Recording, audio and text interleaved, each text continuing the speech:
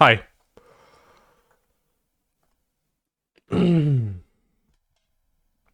How you doing, nerds?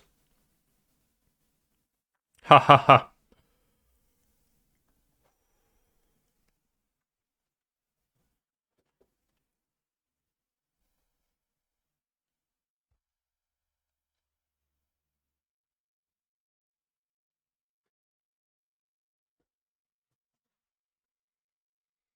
Nice cat. Thanks. He called us nerds. Not the first, not the last time.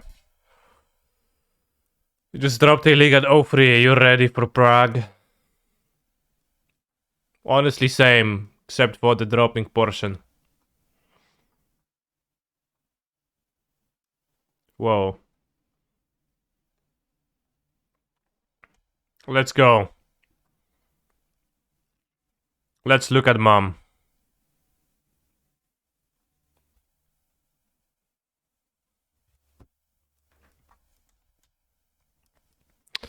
They spoiled many cards. Let's go newest spoilers.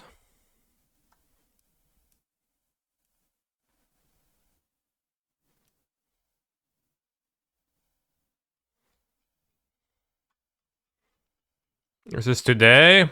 This is yesterday.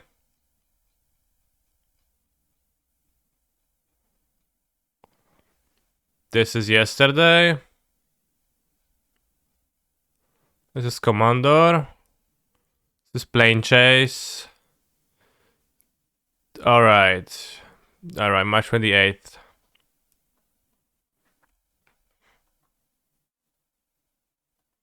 Press start. Alright, let's press start. Spoilers challenge Discord is more up to date. Let's preach the multiversal potential replacement for Peer and Lotus. Let's find out.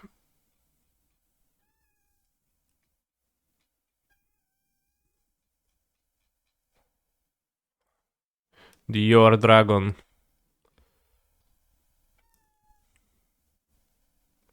Maybe let's go to Scryfall. How much does Scryfall have?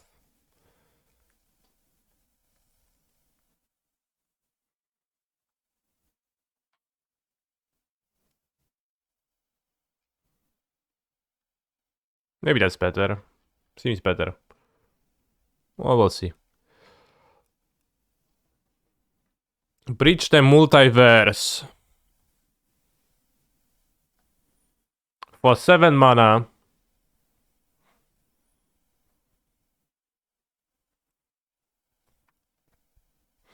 Sorcery. Each player mills 10. For each player, choose a creature or planeswalker card in that player's graveyard. Why would that be a replacement for Peer and Lotus?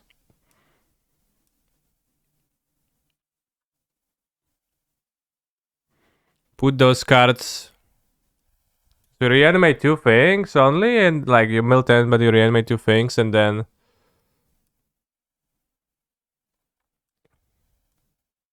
Each creature you control becomes a Phyrexian in addition to its other types. Loop for the win? What creature do you return though?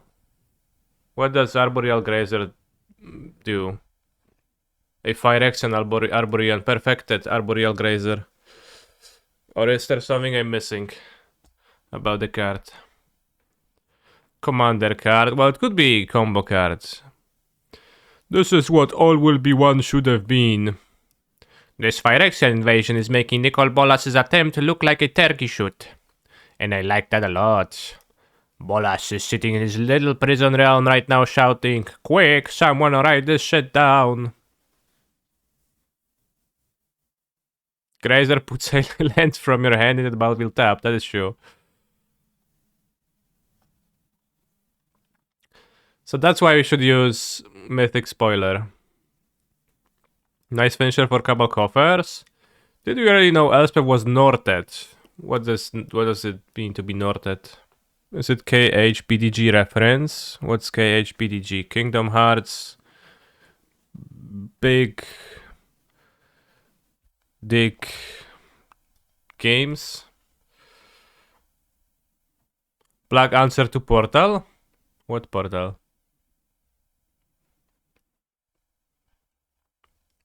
So yeah, unless I'm missing something, I don't see...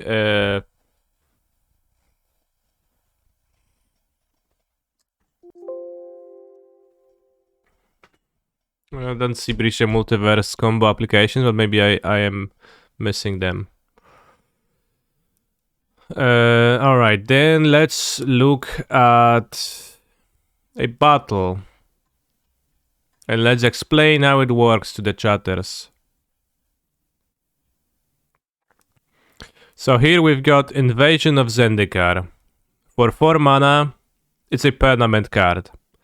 You play it for your hand for 4 mana. It has an ETB effect. In this case, you search for 2 basics, put them to play tapped. And it has 3... I don't know what they're called. Defense points? Life points? Which is the life total of the battle. And then... as a siege enters, choose an opponent to protect it. You and others can attack it. When it's defeated, exile it and cast it transformed. So you just need to deal 3 damage to it, and then it gets defeated, gets exiled, and then you cast it transformed. So you cast Awakened Skyclave, has no cost, so you cast it for 0 mana. See Vigilance Haze for land. It's fine that I had to write it in the text that say land, because otherwise, if it was a land creature elemental, then it would be a land creature on the stack, which probably would make the game collapse. Are the life points considered counters of some sort? I would assume so. Defense counters, you say in the chat. Did I see this set too while consulting for Lothar? I was not consulting for this set. I did not see any of those cards. So, Invasion of Zendikar is a 4 mana explosive vegetation, but then if you also deal 3 damage to it, you get a 4/4 Vigilance Haste. Mana Dork. The fuck is this? This is a battle, my guy. It's an explosive vegetation. Battles are fixed planeswalkers. They're kind of like planeswalkers, but the opposite way. Instead of your opponent attacking your planeswalkers, you attack your opponent's... like, you set up a planeswalker that your opponent has, and you attack it down. For a reward. But also, instead of the value being... tied in an activation every turn, you get a reward for playing the invasion, because it does seem like all the battles have an ETB effect, and you then get a one-time reward for defeating it, which from the design standpoint I think it makes sense. I kind of like it, because it's kind of like the Planeswalker concept of incentivizing people to play more so to the board, but it's probably going to play out a bit better. The incentives for players are a little bit less toxic, maybe sometimes, as with Planeswalkers, you're mostly incentivized to use destructive interaction to prevent your opponent from ever assembling a board that can attack down your Planeswalker, and you just want it to stay on the battlefield for the longest time possible. Frequently they have an ultimate that is also just straight up game winning, so that's kind of a goal in itself, to hold down to the ultimate. This is less true now than it used to be, given that now there is ample removal for Planeswalkers printed, and previously there was almost none. But with battles, you cannot use destructive interaction to help you like defeat it. For the most part, you can bolt it, but like for the most part, the way to flip a battle is to attack it, and to attack it, you need a board yourself. And your opponent can retaliate with having a board themselves to block, or by having destructive interaction to stop you from attacking.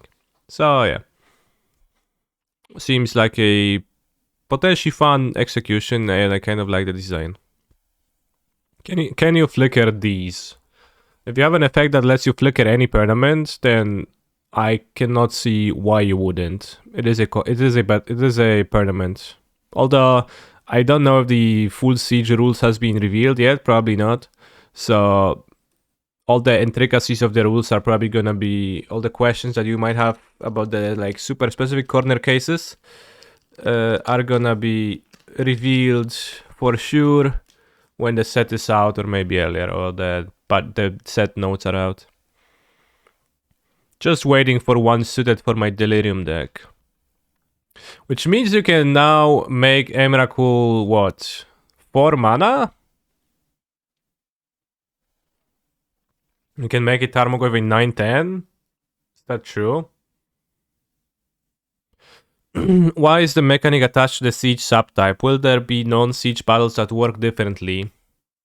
From what I've heard, the stream implied that there is open doors for that.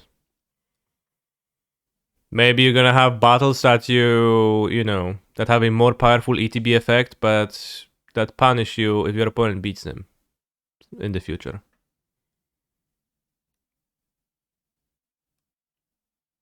Maro said that by default, without the subtype, a battle would be protected by the controller, not the opponent. That is a bit of a weird way to do it, starting with an exception, but that is how they decided to do it, I guess.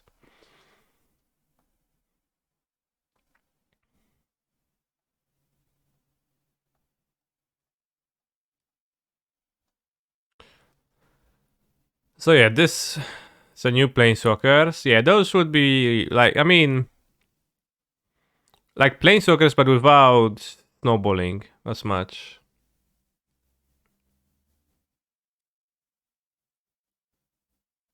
Although it depends on the exact designs, of course. So glad I stopped playing this game. They are so clearly out of ideas, Lamau. So when you see a new idea, you think they are out of ideas? I get that. That's a good point. That's a good point. They clearly are not out of ideas, right? Because they printed this.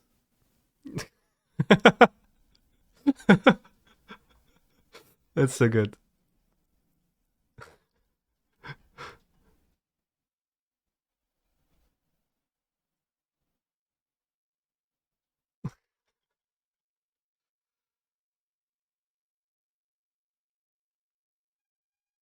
I wonder if all battles will have transformations, or is it just sieges? That's kind of true. Alright, whatever. The card seems like pretty not too bad, right? It's not often that explosive vegetation is standard playable, but it sometimes is. And free damage is not the hardest to deal, and the reward is nice. So it's interesting. Archangel Elspeth. Can we now ban Karen Pioneer? Bro. See you in 10 minutes. Elspeth makes 1/1 soldier tokens with lifelink, and then -2 to make them flyers. So you can make free lifelink flying angels. You go +1 -2, then +1 -2 again. Yeah. It's fine. It's not particularly exciting. 4 for Vigilance Land dodges a lot of standard removal. That is true.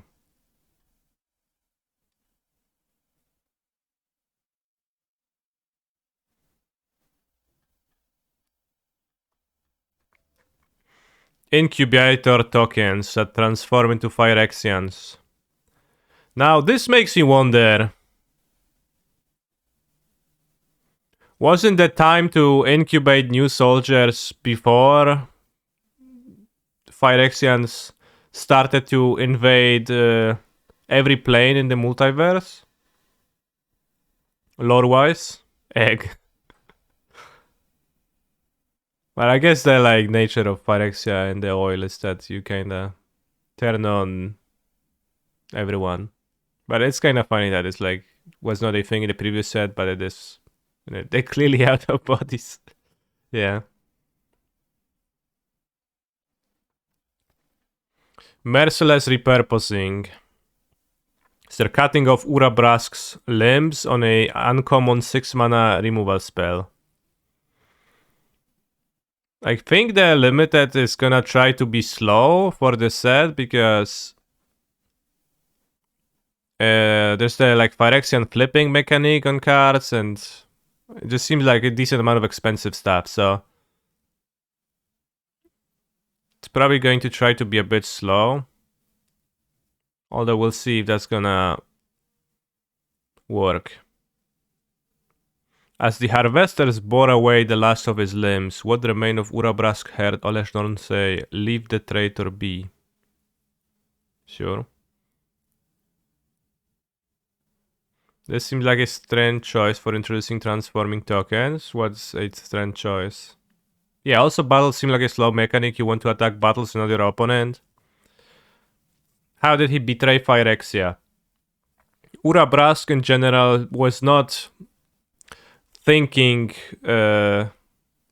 his ideals were not necessarily aligned all that well with ideals of other Praetors, mostly Elesh Norns.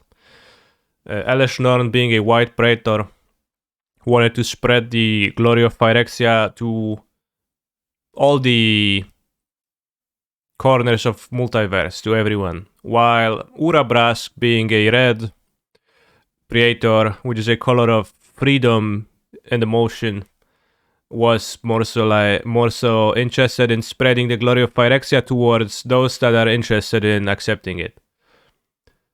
So that was kind of a fundamental disagreement between those two, and like Urabrask, for example, was also working with Miran Resistance, because he was like, yeah, I mean, if they don't want to be completed, then why would I make them, right? So for those sins, Elesh Norn cut off his legs and arms. But the exile target creature incubate free, pretty strong value effect. 6 mana is a lot though. That's messed up. But yeah, it seems like Urabrask is not dead in the lore. That's messed up. Oh. No, screw you, Norn. I love the Not 2 OG Urabrask flavor text. Let's see what's the OG Urabrask. Have I seen the Phoenix? Let's go in order. When the Miran Resistance arrived, the Furnace Dwellers looked to Urabrask for guidance. His decree stunned the others. Let them be. See, he was like, yeah, let them chill. But why did Elesh not let him be? Because that's not in her character. Anyways. Scrappy Bro is a raccoon warrior.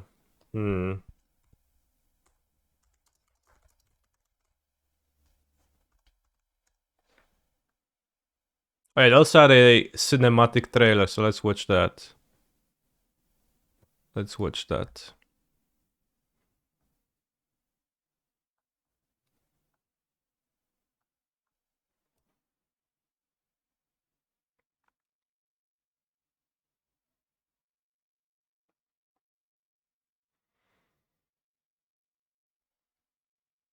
New Phyrexia? Bros, there is one thing that interests me in the lore that I don't get. She just called, I assume it was Elesh Norn speaking. She just called the plane New Phyrexia. Are they aware of Phyrexia? Do they know of Yawgmoth? Do they know the history? They are aware? Nice haircut, Mr. Streamer, thanks. My friend did sound design for Elspeth. Is that true? In that case, that is nice. How do they know of Yawgmoth? Where do they know of him from? How that knowledge get there? Is the oil the same oil?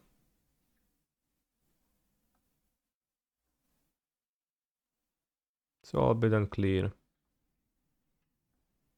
How do you know about Julius Caesar? Well, Julius Caesar does not exist in another unreachable like world that information mostly cannot cannot travel from to ours.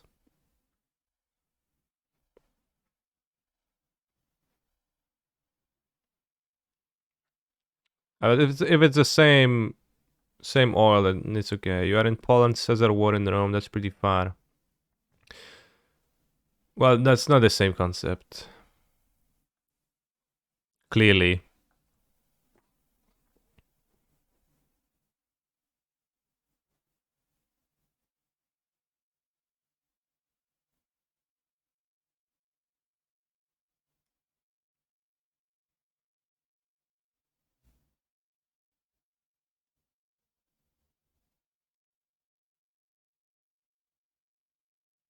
Karen looking kinda goofy.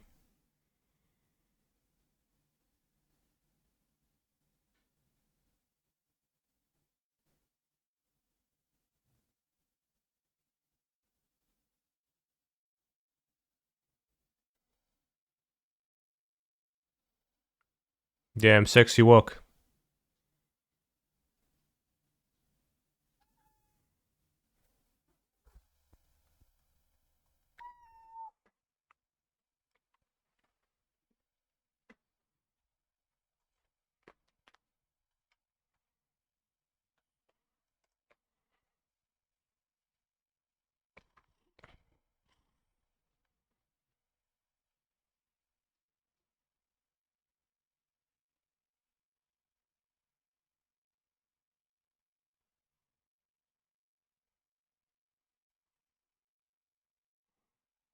Whoa.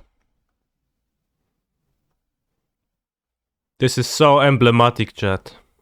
So profound. Because you can see that for all the talk about perfection and spreading perfection to all the places in the multiverse, Elesh Norn has bad teeth. Which you never could have seen because she always just smiles with her mouth shut.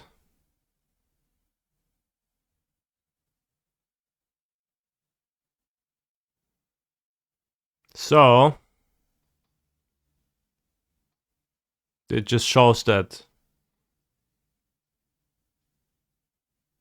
she's, her ideals are rotten on the inside.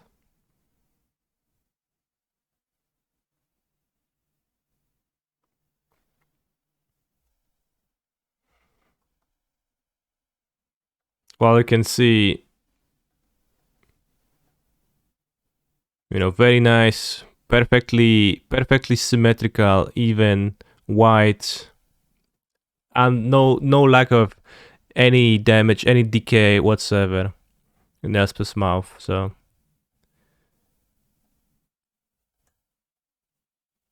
beautiful teeth, yeah.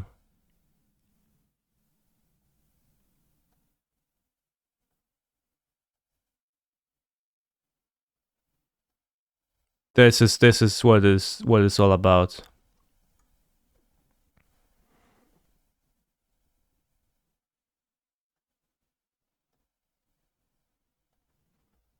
Archangel Elspeth. So this is the actual artwork. She looks like a different person once again, chat. So the first one we've seen was a showcase artwork, but like this does not look like Elspeth whatsoever to me. I do not recognize this person.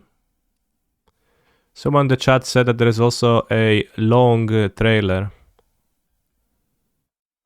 So let's go long. That was 2 minutes. No.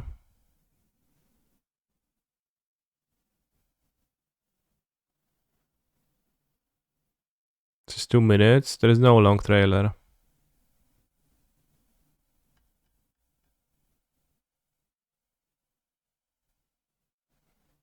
Come on, they didn't post a long trailer in there.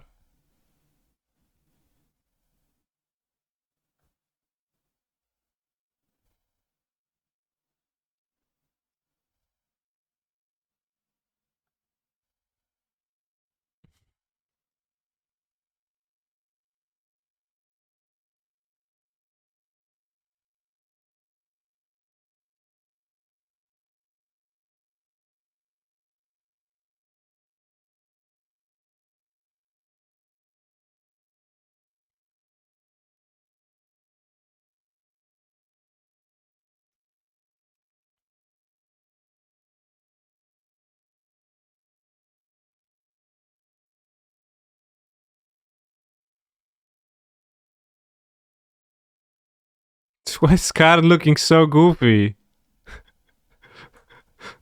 Why does he look so funny?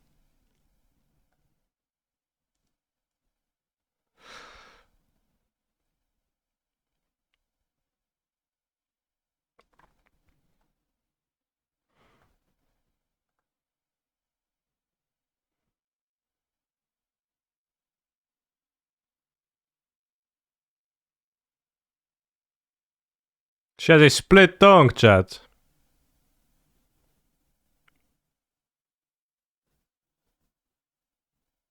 Oh, that's quick.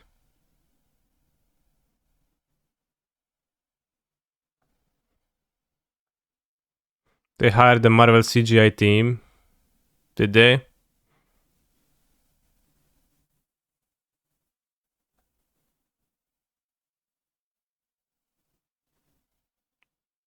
Wow, nice trailer, bro.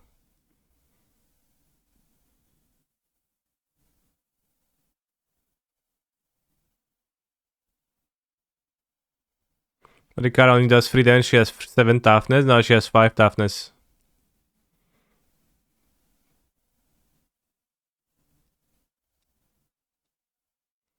Also, it's been brought to my attention that Reddit /r/MTG Vorthos that this artwork has Esika and her cats in a chariot, but Esika was mauled by Vorinclex in the Kaldim story to death. So, what about that?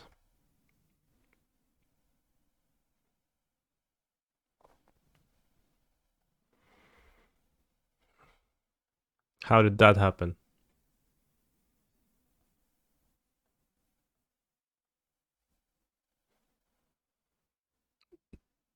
Cat survived, new pussy wagon owner. Seemed like the same as Sika, but let's look at more cards. Scrappy Bruiser, uncommon. Alright, whatever. This is limited. Norn's Inquisitor. 2 mana, 1/1. ETB, incubate 2.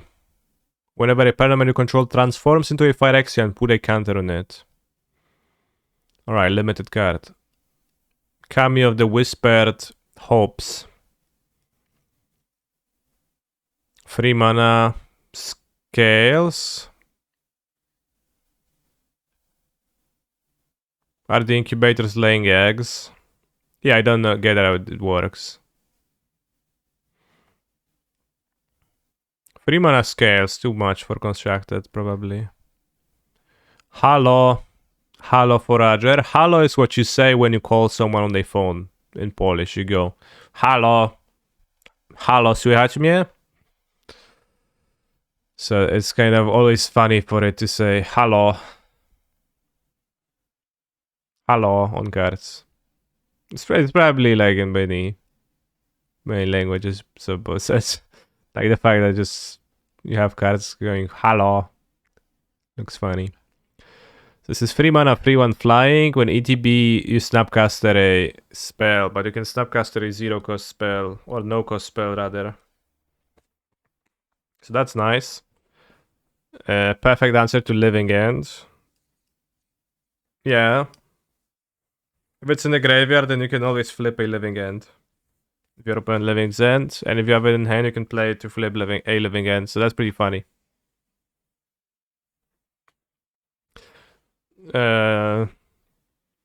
Besides that, probably not good in modern, but pretty expensive. 3 mana to start, but maybe you can do some funny stuff with the card. No flash Snapcaster for more mana, not bad. It's a better beater too. For 4 mana, you can cast your Thoughtseize more than once. I can cast it once, right? Or I guess counting the first cast. Yeah, cast it once. And you can cast your opponent's spell, so that's fine too.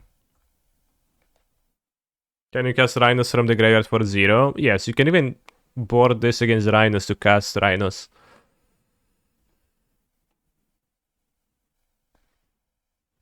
But it's sorcerer speed. Botanical Brawler, this looks Ravnican.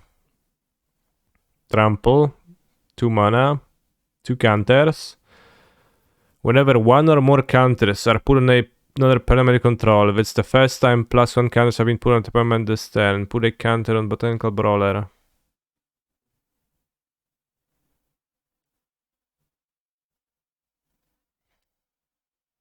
This has Trample too. So those cards are just like power and toughness in this way typically doesn't equate all that much, but with Trample it's much more interesting. Trample built in, and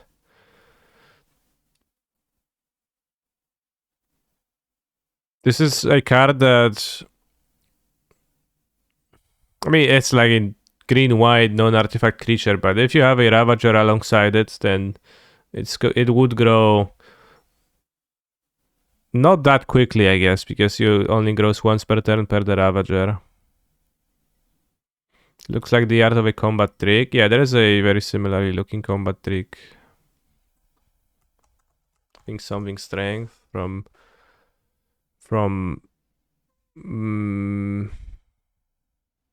this one. It's like the same artwork.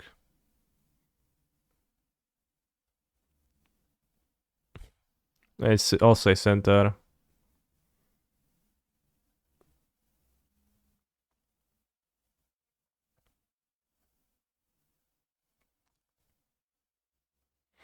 Archpriest of Shadows. 5 mana. Backup 1. So backup is when this creature enters, put a counter on target creature. If it's another creature, it gains the following ability until end of turn. So it can always put the counter on itself. That's nice. But it also gives +1/+1, Death Touch, and whenever this creature deals combat damage to a player or battle, return target creature card from a graveyard to the battlefield. This is an ability that does not need a ward. I think it's not, well, I mean, I think it's useful that it does. You're gonna have play limited and all the cards are gonna have backup.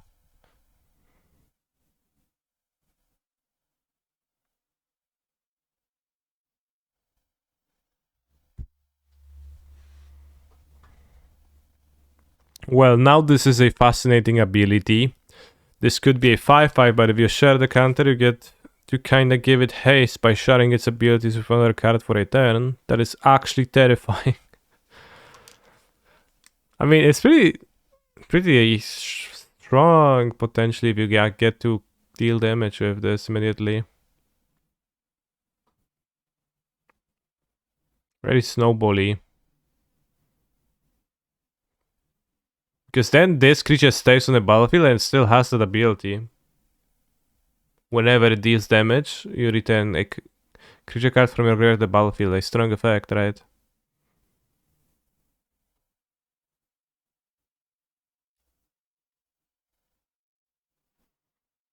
Fucking warlocks. Bros, I hate. Why is this not a cleric? Why is that such a big deal, bros?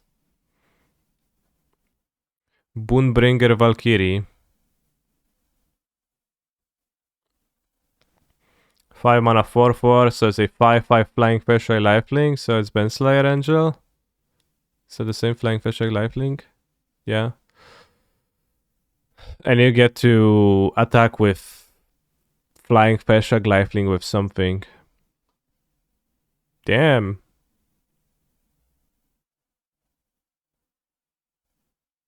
This ability is like haste. And if you have another creature in play. Well, it's not really like haste, but it does have some qualities of haste.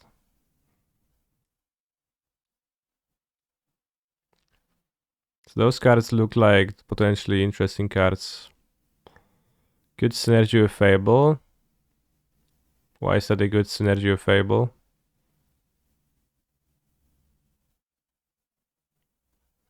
Because you get to play Fable, then attack and post-combat play a 5-drop.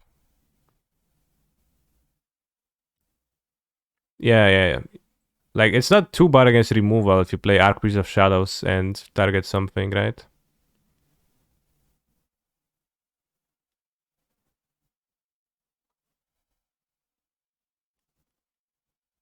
I mean, I don't see how those cards work especially great with Fable, but don't mind them. Invasion of Ergamon. Oh yeah, my favorite play in Ergamon.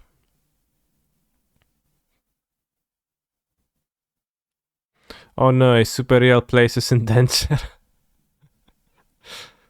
Everything works with Fable. That is not true. Legendary creatures don't. And non-creature permanents don't particularly work with Fable.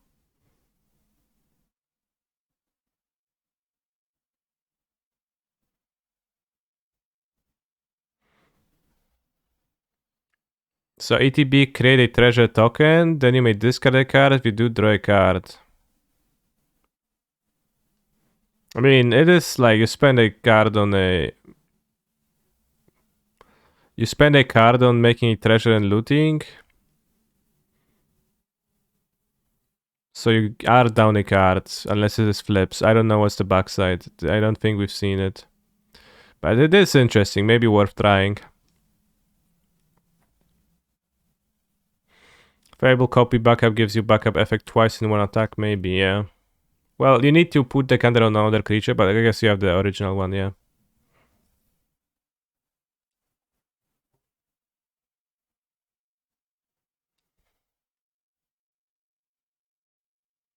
I think this may replace Bitter Reunion creativity depending on the backside. Yeah, well, it seems almost impossible to beat a 5 damage. Well, it seems pretty impossible to beat a 5 damage battle in a creatureless deck. That creativity is.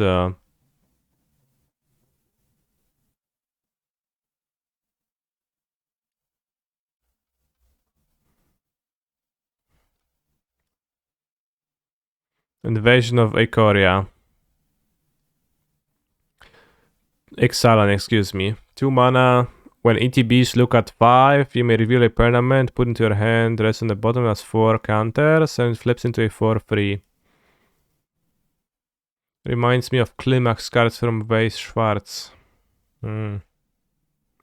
Climax cards. Climax. Where is the back of the card? In the trash where it belongs. Thank you. I don't know anything about Climax's chat. Invasion of Ikoria. Alright, we know what this flips into. So this one is funny because it is there is a trick with battles, which you probably know about, most of you, but some of you probably don't. So, Vampire Hexmage removes all counters since a creature. Invasion of Ikoria. GGX. When ETBs, search your library and graveyard for a non-human creature card with mana value X or less, put in the battlefield. If you search your library this way, shuffle. So you can cast Zilortha for 4 mana if you have Vampire Hexmage in your deck. Now, for 4 mana you get an 8/8 reach. And you may make non-humans battle with their butts. Phyrexia's largest Goliaths stormed Ikoria, ready to challenge the world's great monsters. Zilortha was unimpressed.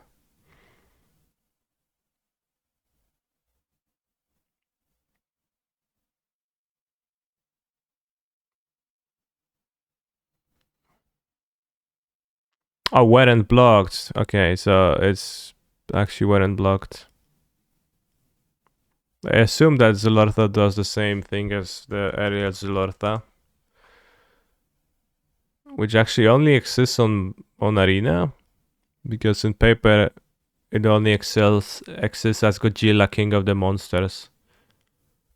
Lethal damage dealt to creatures you control is determined by their power rather than their toughness. So it's a 7-3, but it's actually 7-7 for 5 mana.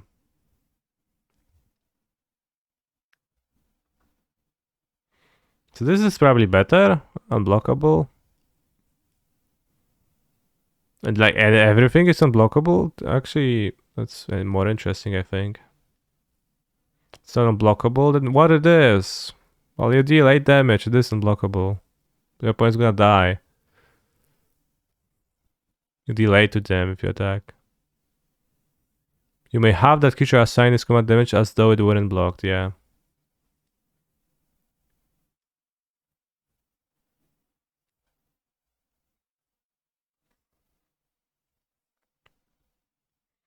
Invasion of Fiora.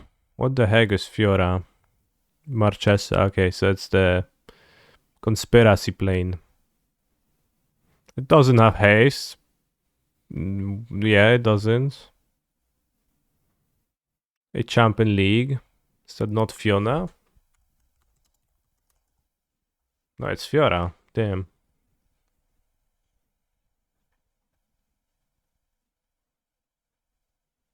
Crazy shit.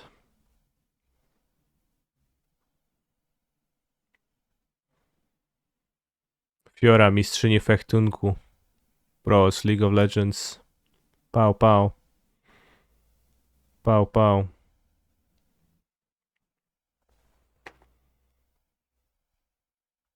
This creature usually enters end of combat. No need for haste. Yeah, I guess that's a good point. They also get cast, so... There is some reason to use battle in X1.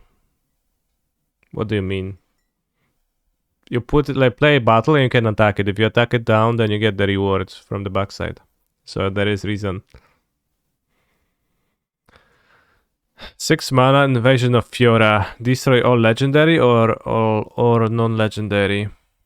On the backside we have Marchesa, Resolute Monarch. 4 counters, okay. Menat's a Death Touch, 3/6. When it attacks, remove all counters from up to 1 target permanent and add your upkeep if you haven't been dealt combat damage since your last turn. You draw a card and you lose 1 life. A note card.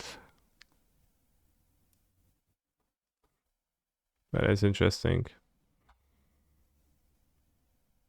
Oh, it's the Monarch ability. I see.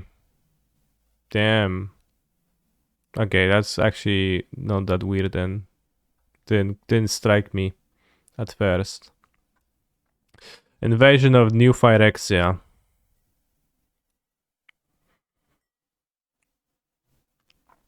So this portrays Zhalfir being refaced into New Phyrexia and Zhalfirian warriors running out of the time bubble to beat the Phyrexians in the end.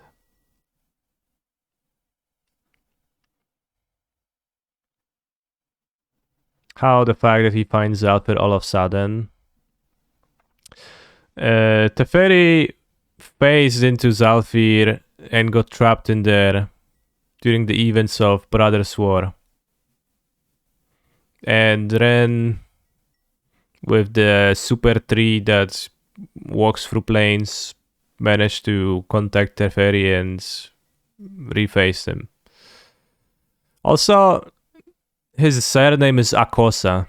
Did you know that Teferi, full name of Teferi is Teferi Akosa?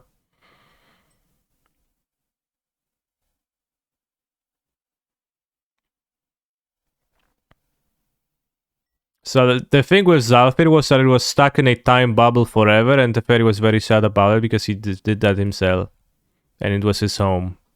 I'm not sure if Zhalfir is a plane or just was a part of Dominaria.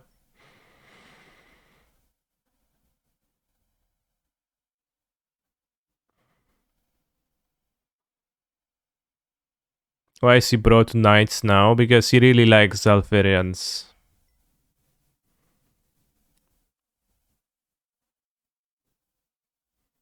So this is white, blue X. Make X, blue, and white knight creature tokens with vigilance. Okay. Has 6 counters, but you do make tokens that can attack it down.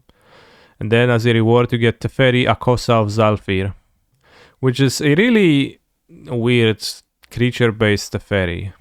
Because for loyalty, +1, draw 2, then discard 2 unless you discard a creature card.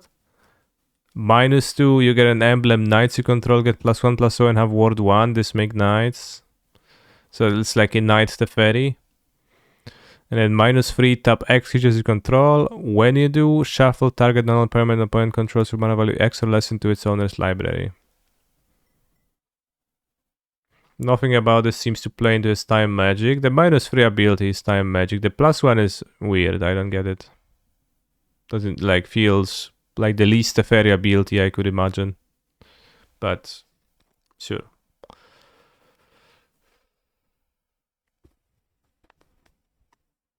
I mean, the problem with this card is why are you wasting 6 damage on a sub-game in your aggro deck? It doesn't seem like an aggro card to me, it's an X-cost card. Don't play those in aggro. So he's working together with the knights, with the Zalfirians, to phase out things. Can Teferi make Baby Dragon 1000 dragon? Yeah.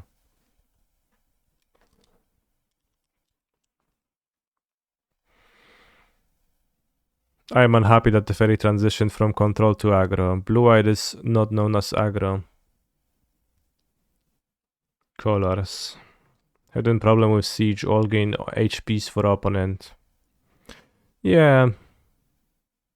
To an extent, but we know that card advantage is always more important than life points. Another example that story-driven cards are not constructed playables. I think the front side of this card is, 2 mana X, just make X vigilance tokens, and then the upside of maybe getting a planeswalker. So, I mean, I could see decks wanting to play an X spell like this in standard. And then you can also get access to the planeswalker, but you don't need to. Tokens being blue is also important. Yeah, it's so important. I cannot signify the importance of that enough. It's crucial. Where is Venser though? Venser was on Phyrexia. But it was a corpse puppet.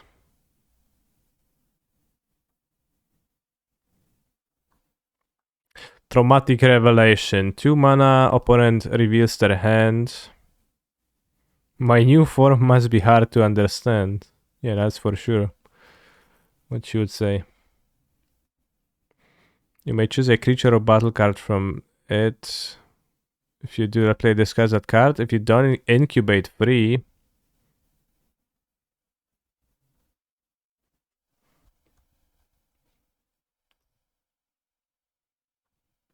So this has tentacles.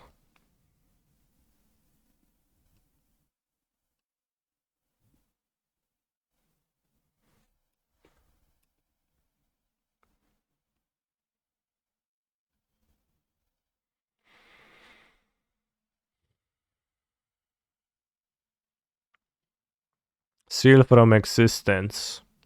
1 white enchantment. Ward free. Oblivion ring. Okay. 2 white, but you get ward free if you can pay that, and Oblivion rings are sometimes playable. It's pretty hard to kill this off.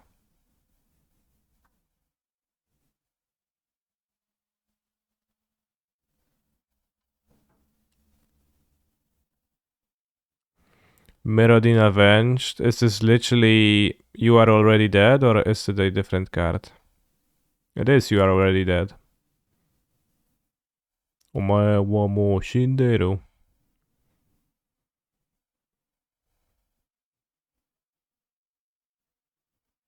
Begone Thought. Damn.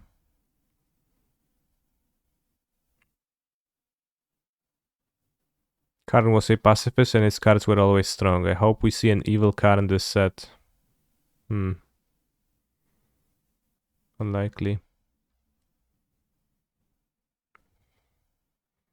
Italy. Primal Conqueror. 7 mana. Trample. 7/7. When Italy. Primal Conqueror enters the battlefield, each player exiles cards from the top until they exile non-land cards. Is it the same as the previous one? No, the previous one exiled lands also. You may cast any number of spells from among the non-land cards. Bro, they said Among Us.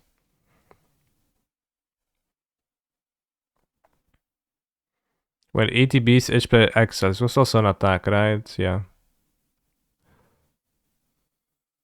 Okay, it's any numbers of spells from blah, blah, blah, blah. Okay, so you get to cast a spell for every player. 9 and Phyrexian, what's green? Is it green or black? It's green, right?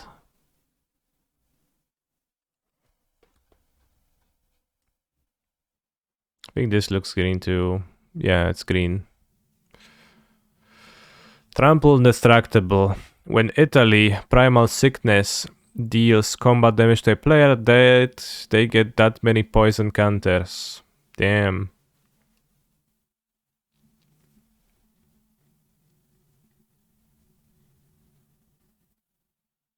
Bro, looking at the cards in order, chat. Don't rush me, please. We have the time. Chill. Phyrexian Elder Dinosaur. So in fact, well, it does not deal damage in form of -1/-1 counters to creatures.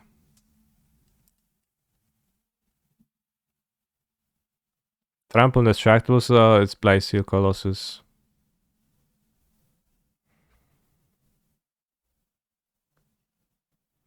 They fix and break Italy at the same time.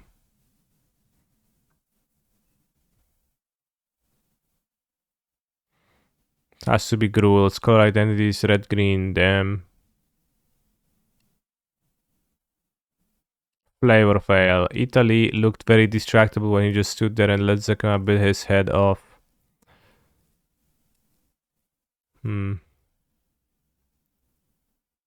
Weak Italy. New haircut, yeah. Elspeth Smite. Did I watch the Tears of Kingdom gameplay trailer? Is that the new Zelda game? I did not watch any new trailers recently. Lotus Dino side plan? Probably not, but... Elspeth Smite. White mana instant. 3 damage to attacking or blocking and exile it.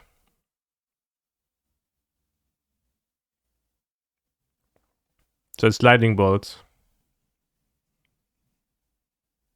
Actually not too bad of a removal spell. I was looking for a 1 mana removal spell for some deck in standards. I think when I play the green-white enchantments, yeah. When I play green-white enchantments in a challenge, I was like, would be nice to be able to sideboard a few copies of a 1 mana removal spells against the aggro decks to catch up because all my cards cost 2, but Lay Down Arms didn't work in my deck, so I couldn't do that. So this probably fine for that use. An option for VX decks that don't want Lay Down Arms. Actually true, yeah. Funny how in the story they say Elspeth pierces Norn's shoulder, yet they decide to make the art clearly show Elspeth ramming her sword straight through Norn's chest. True.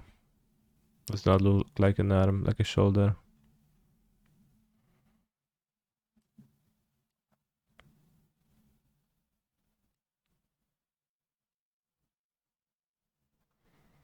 Negate.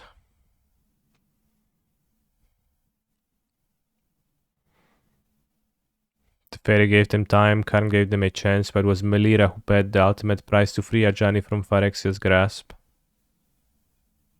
Why did Melira do that? You ever just look at somebody and you think, damn, their life is clearly worth more than mine. 2 mana, 2/2 lifelink. Phyrexian Cleric. Heliod shines his light on all things, excising the shadows of doubt. Rejoice, for beneath his purifying eyes, Theros is united as one. Quintorius, Lore Master. 5 mana, Vigilance. Beginning of your end step, exile, non-creature, non-lands. Alright, this is whatever, it's 5 mana, so not gonna bother. Stoke the Flames. Stoke the Flames is cool.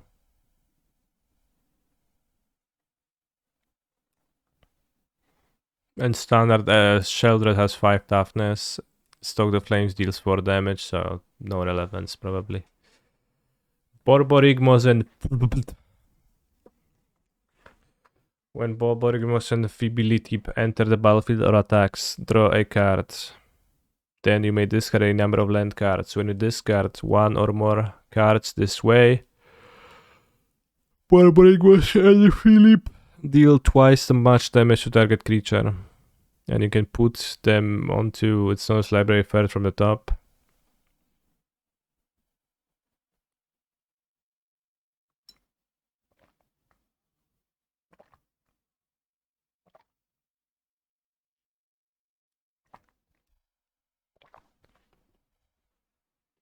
Great for my 99 lands EDH deck.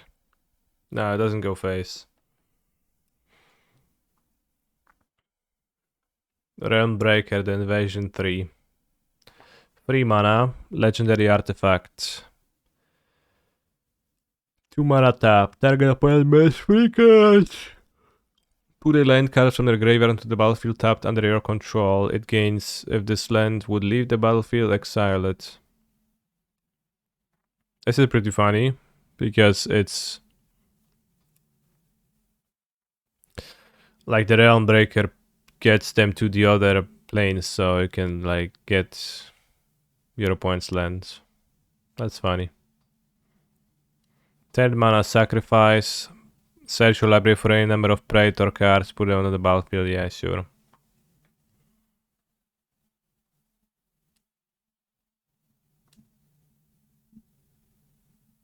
I like how someone said this will bring modern Mill back in r/modern Magic.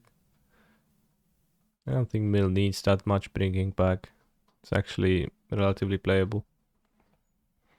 How's your Doxon? He's fine, he's laying down. Polukranos Reborn, GGG, 4/5, reach.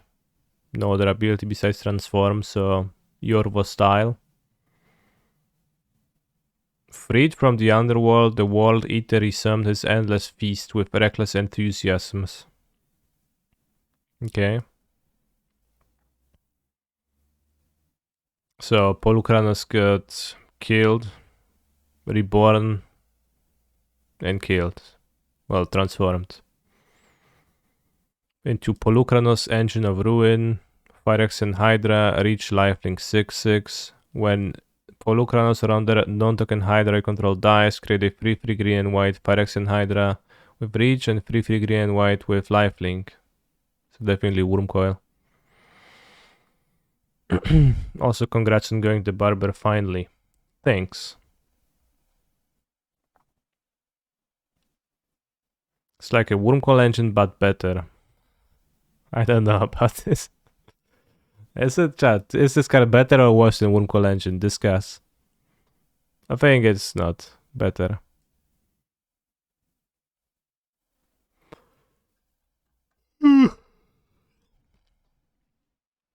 It does provide free devotion, and it does transform into a huge lifelinker, I guess. So there is maybe a place for Polucrans Reborn and Pioneer Devotion? Probably not, maybe.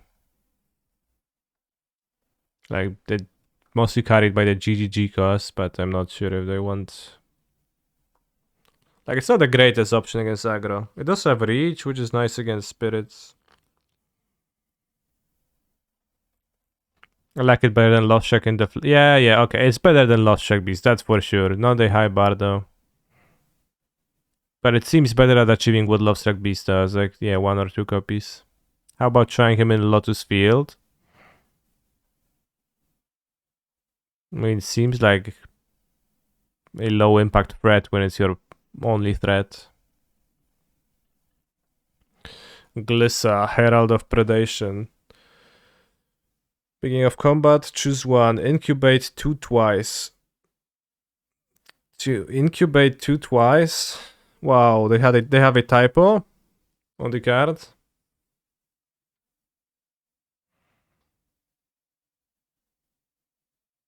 Transform all incubator tokens you control or fire extension control, gain Fair Shock and Death Touch. Okay, she has Fair Shock and Death Touch. 900 players expected on Modern main, even in Prague. That is insane.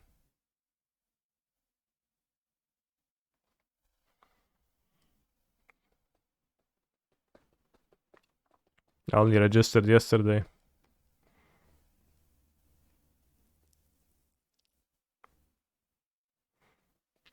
They keep printing Glissas for me to fall in love with. I will end up cheating on Glissa if I want a Glissa. It's a normal thing to say, chat.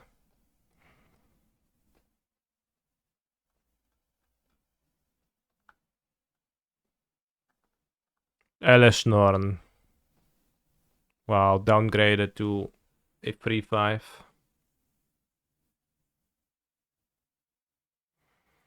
Vigilance. Whenever a source an opponent controls deals damage to you or a permanent you control, that source's controller loses 2 life unless they pay 1.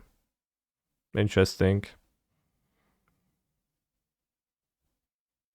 3 mana, sacrifice 3 other creatures, exile Eleshnorn, then return the battlefield transformed.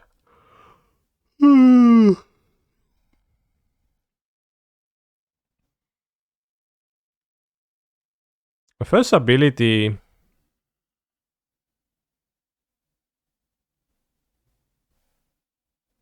I mean, it's like life loss. Does that up?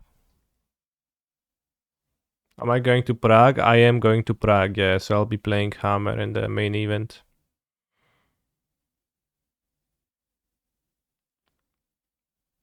So it's a card that wants you to attack. It's like a Shouldered type card.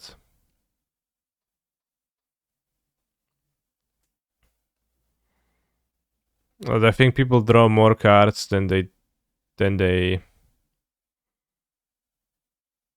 lose, than they deal damage to you, and they can also pay mana to prevent that. Am I getting Bice Kaneki? There's no way to get Bice.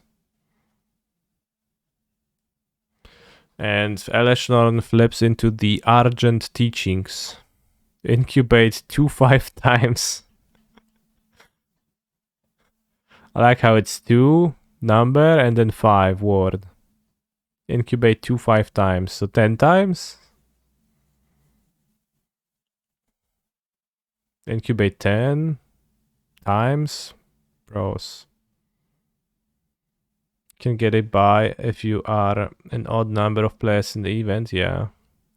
Incubate 25 times.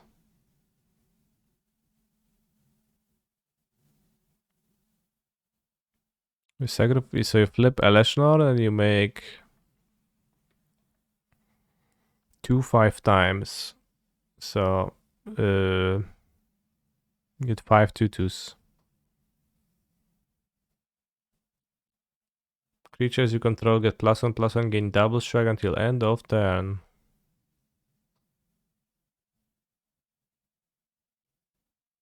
That's 30 damage.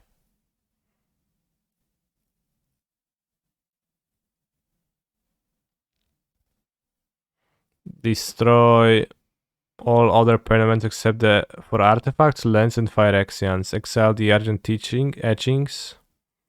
And return it to the battlefield, front face up. Damn. I mean, like, sacrifice 3 other creatures, 3 mana, sorcery speed to flip it. That seems like an insane cost for normal gameplay, so I'm never gonna see this card, but it's pretty powerful saga. If it's actually in play.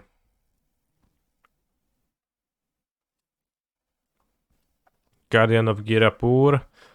Flying, 3 mana, free, 3 mana, free, flying for free. Bros, the stats that they put on cards nowadays. Angel. When Guardian of Girapur enters, exile 1 other target creature artifact you control. But yeah, it seems like there is no poison in this set.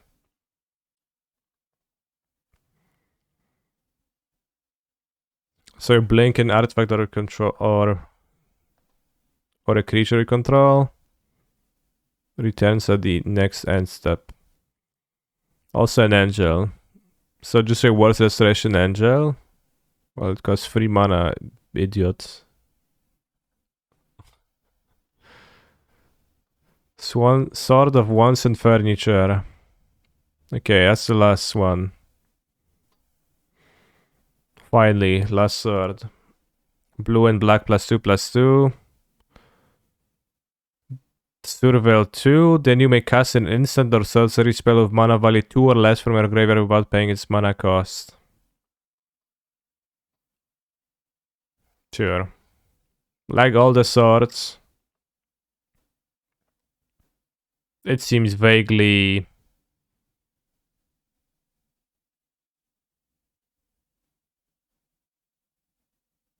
okay.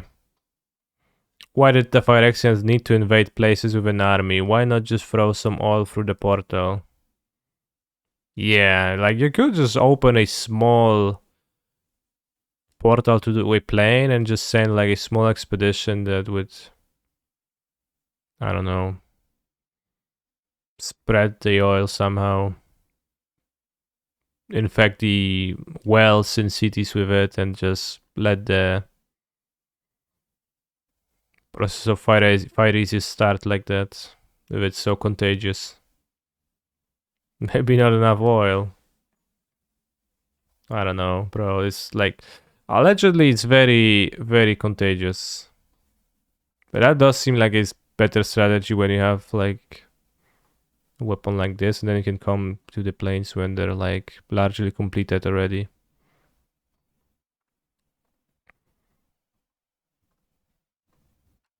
Transcendent Massage. Ren reached out to the ferry through the blind eternities, and an impossible connection flared across the vast emptiness. Instant Convoke Drex cards. Wow. Ooh. Or a draw spell. Invasion of Tolvada. Invasion of Pina Colada. 5 mana. He's a phenomenal Enters, return non-battle from your graveyard to the battlefield. Spike is very excited for that card. Convoke draw spell.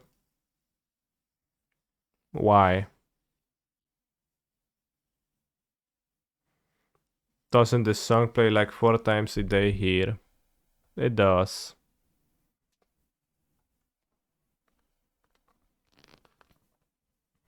Maybe the nanoparticles can't pass through the portals though. I mean, just send like 5 guys with a bucket of oil and then make them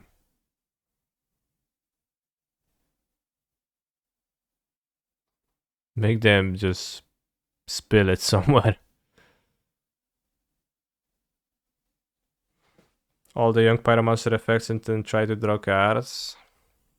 That sounds a bit Winmore, but very funny when you actually do that, so.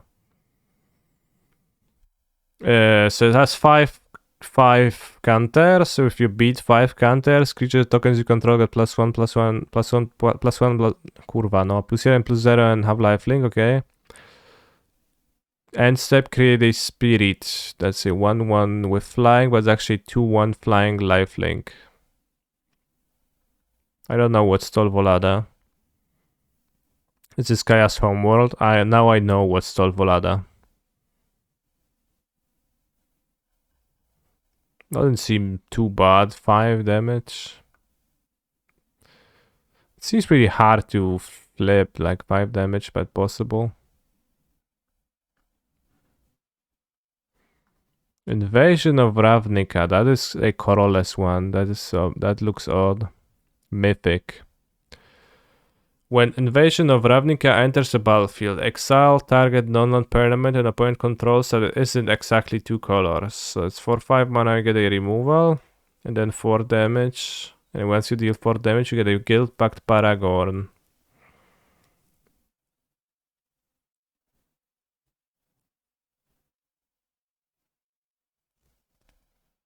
A toy for Karn. It's not an artifact. Does not have to do. It doesn't have anything to do with Karn.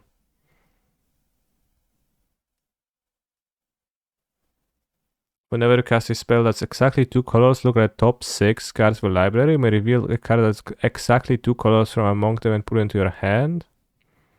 I mean, that's a strong effect. Only 5/5. Weird card. 5 mana for a removal, and then you have to deal 4. This seems like a battle that you would put in decks that would never be able to defeat battles, though.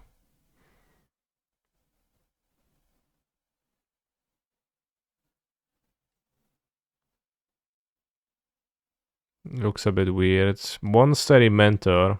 1 path, many feet. What the fuck, Monastery Mentor? Keep that to yourself. Will battles be modern legal? Yeah. Why?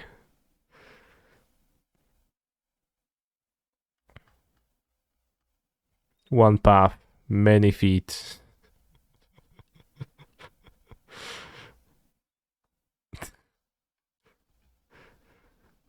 Zurgo and Ojutai. Alright. First, a little bit of lore. Of canister lore. Not magic lore, but canister lore. The first PT I qualified for was Dragons of Tarkir. For that PT, I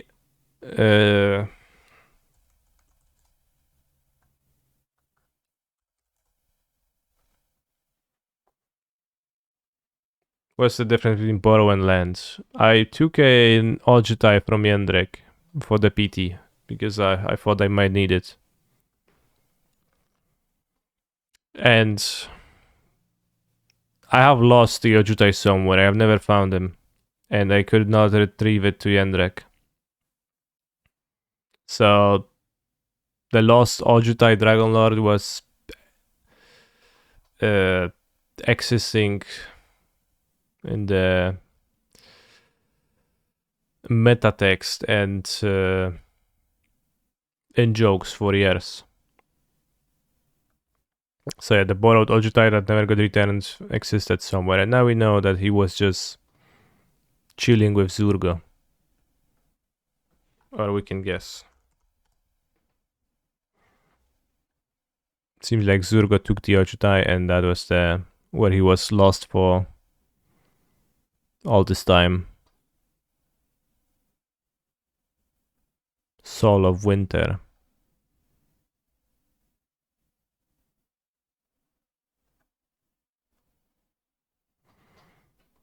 Flying Haste. Hexproof as long as it entered the battlefield this turn. Why is it not an Elder Dragon? Doesn't fit, sorry. Whenever one or more dragons you control deal combat damage to a player or battle, look at 3, 1 into your hand. You may return one of those dragons to its owner's hand. So that's Flying Haste. Hexproof on the first turn. So you can keep paying 5 and dashing it. Oh, so it has dash.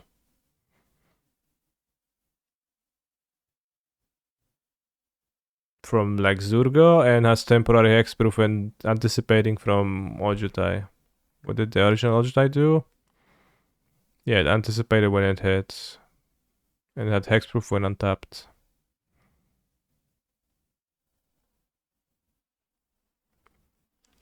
They spoiled right now the invasion of Cracovia, is that true?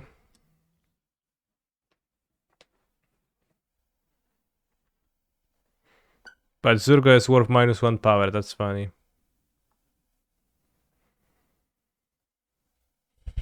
Invasion of Tarkir, 2 mana, 5 counters. Reveal any number of dragon cards from your hand. When you do, Invasion of Tarkir deals X plus 2 damage to any other target.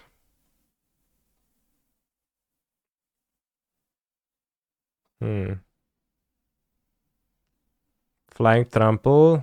When a dragon you control attacks, deals 2 damage to any target.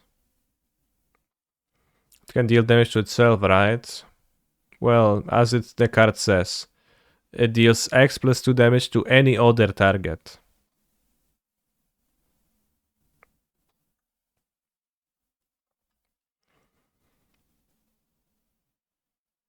It deals 2 damage if you don't reveal any dragons. Well, it's pretty bad. This confirms any target can target battles. Well, no shit, bro.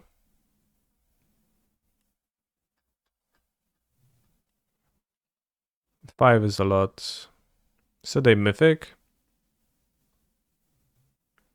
I mean, is this a removal spell? Like a sorcery speed shock. If you reveal dragons, it can be a sorcery speed more. But you have to reveal so many cards. How many dragons are you gonna have in hand? You need to reveal 3 dragons to kill Joldrats.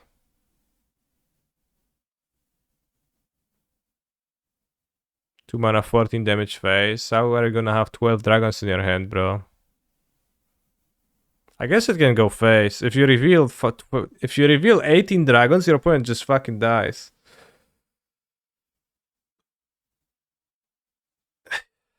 Bros. I said 14, but you actually need to reveal 18 dragons. So how do you have 18 dragons in your hand and 2 mana?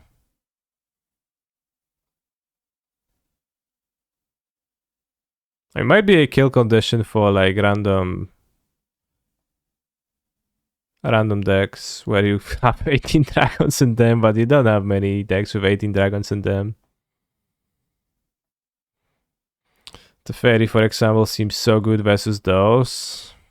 I mean, they have an ETB. I don't know how good Teferi looks versus them.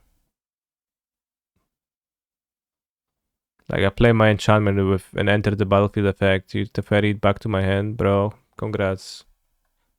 You're the champ. Rankle and Turban.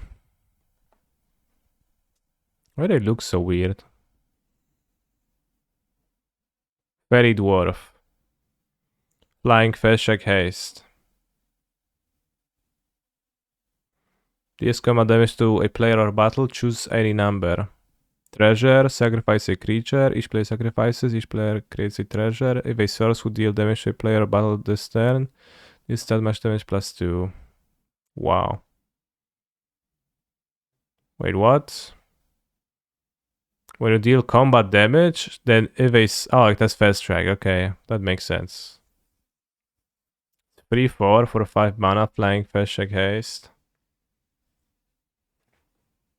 But it does make sense, the last ability, because you improve your other abilities after Feshek.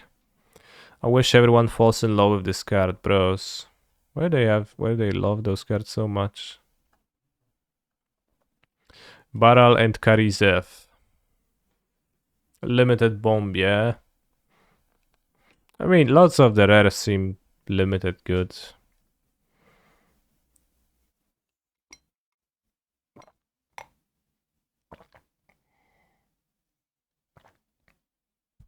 Legendary creature human.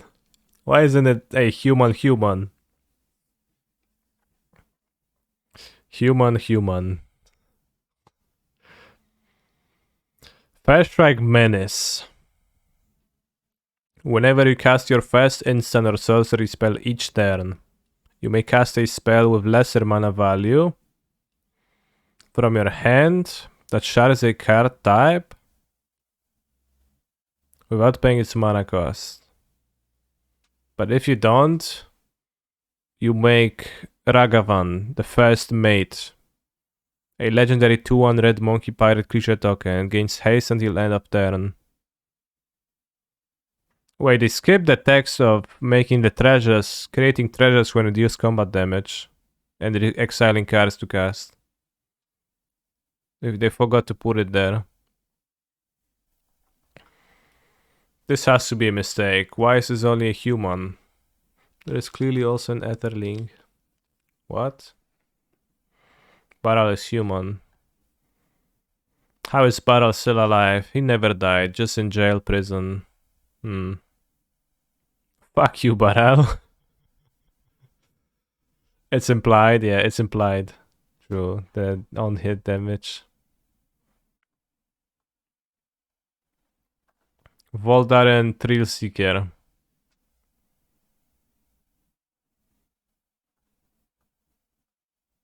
Where's the thrill? Where is that knee going? Is that Phyrex and Werewolf? Backup 2, sacrifice this creature, deals damage equal to spell and target 1/1. Wow. For 3 mana. I guess it's a free. Like, if on an empty board, you just make it a free, so it's not that bad. Blyseal Colossus entered the chat. You can just attack with the Blyseal Colossus at this point. I don't know. Can't wait to see the spell with Yargul and Multani. Damn, that's true. You can back up on Multani and have big stats. Chrome Host Seed Shark. Phyrexian Shark. Flying. Yeah, obviously a shark has flying. Because what do sharks do? They fly.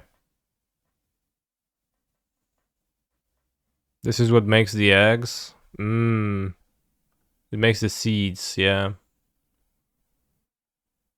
The tiny, the eggs. What the fuck? Wait, 3 mana, 2/4.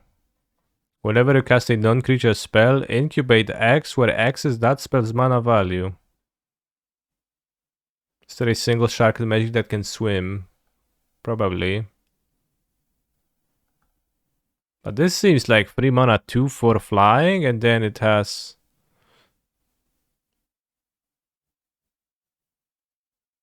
like the Shark Typhoon effect, almost. Not quite. You have to pay extra mana, but...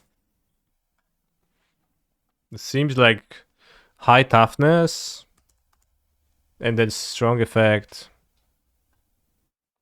Yeah, with Cruise you make an 8/8. Definitely looks like a sideboard card for Constructed. To me. I don't know why I opened the same shark again, because we wanted to look at sharks that can swim. Oh yeah, of course, this shark has legs. This one flies. Giant shark flies. Half shark, half swims. Hammerhead shark, nice perspective. Pouncing shore shark, this has arms. Shabras the sky shark has wings. Shamble shark is a crab. This has flash. Alright, so it seems like the normal sharks are quite outnumbered in Magic by funny sharks. So excluding this, there is 1, 2, 3, 4 traditional sharks. And 1, 2, 3, 4, 5, 6 weird sharks. But yeah, if you cast a Cruise with this, that is true. You make an 8/8. That's so big. If you cast Orbs, you make just 1/1 eggs. It's kinda, if you're casting Orbs, you might not have time to flip all of those eggs, but... I mean... the bigger ones, like the small ones can still be jump blockers.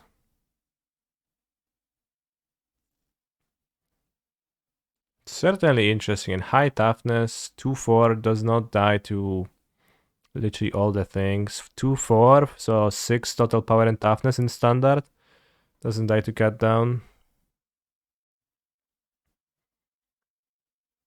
Weird card. Opposite of usual pyromancer effects. I wouldn't call it an opposite, but yeah, incubators are also just artifacts, right? So, but yeah, it wants you to cast big cards. That's true. You don't want to cast many spells. You want to cast big cards. So I don't know. Let's say you play a control deck and you play Memory Deluge, etc. It's also non-creature. It doesn't even have to be instant sorcery. You can cast Shark Typhoon and get a 6/6 egg. Leyline Binding, yeah. I think you should look for stuff like this. You don't actually, yeah, this is true. You don't want to cast many ops with this like you traditionally want. You want to be casting Leyline Bindings, Treasure Cruise, or other stuff like that. But the Chrome Halls Siege Shack, it seems like a pretty powerful card to me. I am interested in it. Grafted Butcher. Yeah, Convoke spells, X spells. You make an 11/11 with the Delve Time Walk. Yeah, it's gonna have haste, right? Because you transform the egg. So it already has been on the battlefield, right? So it can attack immediately. Damn.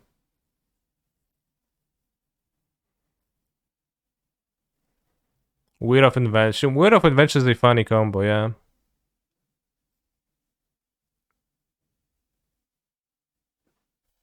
Let's look for the eggs to make sure if they don't exile themselves and return them. No, just transform, so it stays on the battlefield. It can attack immediately.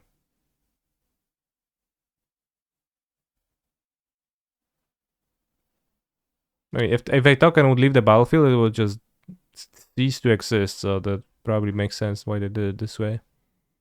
But it can be a lot of hasty damage waiting on the battlefield for when you want to deal it. I like it. I like the Chrome Shark. Yeah, it also has the counters, so the counters would disappear. So that would not work. 2 mana 2/2, Phyrexian Lord is a Phyrexian Samurai. It's kind of weird they made like a random completed Samurai from Kamigawa, a Lord of Phyrexians.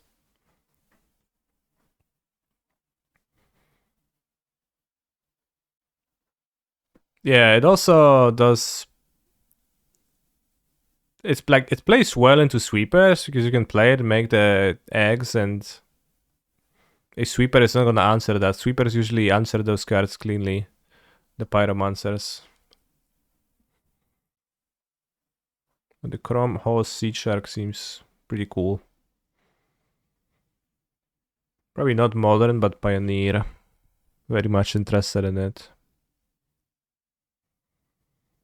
Right, this does whatever. Not reading this. I tried 2-3 times and I failed. I am gonna just assume it's not very good. That's a strong lord. Shit. Phyrexian control gain menace. +1/+1. Damn. Gain menace is kinda strong. 4 mana, second artifact or creature, return Grafted Butcher from a graveyard to the battlefield, activate only as a sorcery. Okay, that's a very strong lord actually. We have like Phyrexian aggro, but I don't know if you will. Yeah, collector numbers now are just 4 digits, so I don't know what they're gonna do when they release 10,000 cards. Just gonna start over? Maybe they're just gonna add a 5th digit. But why, I mean, maybe start with 5 digits. I mean, I guess 4 is cleaner, but maybe you could just start with 3 now because you haven't released 1,000. I don't know. Mom 2 will start with 1 XXX. Weird. Last set of creature was Phyrexian. Yeah. Okay, it's worth looking into. But I was thinking that Phyrexian aggro would be like toxic aggro most likely in standard, but maybe not the case. And this is not a toxic card, so...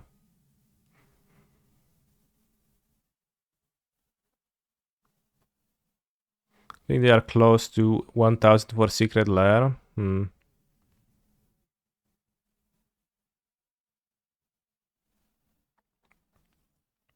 Invasion of Dominaria. 3 mana. Draw a card and gain 4 life. Then has 5 counters. And you get a Serra Angel. 5 damage. 5 damage is so many damage. But like 3 mana, draw a card, gain 4 life, make a Serra Angel is also so much. Right? Interesting card. Lorista, they invade Dominaria and get clapped by angels. In general, Phyrexians invade everything and they get wrecked by everybody. If you vindicate the siege, it does not turn. No, you need to defeat it, which means removing the counters from it. You don't need to destroy it. You need to defeat it. Krag Smasher Yeti. Alright, this is whatever. Orthion, Hero of Lavabring. 2 mana, make a copy of another target creature control. 9 mana, create 5 copies. Wow. 4 mana, free. Yeah, whatever. So it's Sword of the Spark, but different. Yeah. Instead of everyone being gathered in the same place, it's like the villains coming everywhere, but then also losing. Which is funny. Surak and Gorklo.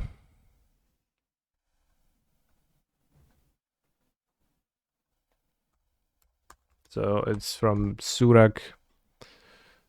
After punching a bear, he's now friends with bear.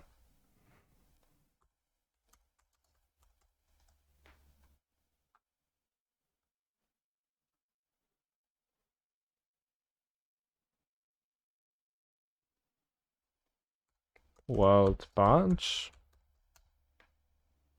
What is the name of that card? Savage Punch.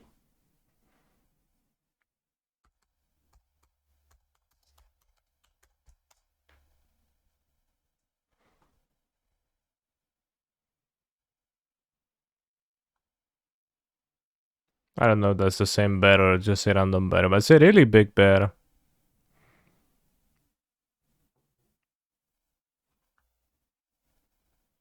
Alright, what does it do? 6 mana, 6/5 trampled, other 1/2 trample. Creatures have haste.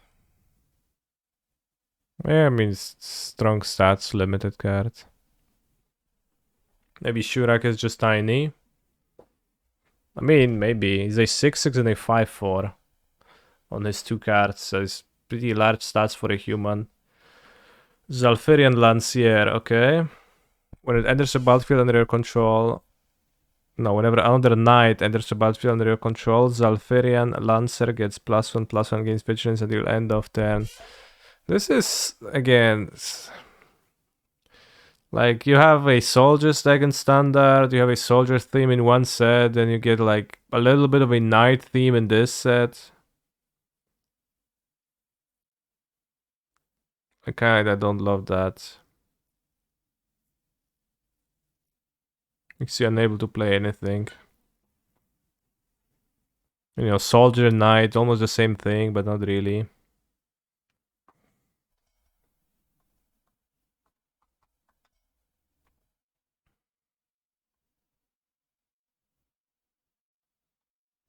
Esika and Inga. Who the heck is Inga? All creatures you control have vigilance and tap, add 1 mana of any color.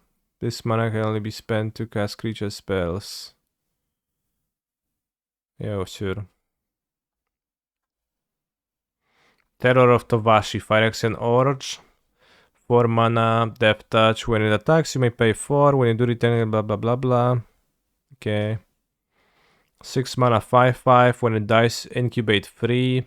Swarm Cycling 2. Okay, so Swarm Cycling, 2 mana land cycling on 6 mana creatures also seems to imply that they want a slow limited set.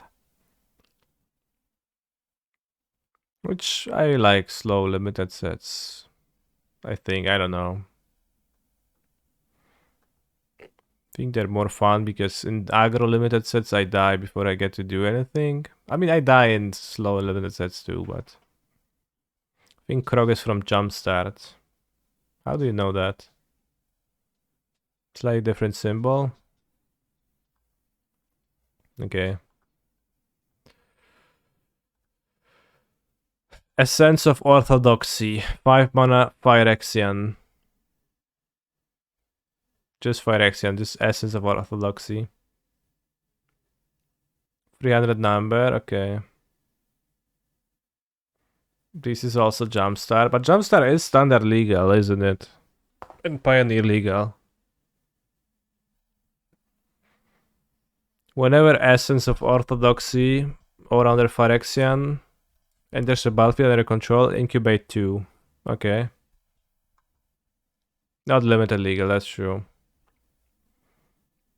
This is also Jumpstart. Tap target creature in opponent controls and put a stun counter.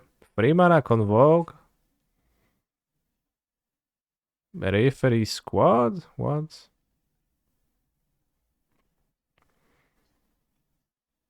Alright, whatever. Skip the Jumpstart cards. Except for this. 8 mana, Convoke. When it enters, look at the top 4. So you impulse ETB. 8 mana, 5/5 ward free. Weird set of abilities, but I mean 8 is probably too much to Convoke, but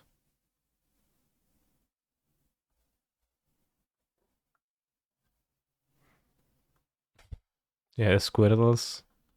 The referee squad.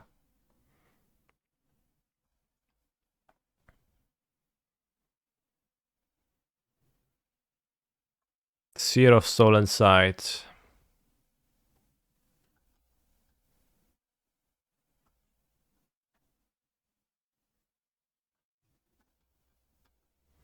Into the Fire. 2 damage to each creature, planeswalker, and battle. Okay.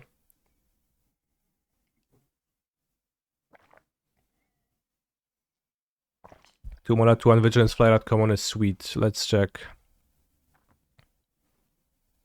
2 mana flying. Yeah, I guess. Elemental too.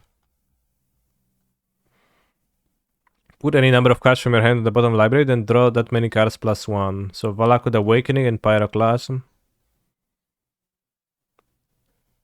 The rest of the Gatewatch retreated. Chandra and Ren went in blazing. Oh, red is tall.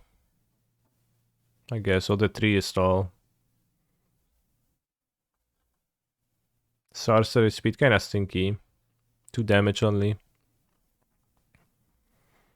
Elegant Denial, 6 mana, instant Convoke, choose one or both. Counter target spell, draw 2 cards and discard a card. Well, 6 Convoke counter spell. What a card. Not really how counter spell play. Choose one. Choose on. Choose on or both, yeah. Streetwise Negotiator, 2 mana, 0/2, backup 1. This creature assigns combat damage equal to its toughness. Wow. You ever have assigned toughness? When Ravenous Sailback enters the battle, choose 1, gains haste, or destroy artifact or enchantment, limited.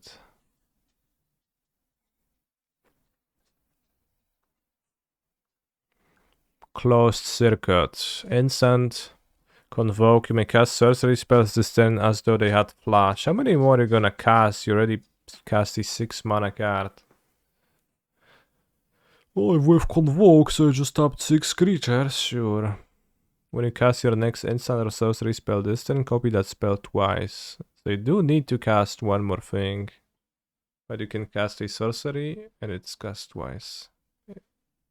Cast an instant speed. Invasion of Moog. No! I hate to see what they did to my favorite plane of Moog. This is insane. 4 mana. Put a counter on each creature you control. That makes it easier to kill the battle. And then you get what? War 2, 3/3. At the beginning of your end step, put a +1/+1 counter on target creature you control. This is a limited tier card. Maybe strong, maybe it's not strong. Hard to say. Moog is a backwater plane where Urza and Xancha settled on while kept out of Dominaria by the Shard. What Shard? What Shard were they kept away by? The Shard, bro, you don't know? Yeah, I don't know. There's been more cards in the Discord.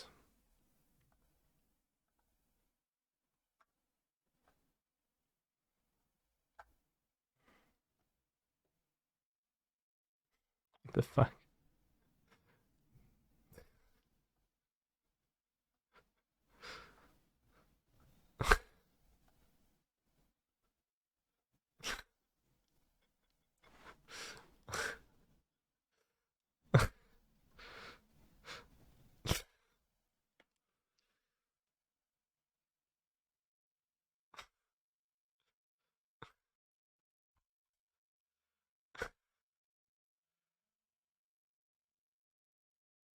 Like a normal artwork?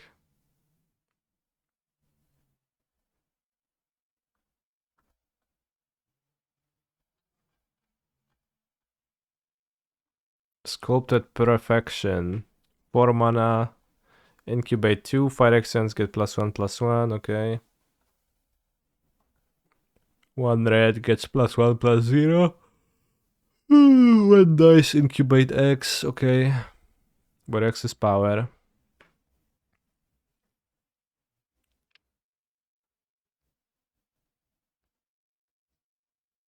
Errant and Jada.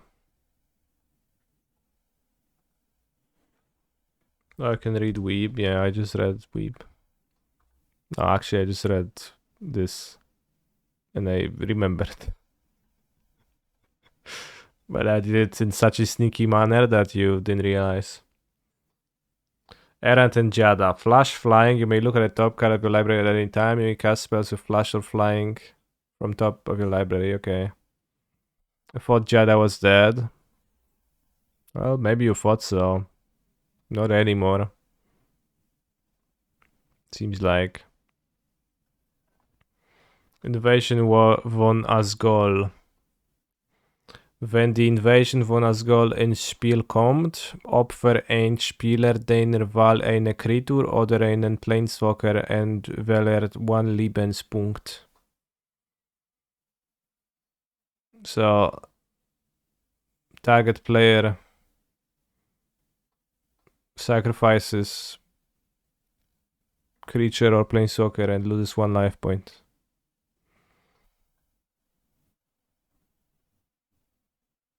And Menace at the beginning of your end step, put a counter on the planet. The poem was put into a graveyard from the battlefield this turn, okay. Bloodfeather Phoenix. 1 red. Kreatur Phoenix. Fliegen, so it flies. Der Blutfeld Phoenix kann nicht blocken. Can't block. Immer wenn ein Spontanzauber oder eine Hexerei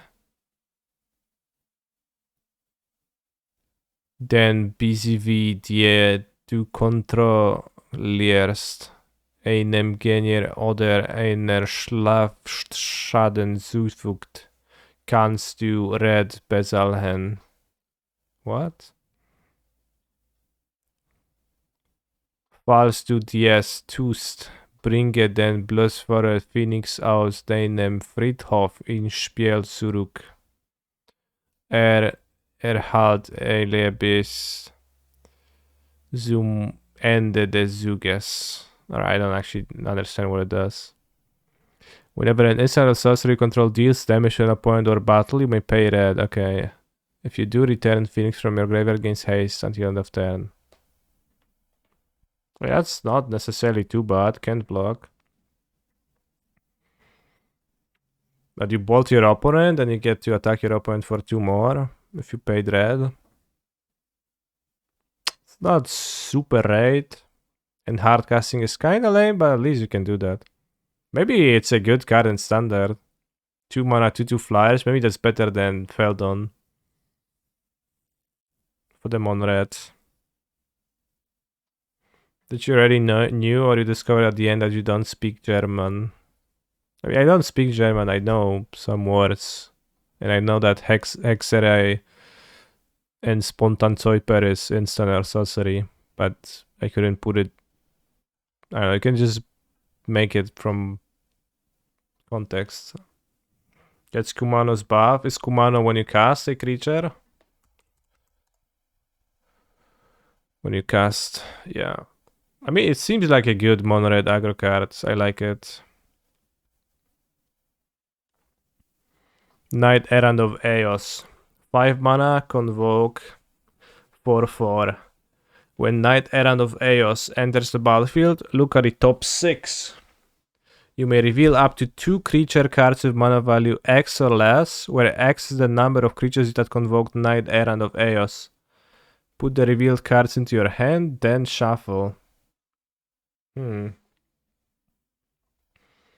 Seems really powerful if you play a creature heavy deck and you convoke with 2 or 3 creatures. Because then you can get, and like this is your top end card, you don't have anything more expensive than that. Interesting for mono white and Pioneer. Yeah, it does seem like an interesting grinding card in mono white for Pioneer. It's, of course, mono white is the worst deck ever, but it can be convoked. It's 5 cost versus field push. It can draw you meaningful creatures.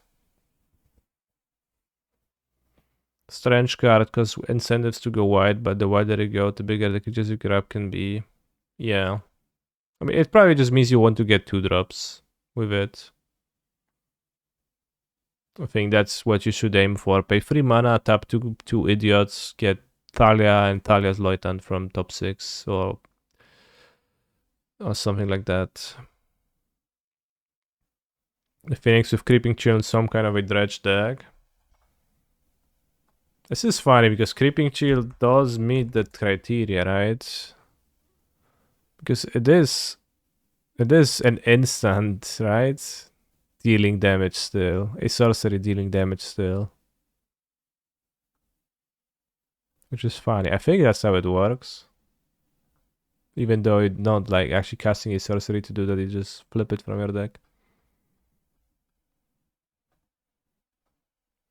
Yeah, interesting. I mean, you have to pay mana, which kinda...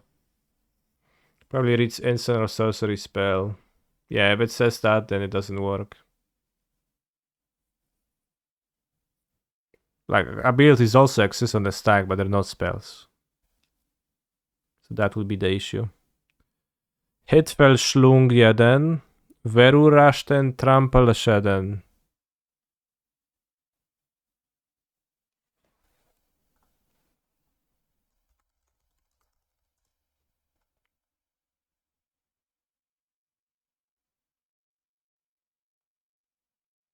Oh, that's the word for trample. Verursacht Trampelschäden.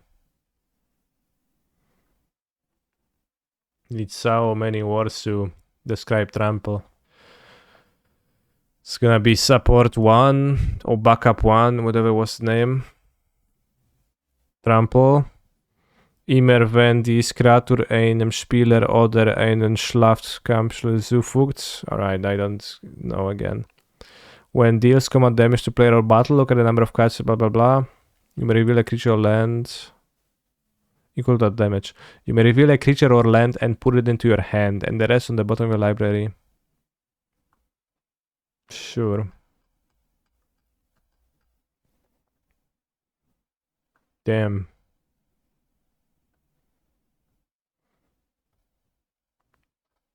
Yeah, bros, battle for Invasion of New Phyrexia is so good. You need the card, it's so good. You need to play it.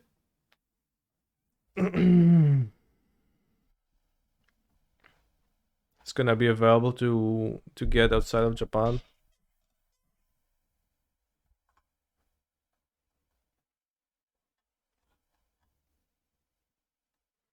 Hidetsugu and Kairi.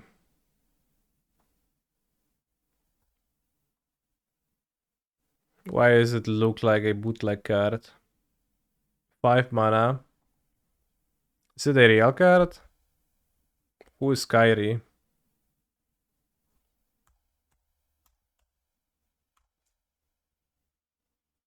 You want foil 1/1 black vampire tokens for my Edgar Markov deck. Okay, as a blue dragon, makes sense. Kairi. Legendary creature, Ogre Demon Dragon.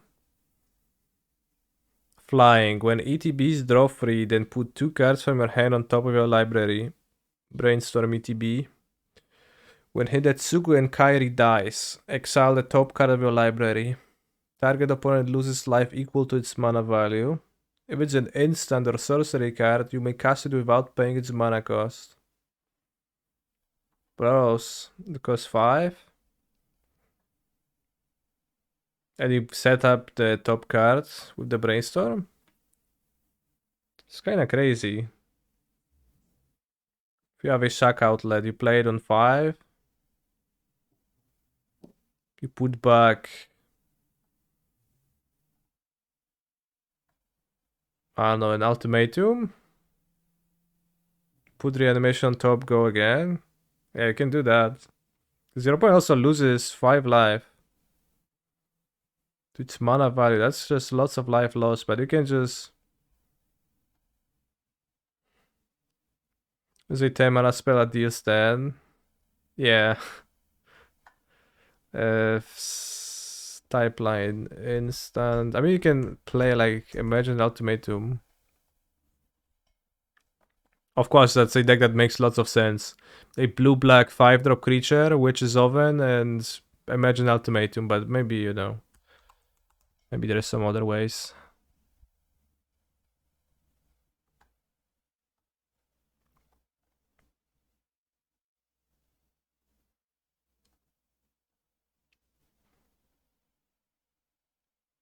What's the mana value of this when you reveal it? Is it 10?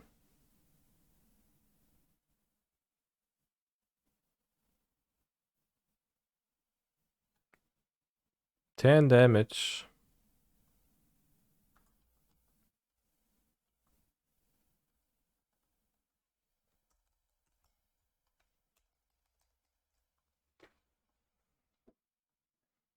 I mean, I get the Explosive Singularity, but I would prefer to play, you know, not a terrible card if I don't need to, but that is kind of a...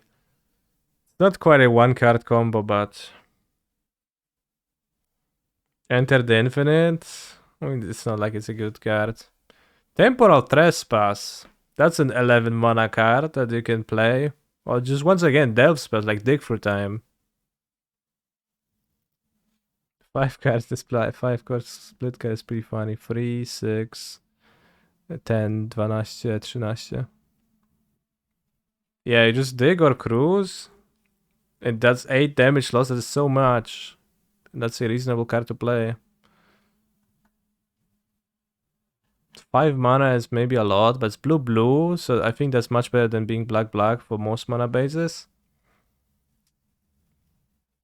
In general. Just need sack outlets that are good. I don't know what those sack outlets are. Maybe, I mean, not Daily Dispute, but maybe.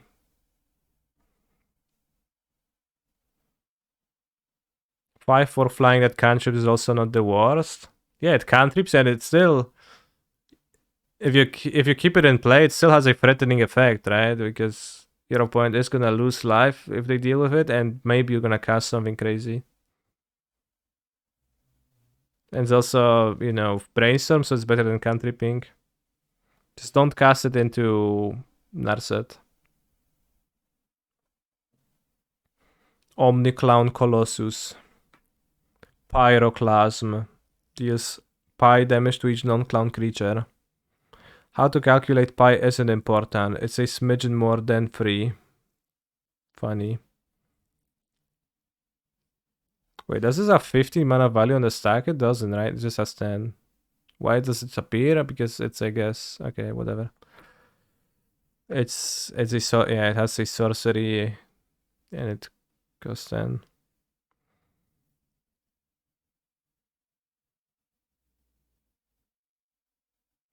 So Exploit Singularity as Convoke, but it's not spelled out. You can spend red, 10 damage to any target.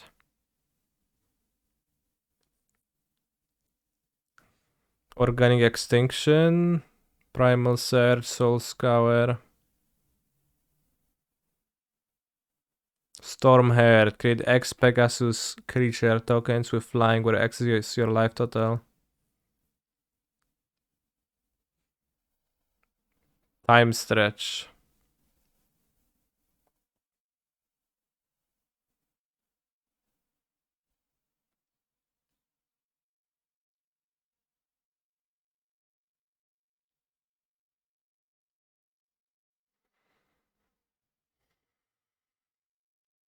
Denying Wind. 9 mana, search target player's library for up to 7 cards and remove them from the game. That's a 9 mana blue card.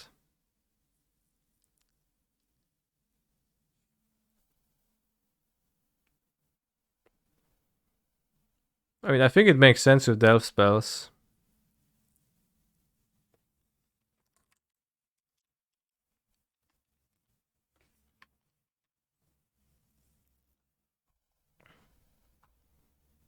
Like Dig Through Time being on color.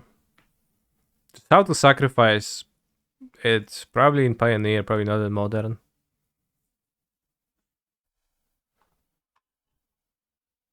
How to sacrifice creatures easily on board. Well, Witch's Oven. Casualty cards. Well, that's a good one. Can play under copy of it. That's also true. That also works.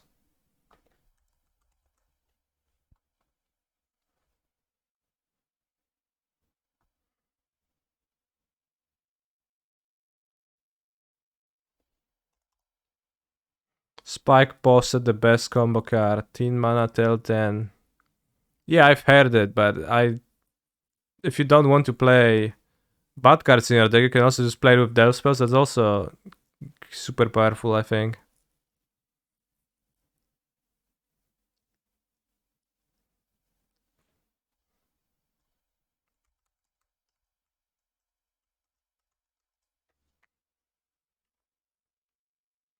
Abolic Intent. Yeah. I mean, ideally, you would not want to pay mana for that.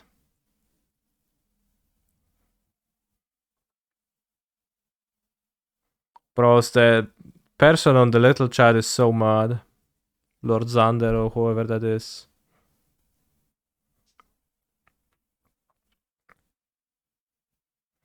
What are the ultimatums in blue-black? Emergent?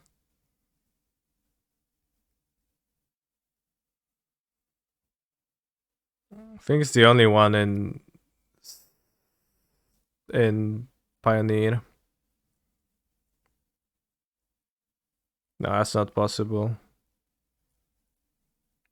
Blue, black, green. Yeah, it is possible because it's wedge. There's gonna be 3 blue, black ones. Blue, black, red, and blue, black, white are, yeah, in normal, in Alara. Cruel ultimatum and brilliant. Alright, the casualty cards suck, but having make this appear in your deck as a semi-playable card, people do that. While also doubling as a sack outlet is actually okay. Maybe with that card. But yeah, I think Hidetsugu and Kairi looks great.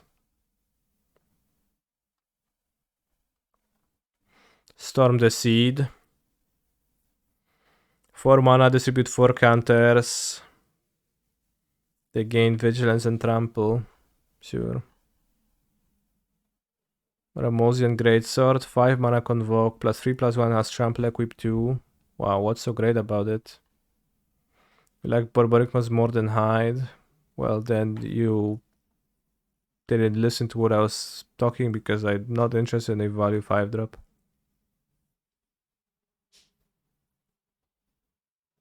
He's a phenomenal control player.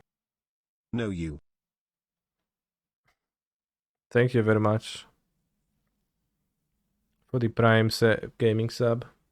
Also, Combi Papas, thank you too for subscribing. I must have missed that. So I spent 2 hours looking at cards, chat. You can start with some gameplay. You can get down to gaming. Gebt alles, meine Freunde. Heute Abend schlemmen wir in Strandheim. Yeah. Evolutionary Leap. No. Any Hammerina guides, my man? I do not currently have a hammer guide. Shivanisher Baumbraren. Alright, whatever. Invasion of Segovia. That's a foot of a Phyrexian soldier. The joke being that Segovia is actually a very small plane. Because I don't know, that's just like how it is. But there is a Scarlet from Modern Horizons, Segovian Angel. Actually, Segovian Leviathan too. Leviathan 2, you can catch him with a fish hook or run a line around his tongue. The Bible, Job 41:1. Wow. Good quote. But the Segovian Angel is a 1/1. When Vorzel summons Segovian Angels to fight Tomil's Garganticari Gnats, the ensuing battle numbered among the multiverse's least destructive because they're really small. So when they invade Segovia, that's like if Phyrexian stepping into their sea is like this. When Invasion of Segovia enters the battlefield, create 2 1/1 blue Kraken creature tokens with trap. That's actually funny. 1/1 blue Kraken creature tokens with trample.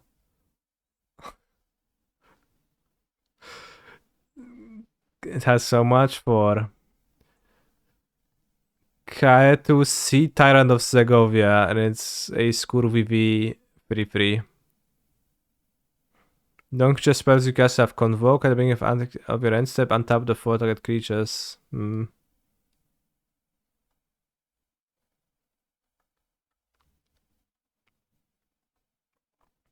I have to say, it is funny to look at the cards and see like different worlds showing up.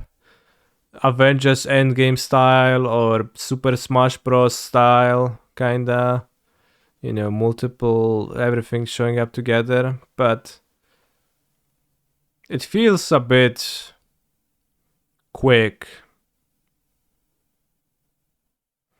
lore wise, kinda just, you know, it does seem like Phyrexians are kinda incompetent and just had a stupid idea and they're like, yeah, I guess I'll invade everybody at once, and then they lose. And they're like, shit. Maybe some more planning could have went into my plan. 4 mana 4/4. 5 mana Phyrexian. Transform into 5/5. Makes 5/5, okay. Invasion of Kaladesh.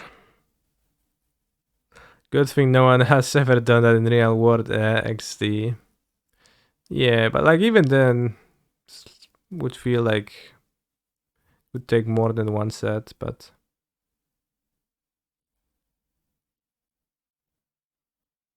invasion of Poland. Well, they wouldn't put that on the card. 2 mana, make a Thopter. 4 counters. Having a Thopter makes it easier to battle for Kaladesh.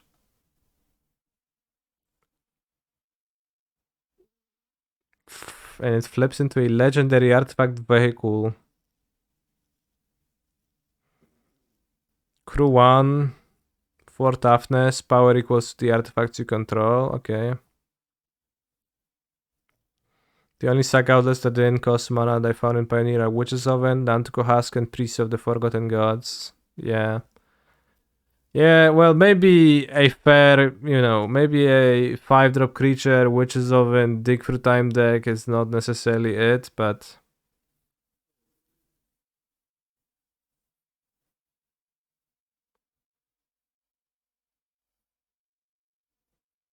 What about Liliana of the Veil? Well, I guess. Invasion of Maog, we've seen that, we've seen that, we've seen that, we've seen that. We've seen that. Alright, we've seen all the cards. It is interesting. New cards are interesting, chat.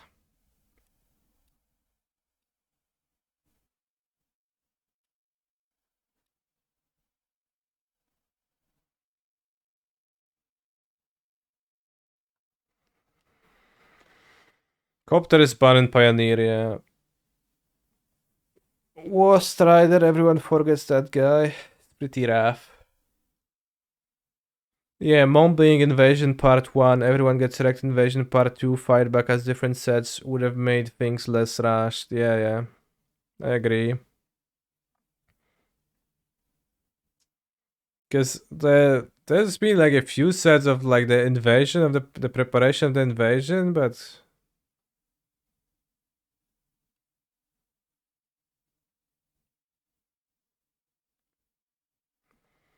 it's kind of, I don't know. Phyrexian will be one was just Phyrexians chilling at their home.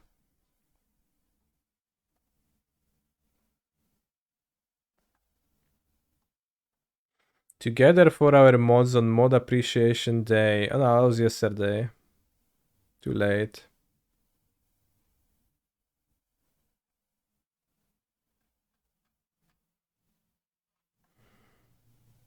Thank you, mods, for skipping songs and keeping order in the chat.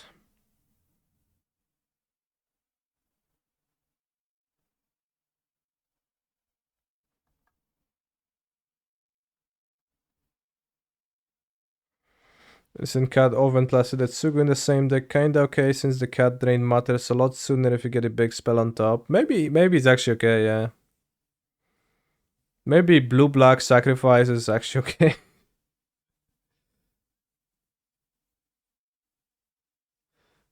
Because it does make sense, yeah. The cat drains and then you flip like Dig Through Time on top. And you Dig Through Time, you get a cat and an oven in one Dig Through Time. And then you get to play Daily Dispute still. Maybe other Deep Fiends. Yeah, I don't know about that.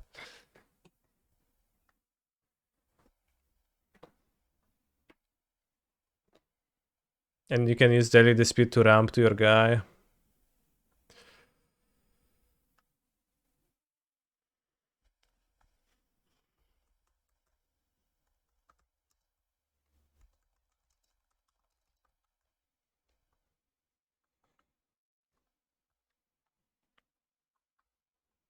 It's a bit of a weird deck, but maybe it's gonna come together. Let's play League with Hammer.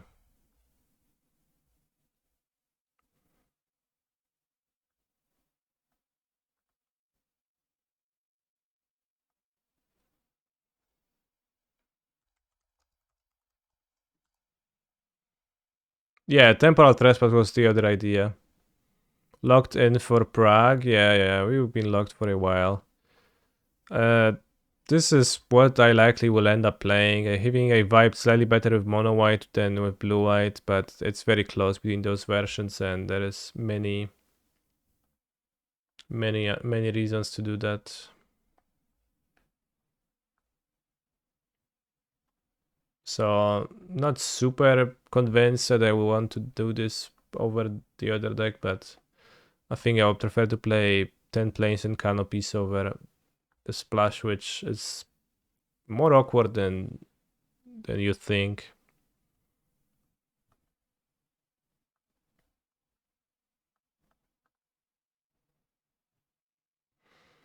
Not having Orvars pushes me to play blue-white. What do you think? Do you just miss Orvars? Like you don't have the cards? If that is the case, then yeah, I would prefer to play Spell Pierce.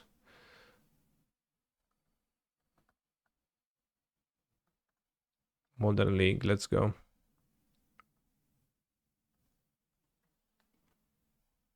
Lavinia and Pierce is bonkers.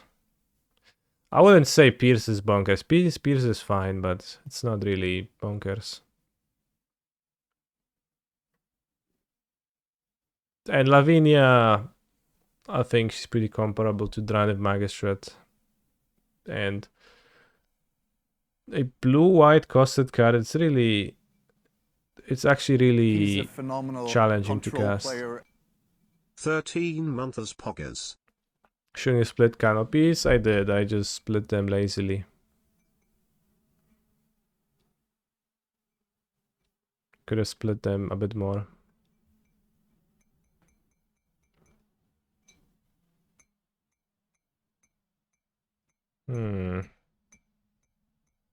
I could have Zinc Bomb next to this and then Saga Pass.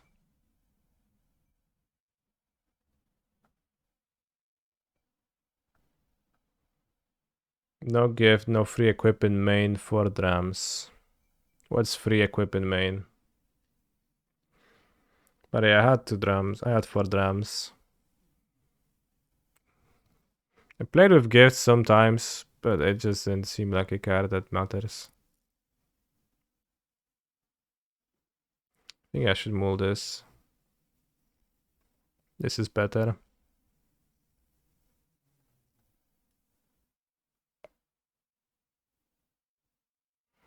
I think I'll keep Dram.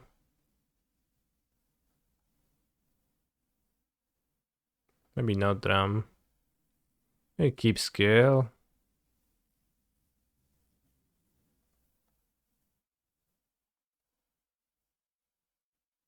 Go a Ganja Sentinel.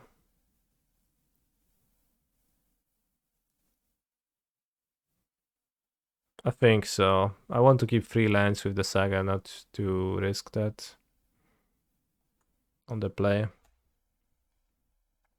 I played with Sword and Fire and Ice and Nettlesis in the main deck. I have Ice Sword in my sideboard right now. I think it's a little bit of more of a meme card, meme slot than a good slot, but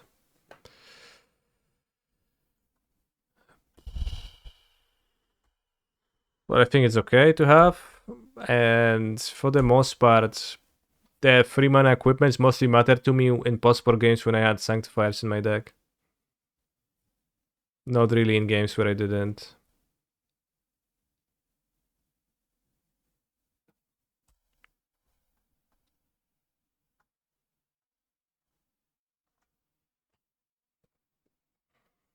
You can let them draw. They don't want that.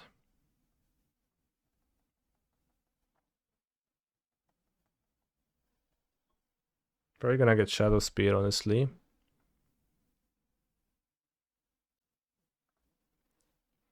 This is your exact Prague list. Unless I change something, I'll play it.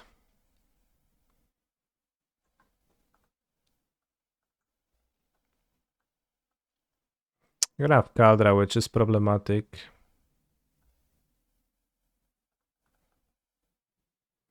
How is Greasefang hard to play? It's really hard, bro.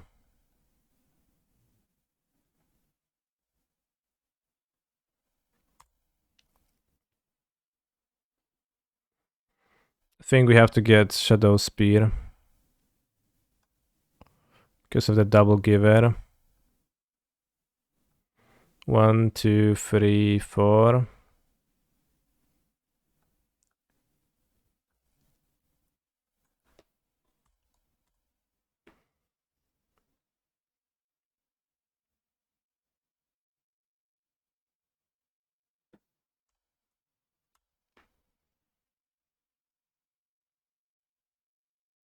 Could save more damage by blocking with a giver.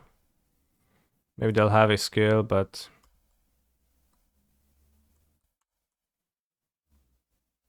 no.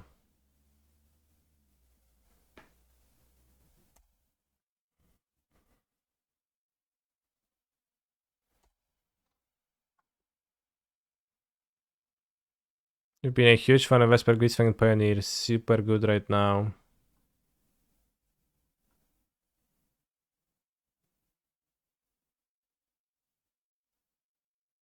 Why is it super good?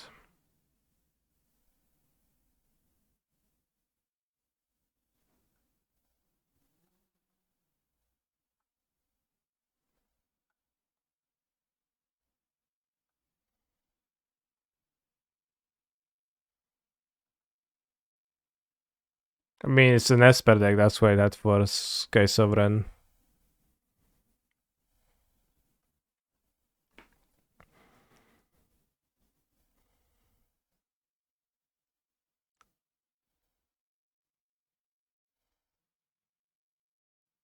No reason to cast a hammer now.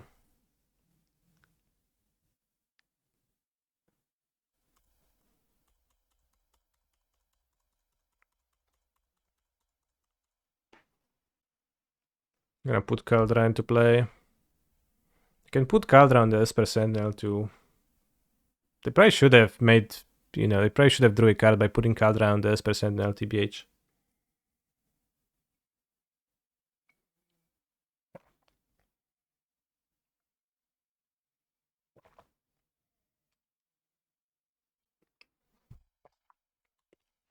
Does skill work on their staff?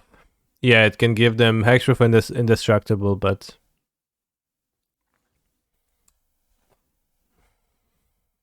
it's like it's not that helpful. What does Hexproof do? Yeah, it's not very helpful to do so for the most part. Also, they have 2 givers. I think attacking with the Caldra seems pretty insane here, unless you have a Paladin to switch it around. Okay, that makes sense.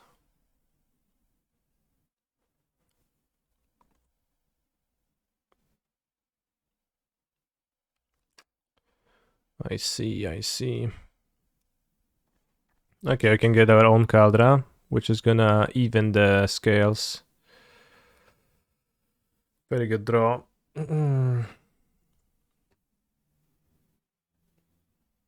Played some mirrors in paper, and an opponent I played against had Haywire Might in their deck, and that card was pretty destructive.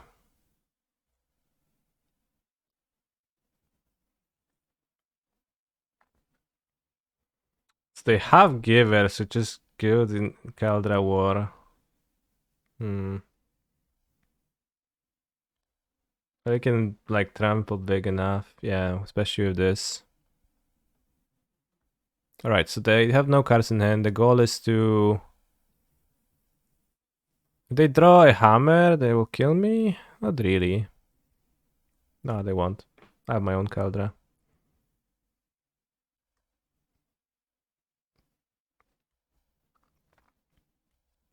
We just want to make big enough tramplers to trample a lot of damage.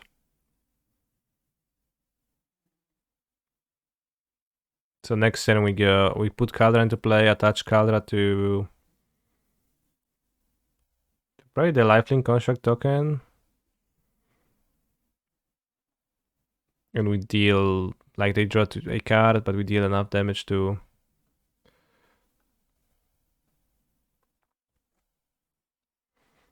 kill them. Because we trample 20 something. Oh no, I messed up. Kurva. That's not the order you want. Yeah, I messed up.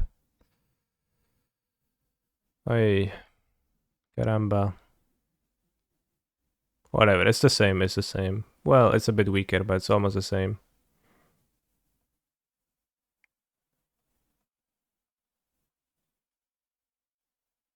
Because let's give it lifelink for good measure. But we could have had this attached to a construct, now we have it to attach to a germ. Just a bit weaker. But still fine because we trample 20.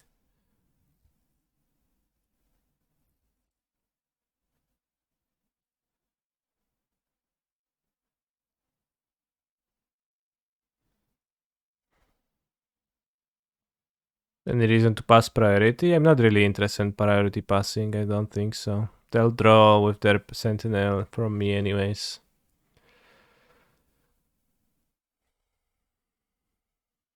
Maybe left the spear on constructor and hit the constructor too. I gain more life this way. That's not really relevant though.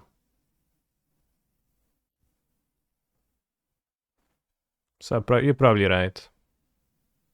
You're right. No, because they block the construct with the... No, you're not right. They block the construct with Caldra. So that doesn't work.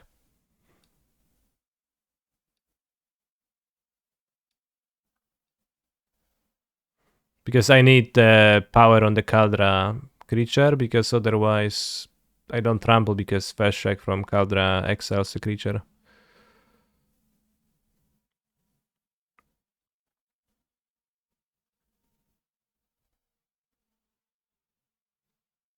It'll assist. Let's save them. They ordered correctly. They got 13, so I trample 13, they live, and they gain the life. Yeah, pierdziele. If only we had the construct.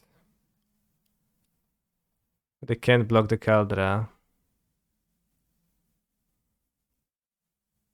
Move it. Move what? Why can't they block the Caldra?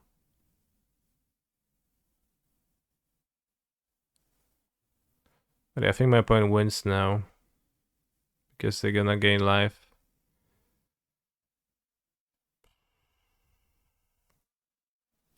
And they wouldn't be able to give protection from colorless if I put it on the construct. So we messed up big time by not ordering this correctly.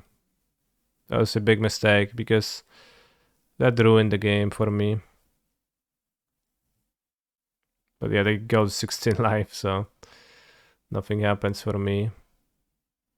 Well, I mean, I gained 13 life myself. That sucked. Why not colorless? I mean, if they block Sentinel on construct, they can kill our Caldra token.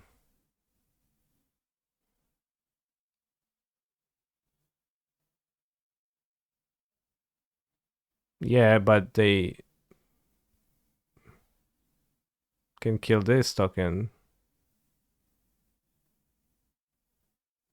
Okay, I get what you're saying. Yeah, it was like miss. I haven't had the situation come up, so it's good that it came up that you actually have to specify how you order your triggers.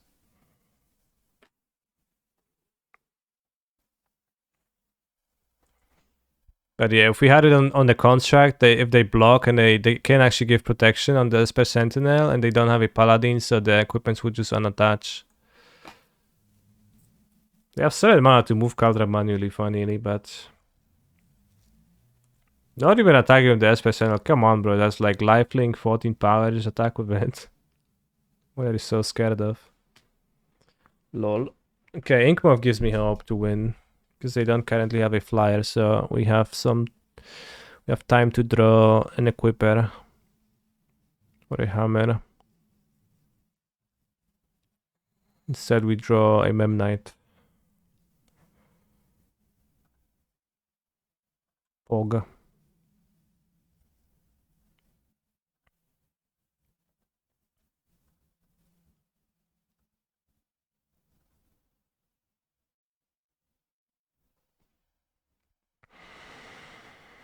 A 5 mana. Swing with 26 lifelink trampler, exile word salad into lose next turn. TBH is because my opponent has literally the same word salad on their own side of the battlefield. It's the reason. But yeah, we can draw Core Outfitter, Paladin, Hammer, or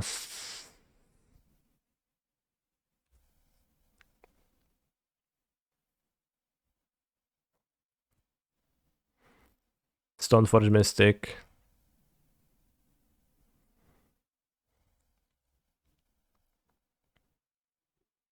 This is 16, yeah, I mean, not blocking, whatever.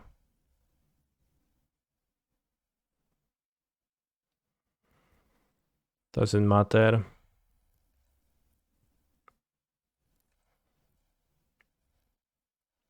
That's not it.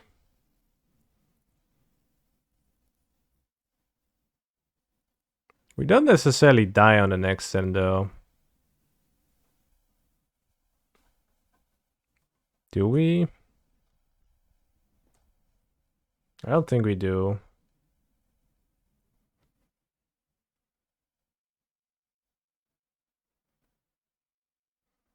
Should I attack and move this Shadow Spear to gain more life? I can prevent 9. So I gain 3 life this way. I think I don't. I think I'll just pass. I have more toughness to soak a hit.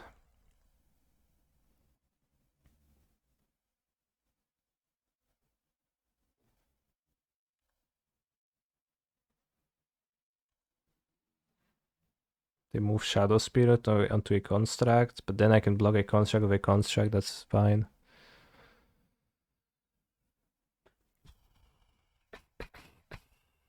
Funny how this was a move to 5. Well, not from my opponent. But yeah, I mean, Hammer matchups kinda stall like this often. It's a weird jump one to play.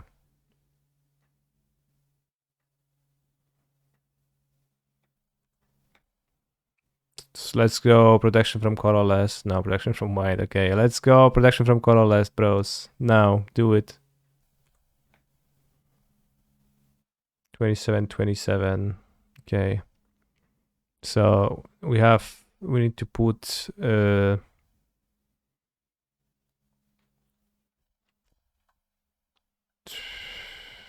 both constructs in front of it.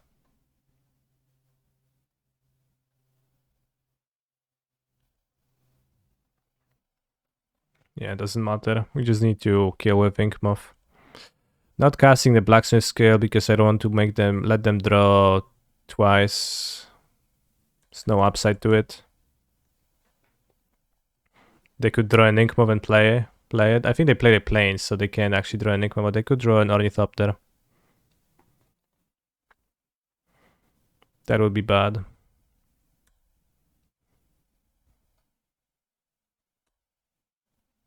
Pure Steel or Bast. It's Pure Steel, Hammer, Stoneforge, Core Outfitter. It's many more draws than Pure Steel, just Pure Steel. So yeah, Pure Steel or Bast, bro. I choose Bast. You can even make them not draw thanks to Stoneforge Mystic.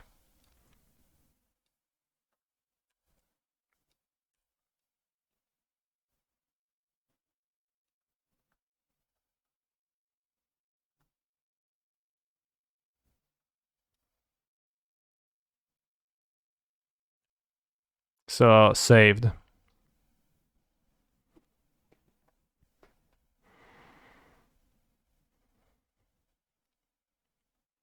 We board 4 March of Otherworldly Light, and let's board the Pithing Needle because allegedly it's okay.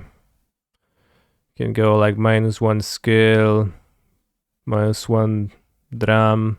I think the givers are actually fine. Let's keep the givers. Let's leave the Mem Knights out. Maybe just no skill. Postport is much better when they have marches, so you can actually protect from something, but it's frequently bad. Let's have one skill Mem Knight for Metalcraft reasons. And let's submit the deck. Any particular reason why you play mono white instead of blue white?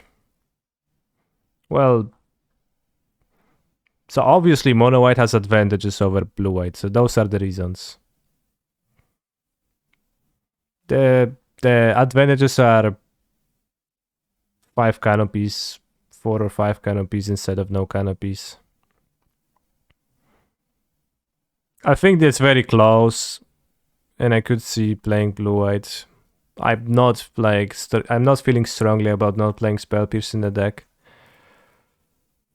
but I like it a little bit leaner, and I like the canopies, so I'm choosing to go with that.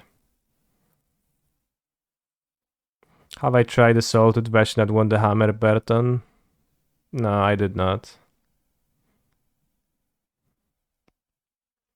We get Kaldra, that's all we get, though. Probably better to move to 5. This is the main reason for mono white a better Blood Moon matchup.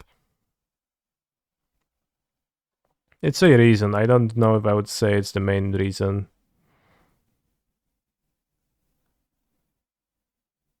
Let's keep the Dram to have 3 mana to make constructs.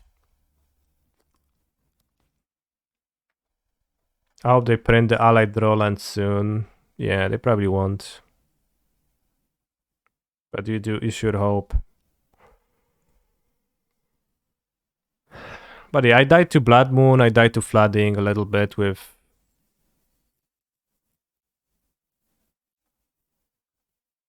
True Mirror.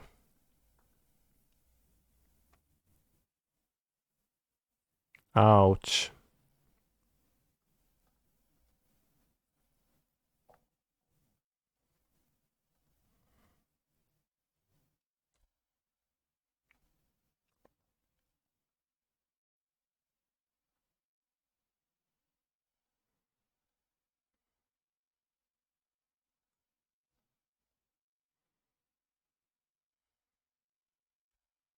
I would have used Marsh Kill Saga.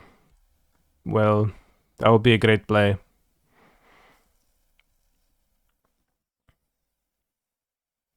We're going to see Paladin to Hammer. Stoneforge into Kaldra, okay. We have 2 lands in hand, but maybe we're gonna draw, spells with them later.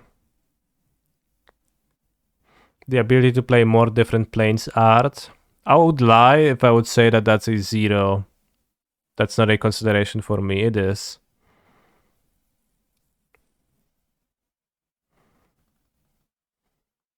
But yeah, it's... In general, it felt to me like it was a little bit hard to reach a satisfying mana base with enough blue sources to... If I could play the blue-white canopies, I would play Spell Pierce and I would not bat an eye. I'll play 4 canopies and some fetch lands. Okay, bros, we're fucked. Well, maybe, not necessarily.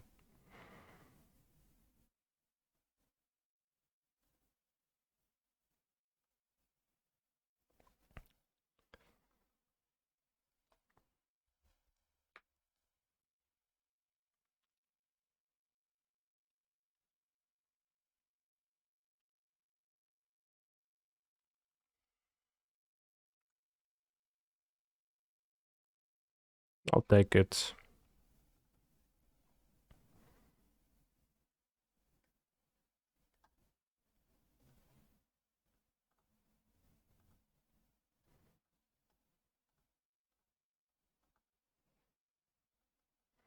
You can get a Pithing Needle now.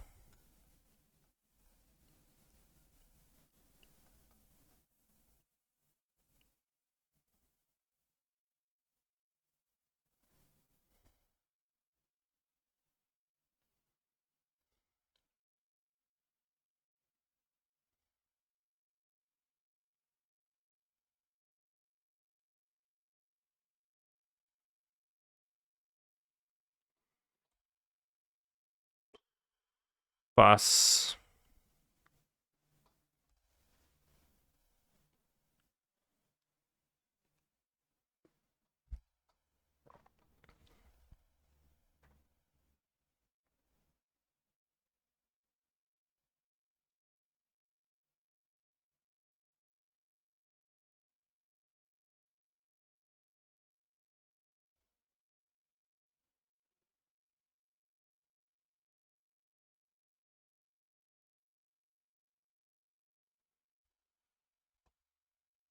Two ink moves, not good. Hello, Erfan 995. 1995.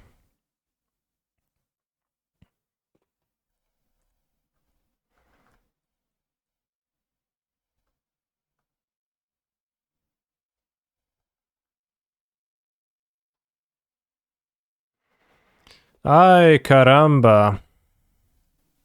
You draw 2 cards.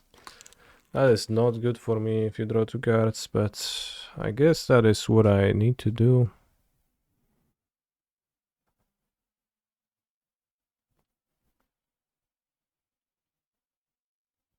Well, they draw 4 cards. Well, dead to infect. Bro. Your mom is dead to infect. I'm sorry for saying it like it is, but I have an Inkmoth Nexus to block.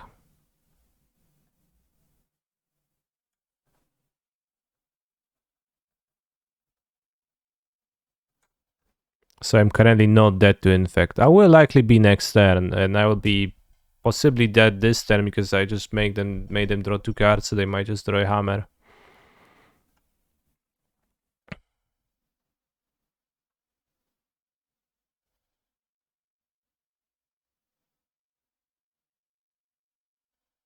What the fuck?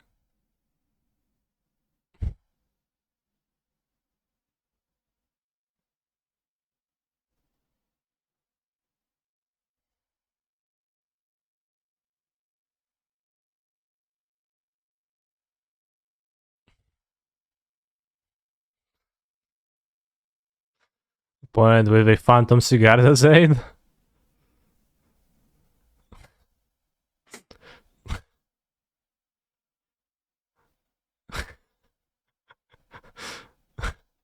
Well, what's that?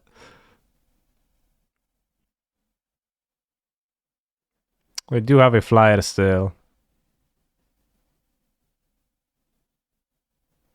I need my Inkmoth on the next turn, so I guess I'll play a hammer now on the construct. Pay for one of the sentinels.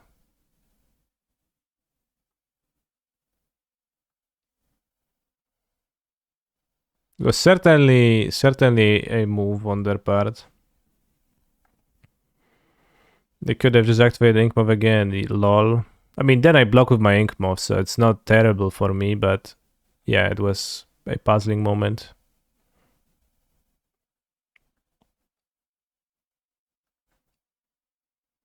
Paladin.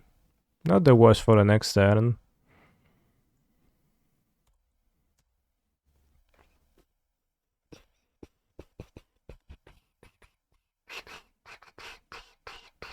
Block with the Ornithopter. What the hell?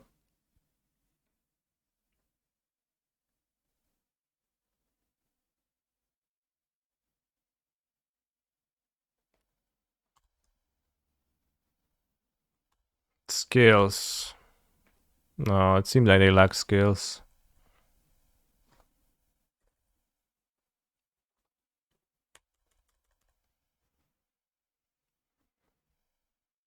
I mean, that block is okay. Soak 10 damage extra, right? Okay, now they play their aid. Outsmarted.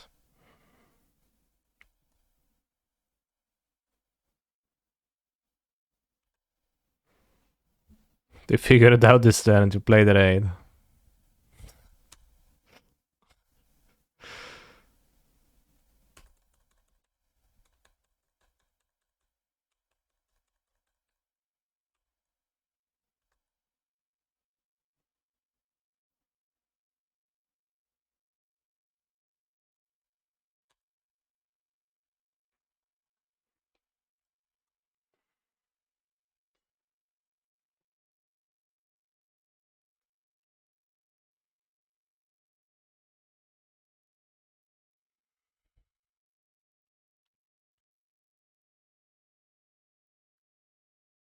What if I just don't play skill and I just play an extra Mem Knight to make my deck a bit faster, have better hands, just go like turn 1 drum Mem Knight for the strong, powerful opening.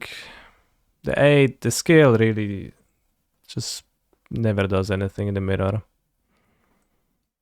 Hammer mirrors seem weird. They're pretty weird, yeah. Pithing Needle opening hand, great. 6 0 draws. I don't have that many, but I mean, this hand looks okay to me.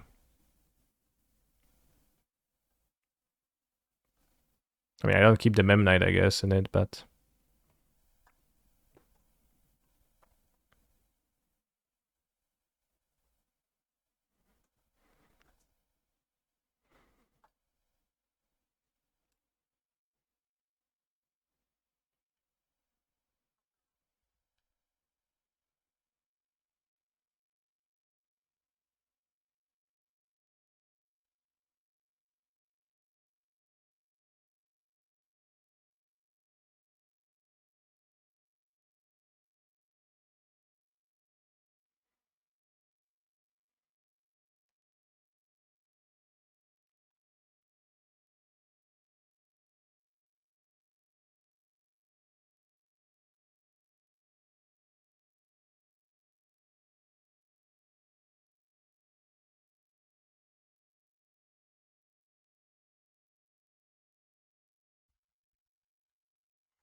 How often do I have a haircut? Every 3 months. Roughly. On average. 2-3 months, I guess. Kinda hate doing that because you have to get there and then wait for an hour to get your haircut. It just takes time. And like feels unproductive. So I tend to wait with it. Wait for an hour. I think they're scamming you. Well, while your hair is getting cut, that takes an hour. Well, it's more like 40 minutes, 30, 40 minutes. More like half an hour, TBH. But it's still half an hour that I feel like I could spend playing Magic the Gathering or Genshin Impact or working. So it's always sounds like not the optimal time.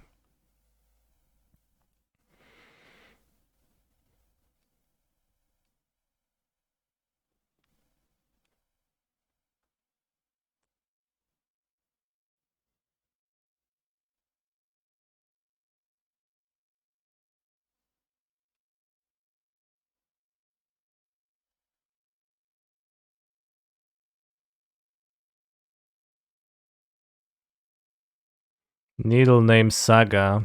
No, I'm gonna get a hammer, bro. What the hell? Needle name Saga. What a terrible play. Don't you like chatting with the hairdresser? No. Make a mana before. I mean, I'll probably.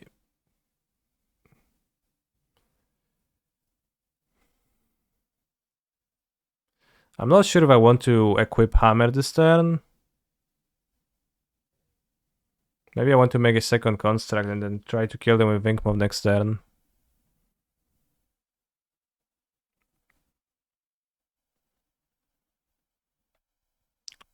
You're gonna need to draw a mana to reactivate flying, or we're gonna need to.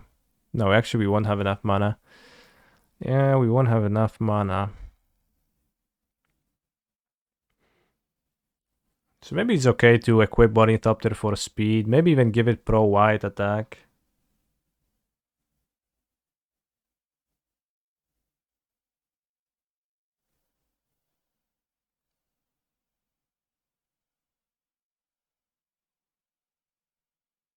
Attack for 15. And they make a construct.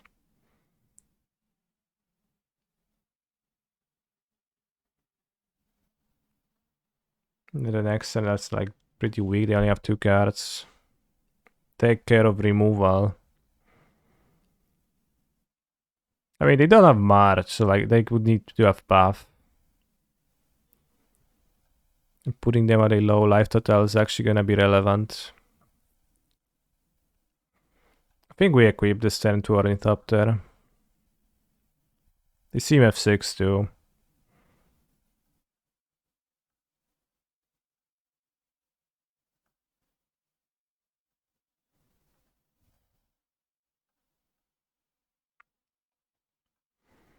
I should have used Inkmoth to tap to drum, I think.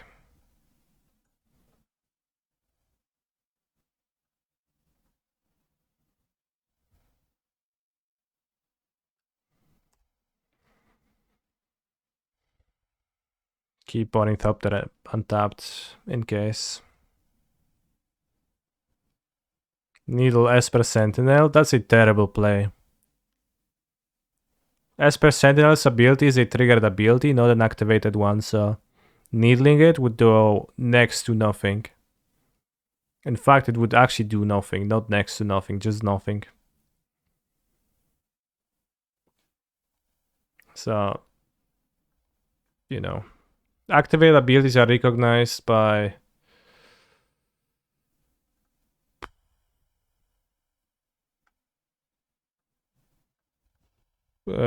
being formatted in cost colon ability text. But they have to Sentinel. Yeah, that's convincing. That's right.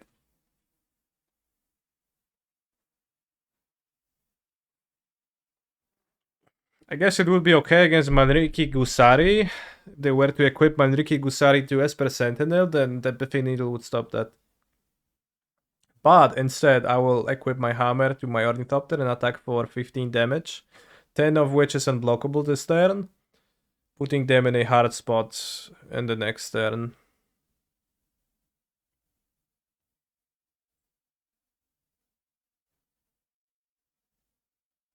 Yeah, actually close to nothing, but not nothing. That's true, that's true. That is like... It would be better to name Manriki Gusari in that spot, but yeah. Canister wins the match. Okay. I am happy to see that. We're about to drive planes into Springleaf Drum. And Memnite. Activate Nexus for 1 damage. Good point. I just have 6, but I definitely should have done that. I would would be 1 relevant damage. So even more reason that I needed to activate Nexus to tap it for the drum. But we won the mirror. Now I'm going to take a bathroom break and pee. I'll be back in a few minutes.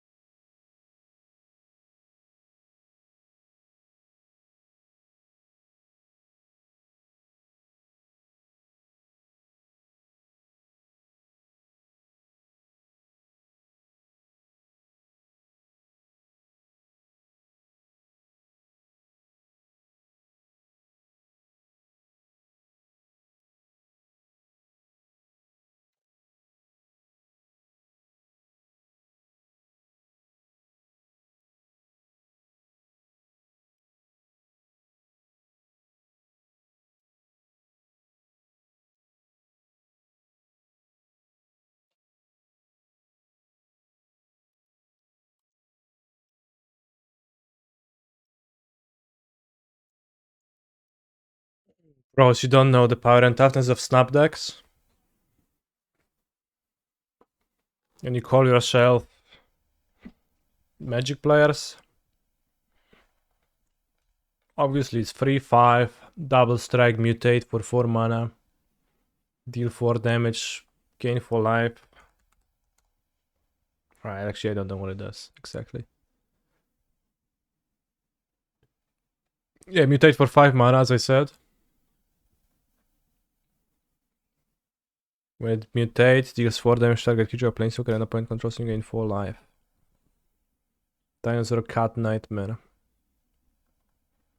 Yeah, that makes so much sense. Damn, if my outfitter was a planes, would be the best hand ever. As is, hand sucks. Damn, would be so good. We'd go Memnite, Giver, and then 8 Hammer with Giver protection. As is, we need to mulligan, and I guess I'm gonna keep this. Or we put back a Sentinel? Maybe not. Maybe put back a Silent Clearing. YOLO. It. Never draw another white and cry. Or we can go Sentinel, then Sentinel Hammer, and then Outfitter. Maybe put back Saga, but I don't think I ever put back a Saga from my mulligan. Yeah, rewarded. Sentinel's a double-edged sword against Mill. What do I think about drawing 23 lands with 5 4 canopy lands to get some more white sources in the deck? I have 4 Springleaf Drums. I think I prefer 4 Springleaf Drum than 23rd land. I would say.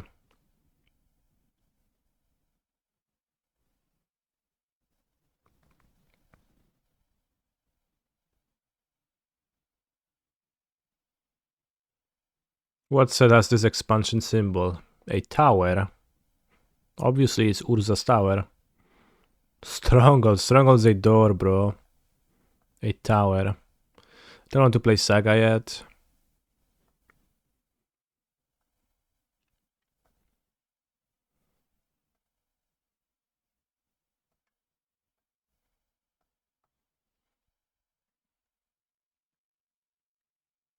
I think I want to play the hammer now, not to get it countered, but there is an awkwardness.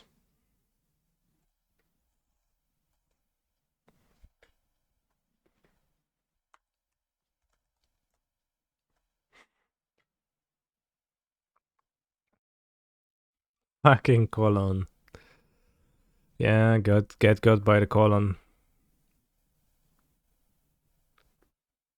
Hammer in graveyard. 2 more hammers in my deck.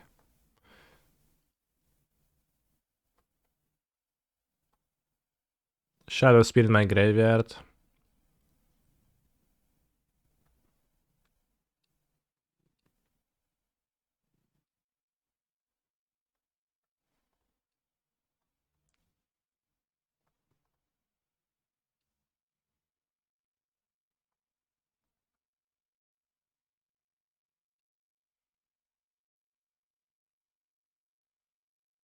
God's True Soul Zealot. Bro, what are you talking about?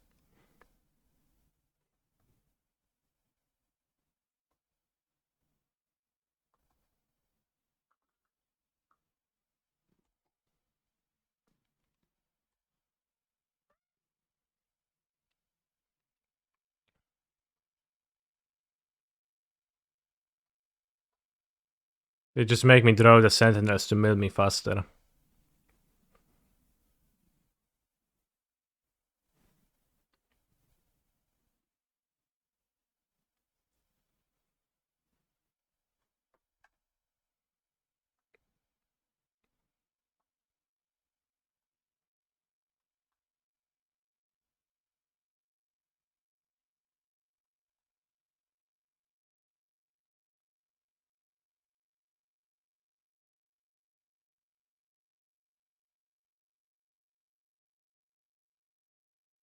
Hmm.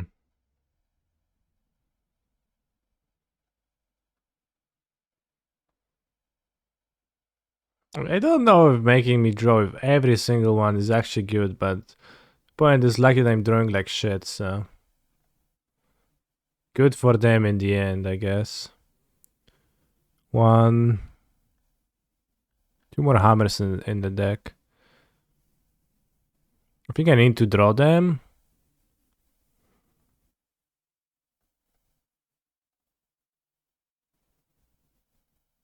To deal damage around the crabs with Sigarda's Aid. Can we exclude the Infinity cards from this bot and commander? Unfortunately, that is not easily doable. Maro says, maybe the set is not for you. Don't engage with the sets that are not for you, just engage with the other ones. But clearly, it's not even possible. It's not possible to dodge the commander infestation.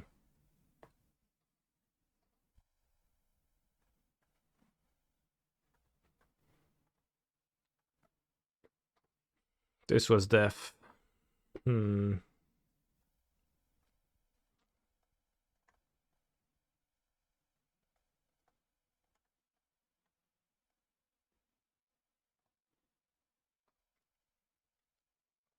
Ikoria was not for me, exactly.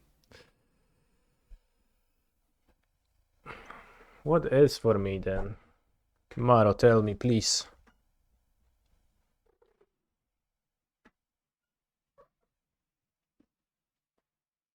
Maybe I should board the Norvars because they cost 4 for Tasha, Sidious Laughter, and hope not to draw them. It's a good hand for a 70 card deck.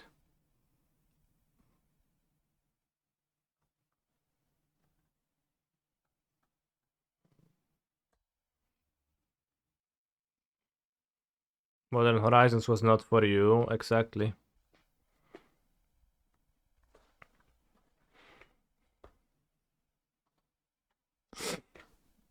It's kind of sad to see, at least in Poznan.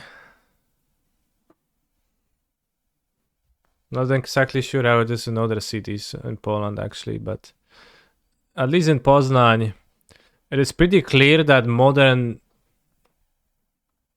has almost already became just Legacy 10 years ago when I was starting playing. It's kind of the same. It's like for new players, it's just not something that they will entertain a thought of getting into and starting playing because it's just so insane, right?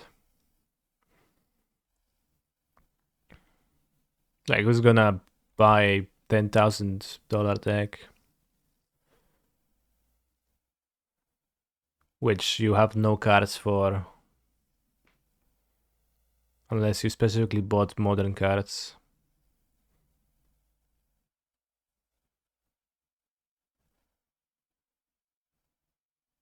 Fetch an island. Why is that?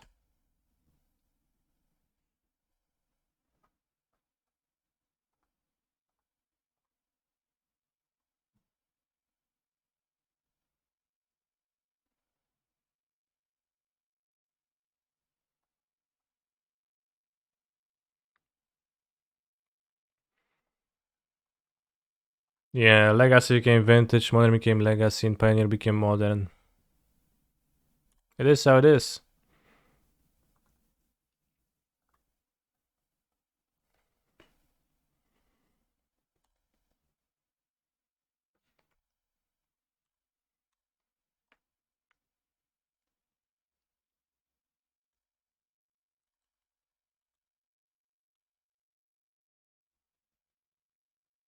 The football team point from my city will play Lech Poznan in Conference League. Okay. Good for them.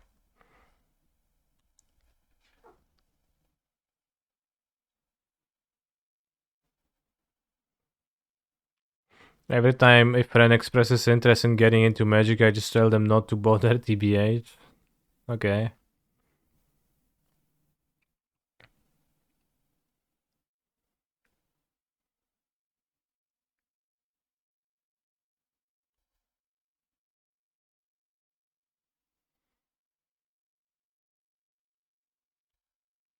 For me, it was barely financially possible to enter.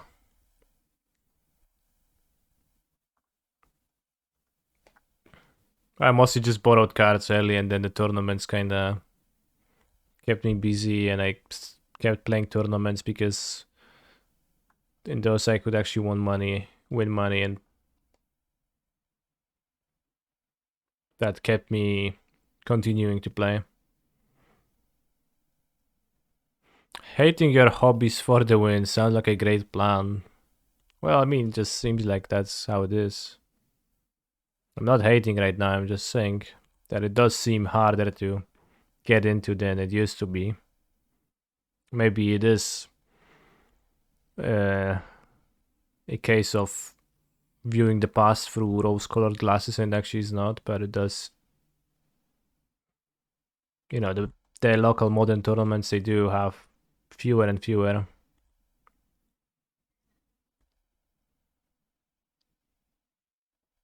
opportunities to actually get there. Bros, I have 17 cards left in my deck. Jezus, no. Kurwa. Brother.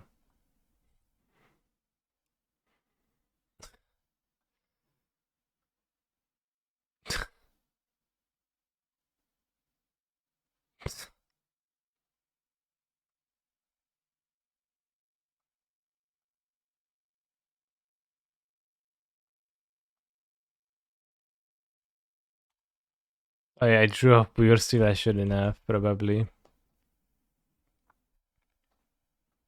I mean, they die next turn, though.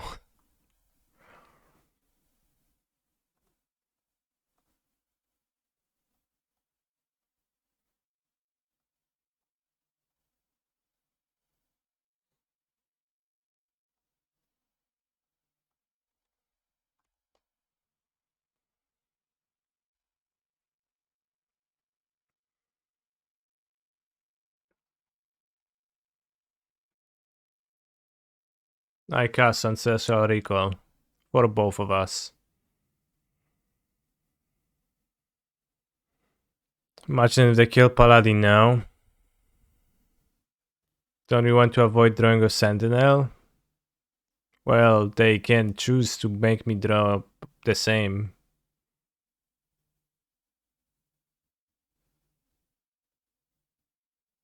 Oh, bros, Mill is so stupid. We bought 5 extra cards. I would actually survive on X-axis.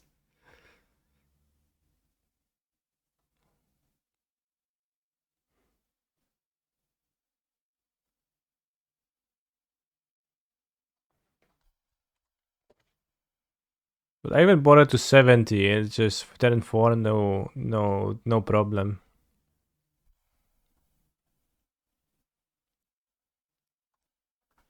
And yeah, Mill is a tough one. I won in GP Barcelona versus Mill because they forgot a crap trigger and my last card was Bolts. Well, congrats on a well-earned win.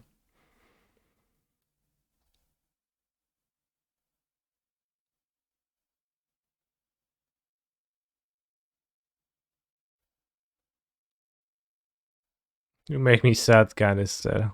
I mean, like, are you proud of yourself because your opponent failed to point out the trigger on their card? Like, congrats on your free match points. I never said I was. Then why does my response make you sad? Because I just said how it is. Did I watch the Zelda trailer? I did not. You can send it over so I can take a look. Alright, just Google Zelda. Zelda Tears.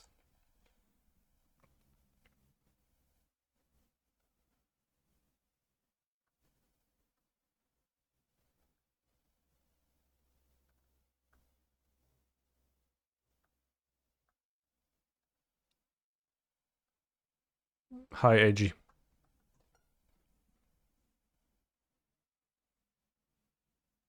Did I watch the Mom cinematic trailer? I did, yeah.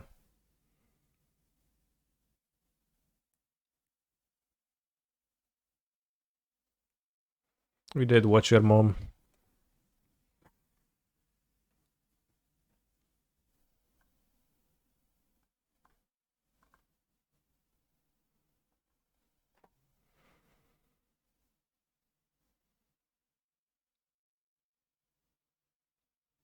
Bros, that's Breath of the Wild.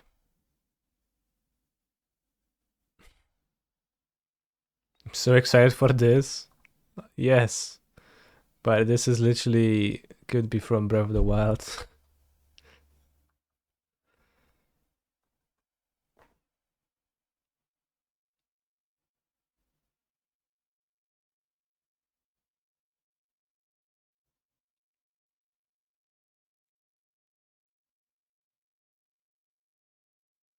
High rule.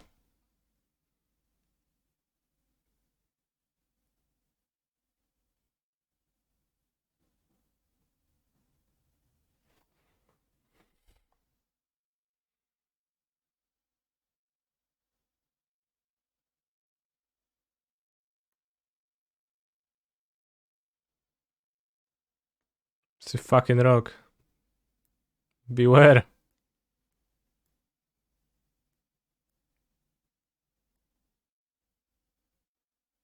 It's a toilet seat. What the fuck?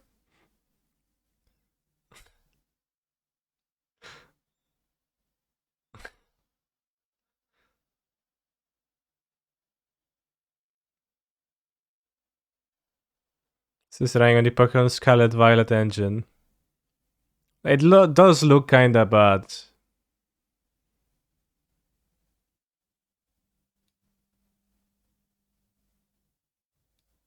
I don't know. I remember if Breath of the Wild looked like this and you just play on a small screen, it looks better.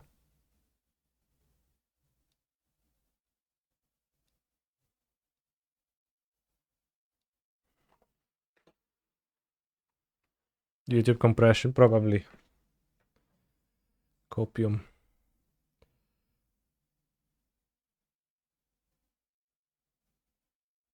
Well, I mean, you can see the pixels.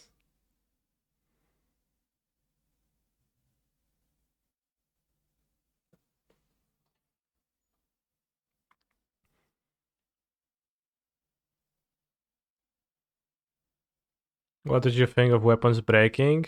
I had no issue with it. This looks like a Genshin ripoff. It is, yeah.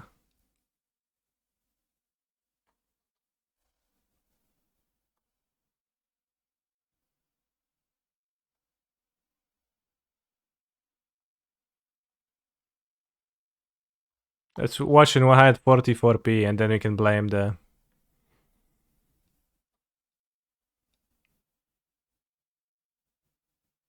Hmm.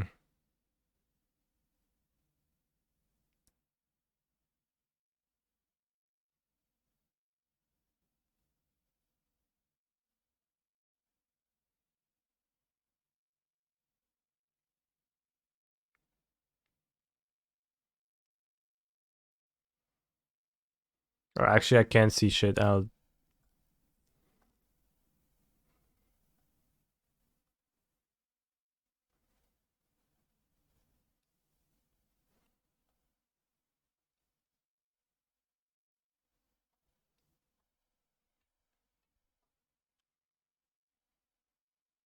+2, 4.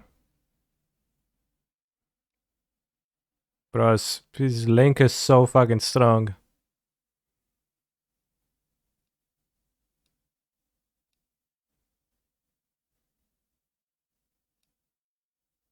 It also changes size. Fucking huge rock.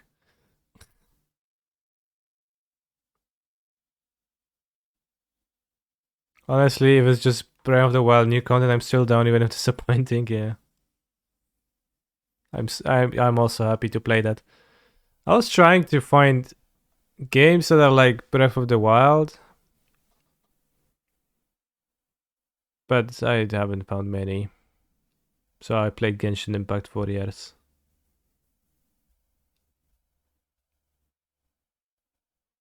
I've seen some other ones. What about other Zeldas? The other Zeldas are not much like Breath of the Wild. They're different.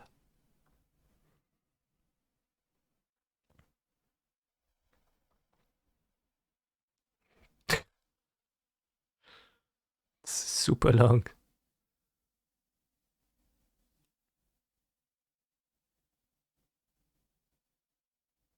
I played Ocarina of Time a little bit and I hated it.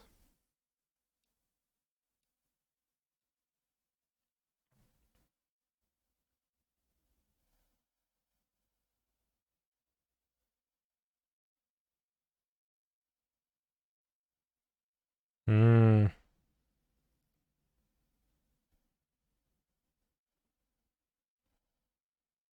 Same game engine, just new mechanics and monsters. I'm going back to Magic. What about Game Boy ones? Haven't played them.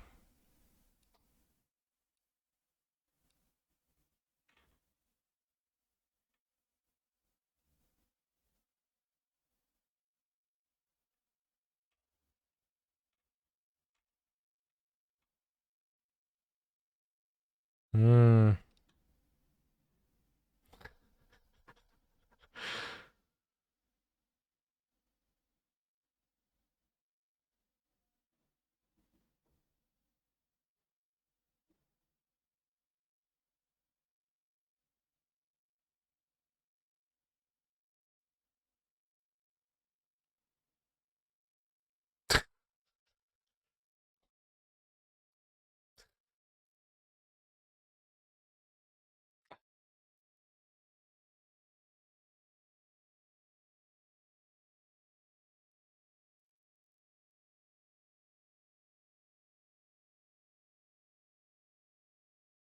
What, Link? I thought his name is Zelda.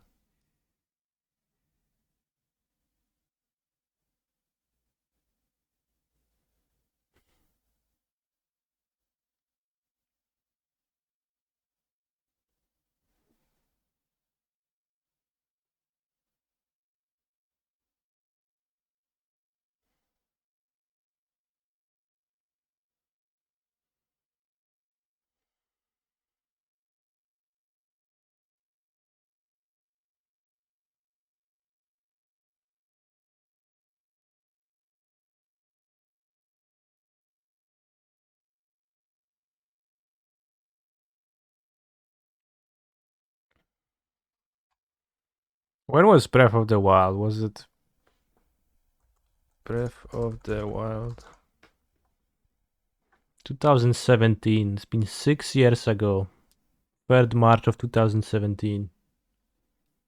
6 years.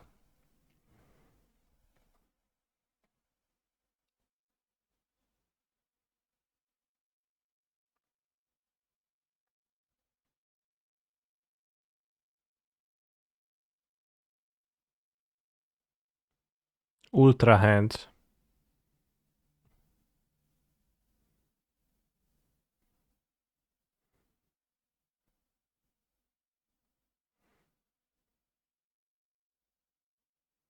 You can have fun with Minecraft. Possibly, but it is a cockboat.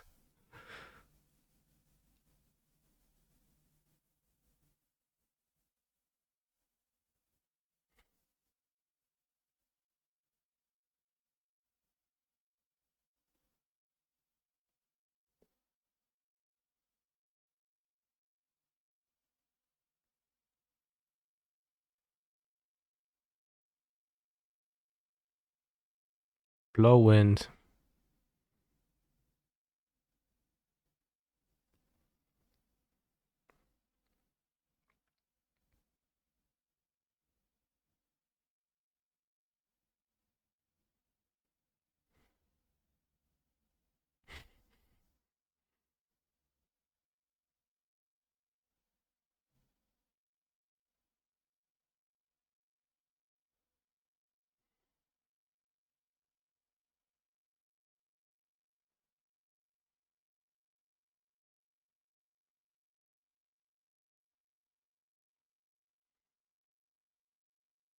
Hmm.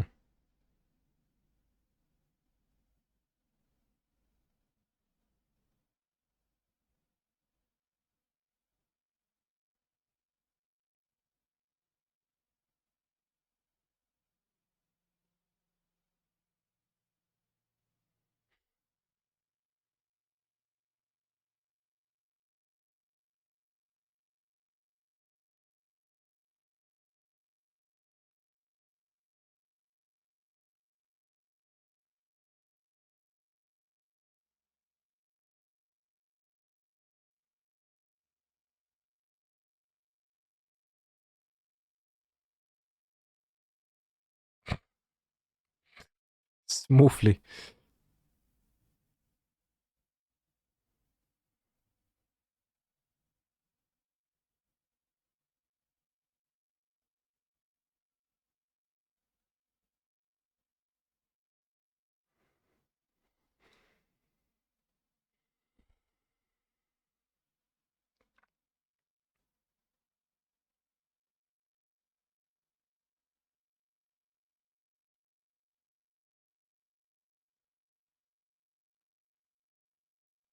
Hmm.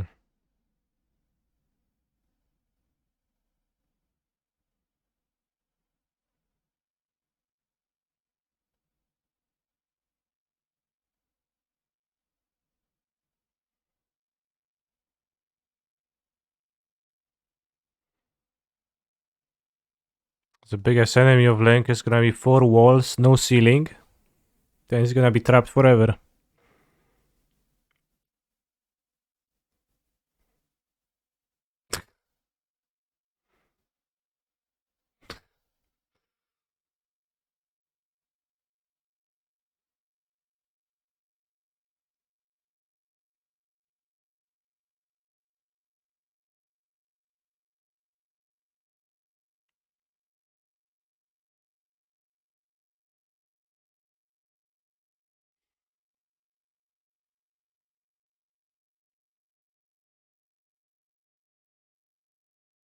It's the same world mostly. Fortnite.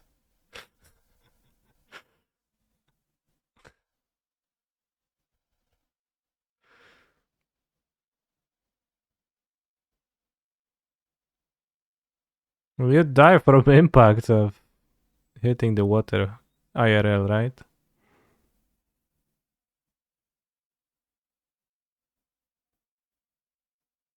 I think it's Genshin Wish POV, yeah.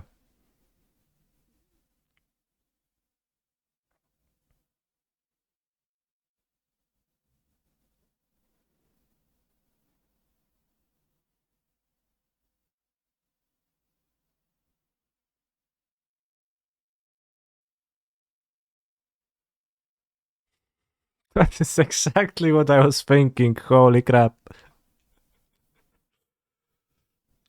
Thank you. Thank you, AG. The game looks cool. And it's a cool mechanic. It is Minecrafty. I wonder how it's gonna play out in practice. But I'm excited to spend my evenings playing Zelda. And also, there was something towards the end which I didn't look at because I thought the video is over. But now I have to reopen it.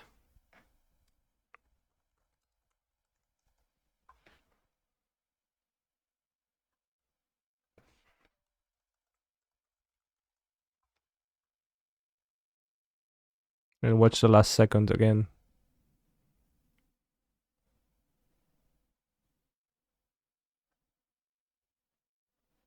Alright, it's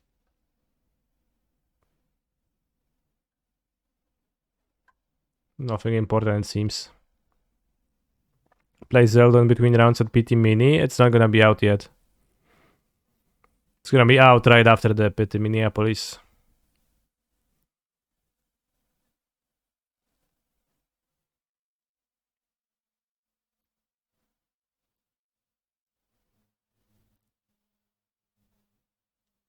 Check spoilers channel, few more cards. Are they okay? Are they worth looking at?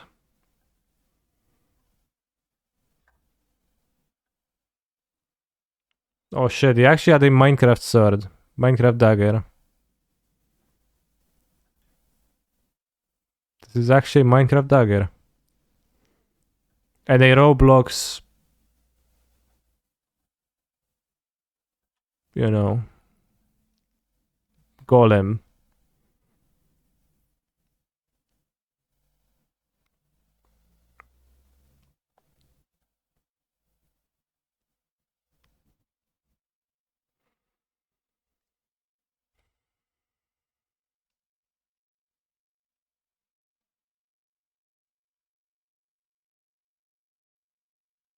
I never played Minecraft, but like I've seen people play Minecraft plenty, and There's no goal in Minecraft, right? Besides what you impose on yourself. Just build stuff. Which I don't think I quite vibe with.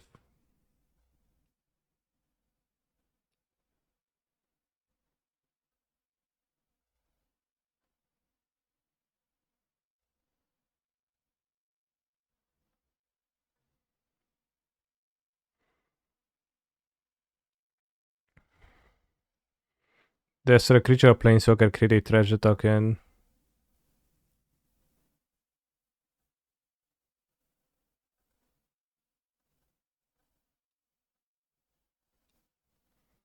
Daretti looked down disdainfully. You call yourself machines? Where is the elegance? Nothing but ugly piles of scrap. Bros, I love how in a situation of immense terror, death, tragedy, all the planeswalkers are still sassy and they say stuff to the Fire Accents as they murder them. Whenever a creature enters the battlefield under your control, draw a card if its power is 3 or greater. Otherwise, put 2 counters on it.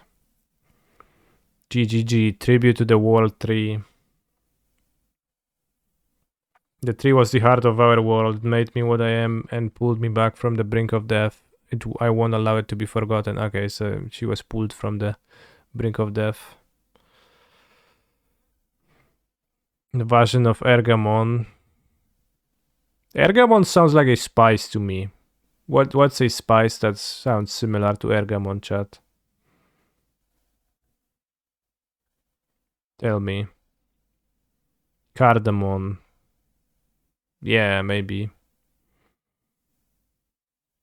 Enters, you may discard a card.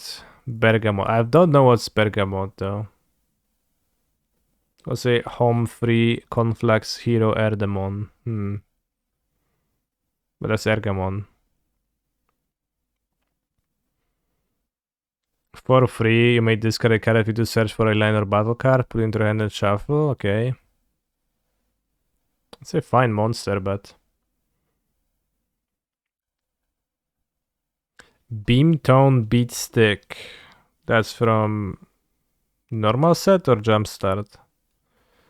I don't know. Menace, the Iskandar player battle create a treasure token. Bros, at least Ragavan doesn't make treasures when hitting battles. One saving grace that we've got in Magic the Gathering.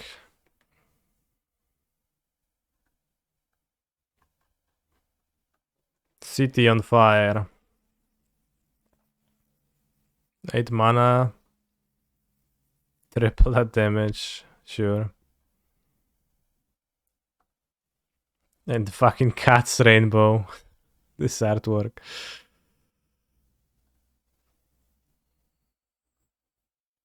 We got a React Andy from Bobshire.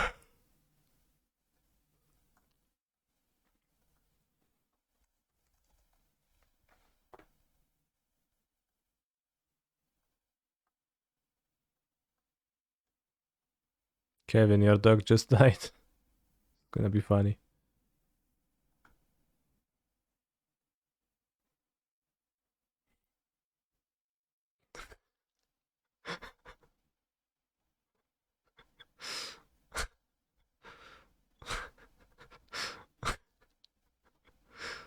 Your dog just died. Funny. Cyber Eldrazi for Prague? Why? I'm just gonna dodge mill or win anyways. It's a bad matchup, but I can draw a turn 3 kill twice. And kill on turn 3 before they mill me.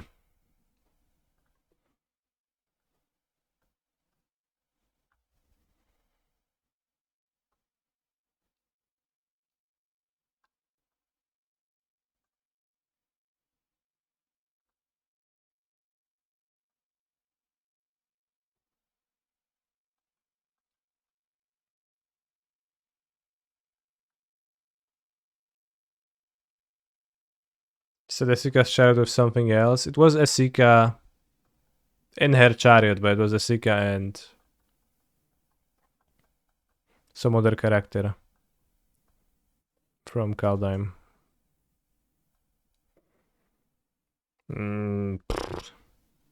Let's go to 5.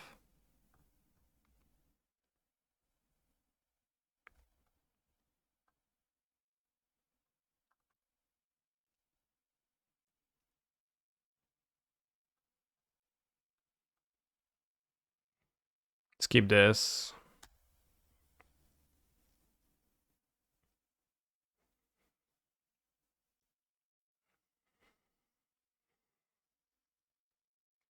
And now we watch Oops, I'm Sorry full edition once. I would highly recommend Catalinaville. It's on YouTube with sex removed. Maybe one day. Maybe one day. Alright, I'll play the Sentinel instead. Maybe it's blue-red.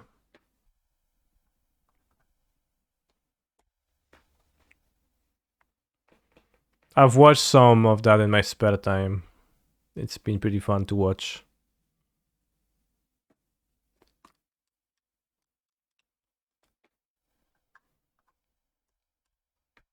The one where he was, where Rambo was a hacker man.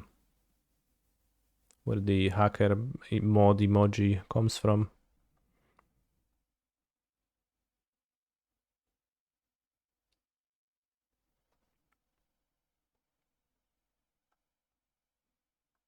Let's play 8, I think. Throw me some numbers. Yeah, that fits. If they counterspell, we draw. That's okay. If they don't counterspell, they just killed. It's fine. How the heck do you, like, wait with the removal, though? I guess maybe you wait with your removal, you don't cast it. You have one only to play around the hammer, but... What if I play the land hammer now? Then why, like, not respond to Sagadazade if you're gonna cast it anyways? Successfully smuggled some Marmite in my bag for you, amongst other things, since postal didn't work that time. Thanks.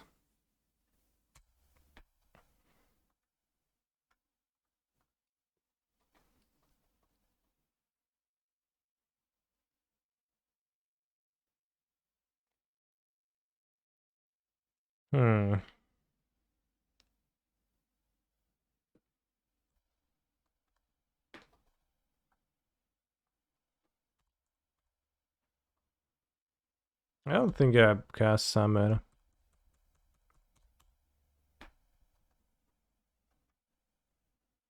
I cast Summer.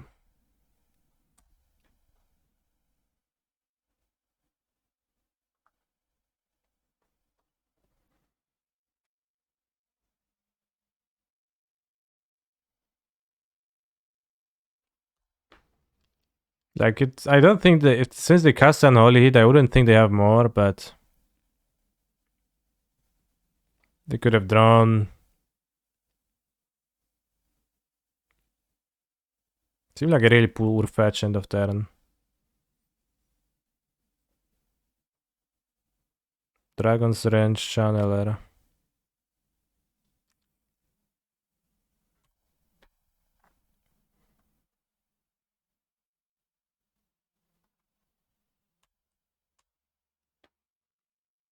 Do I think immigrants taking boss UK know about food there?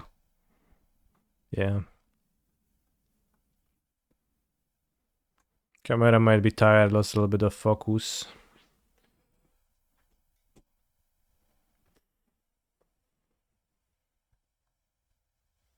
Better. Actually better.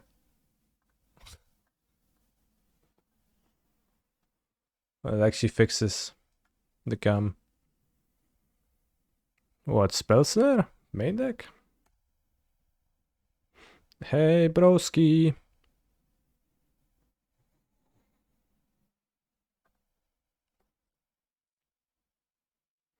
I hacking love Horizon canopies, by the way. They're so good in this deck. I'm probably gonna win, so it's okay.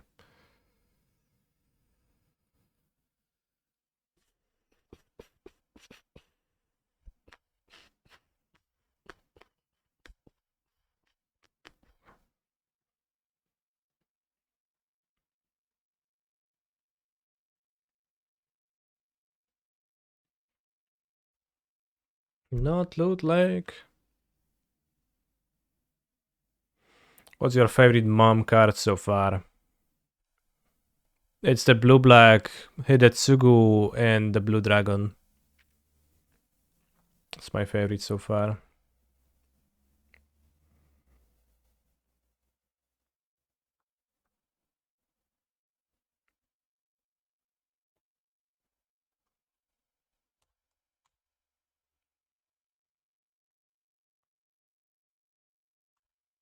Yeah, go to 9. Seems okay.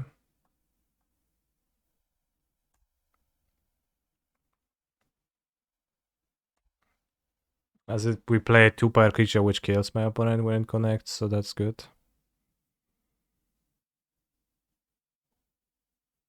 Victory Royale.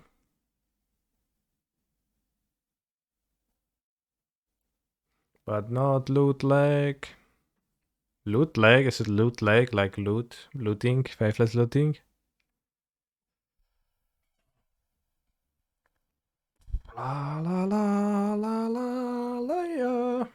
Na na na na na nina.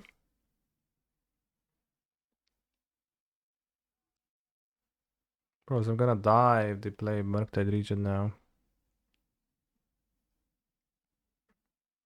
Yeah, have you never played Fortnite, bro? Cringe. Actually, I haven't. How did I lose this game? It's crazy. What if Murktide is a better deck than Hammer?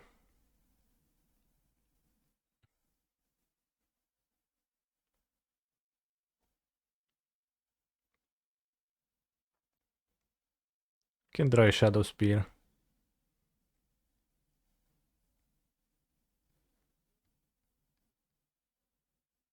Murktide is based AF.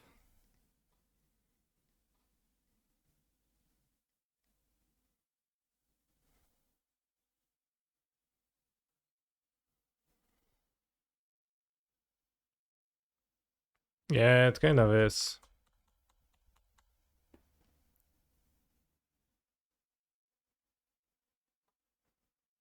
Well, that technically makes me survive.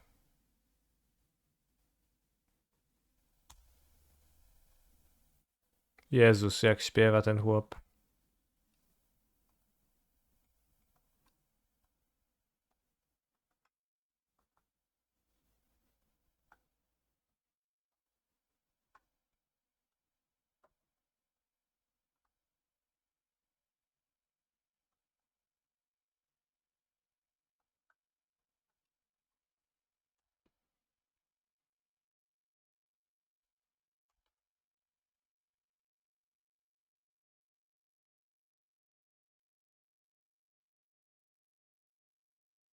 We do not longer survive.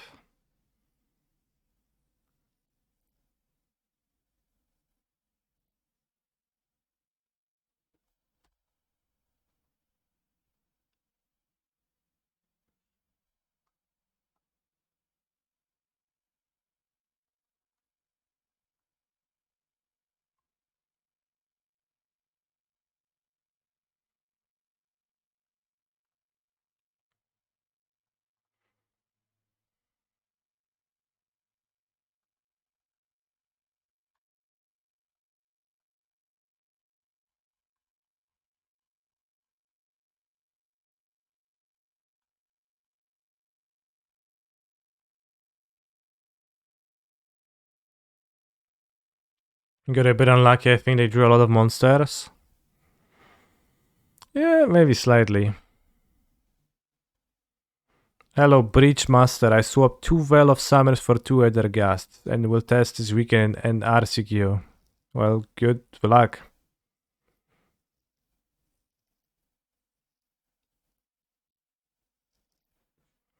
I have not played Breach with green.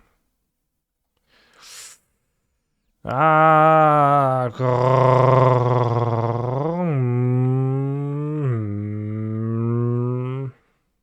tempting.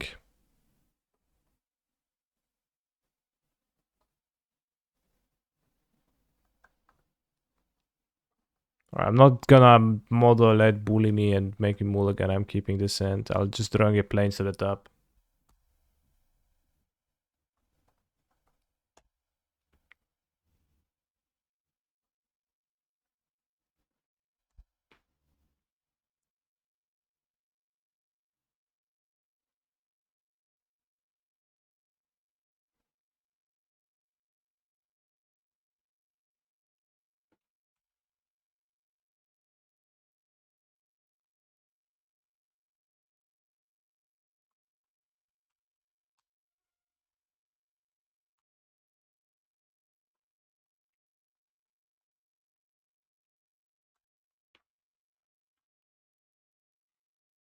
Hair looking fresh. Thanks.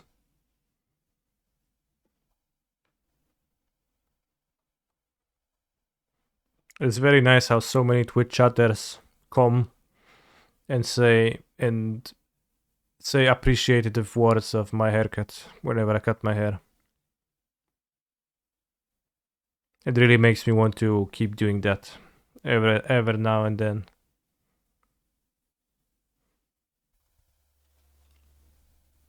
Explode this on one.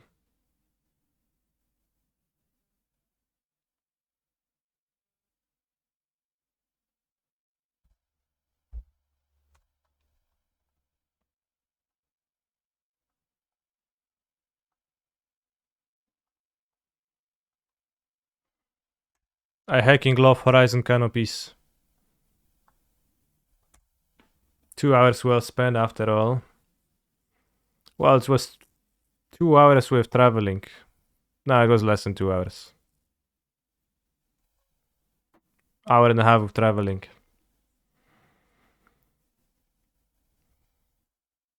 Because I only ever found one barber shop when I trust them to cut my hair to my liking.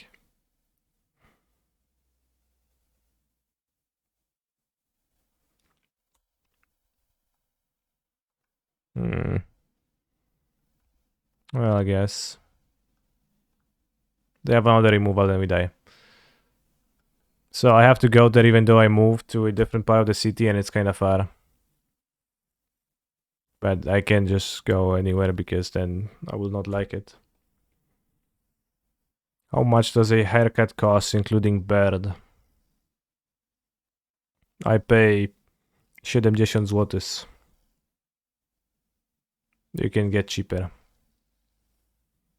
Come on, bro. Why you have 2 unholy heats?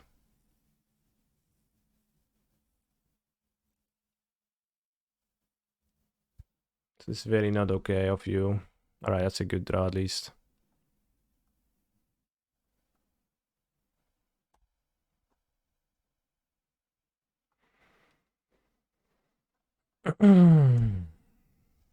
Although I would have been happy to draw a land last turn to demolish them. Just shave your own head for free. You could do that, yeah. And now it's time to blow my 1-drop. That's sorcery speed. Okay.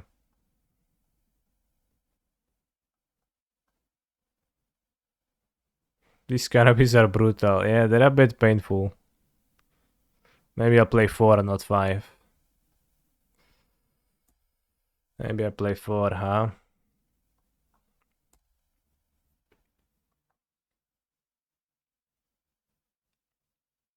But yeah, I'm dying to my canopies faster than they are to my sanctifier.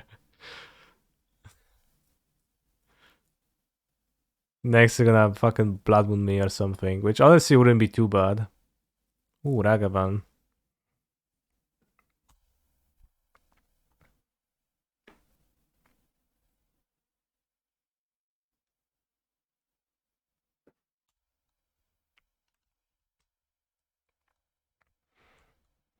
Alright, flashing in, Sword of the Fire, nice.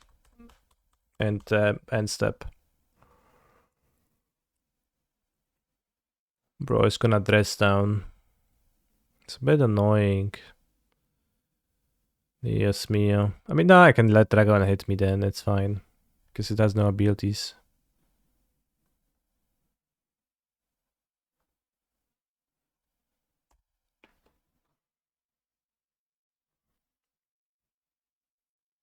And I can cast a protection spell on the Sanctifier.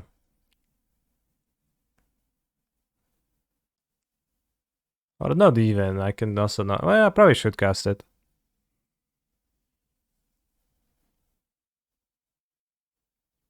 Trade my mana.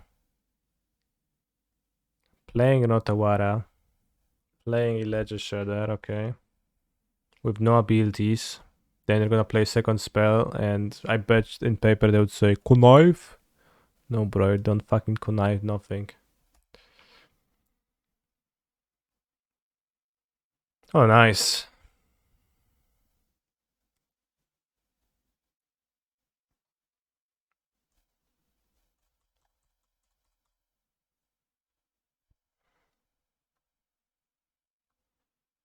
I'm pretty sure they don't have a removal spell to kill, so you can equip the Stoneforge.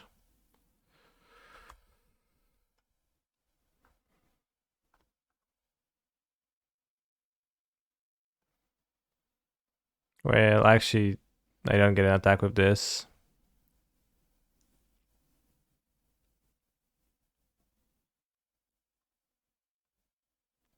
Okay, whatever.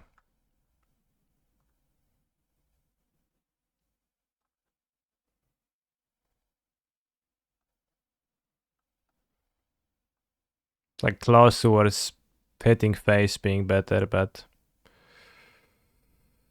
I guess I'll go to 6.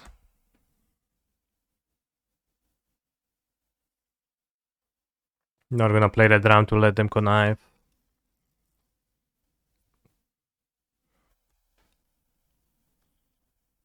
I don't know.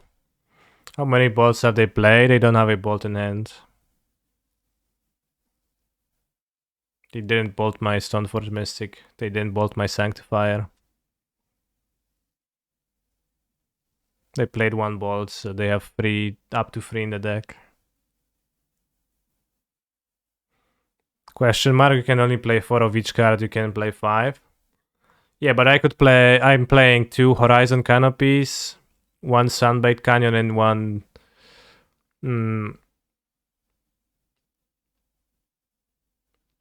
one different one. So that way I can actually play more.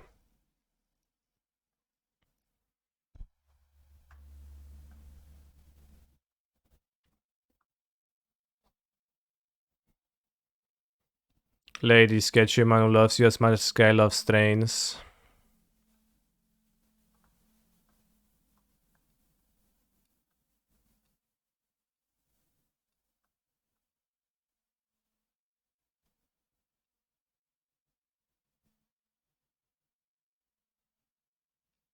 I don't even understand what he's saying.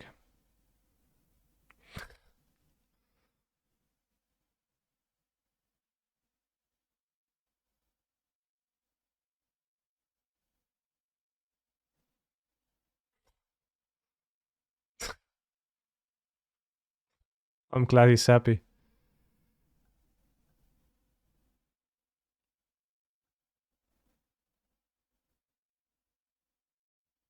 I need to get a 360-degree camera to stream with. Married to deal to Fey instead of King Monkey. Yeah, there was married, yeah.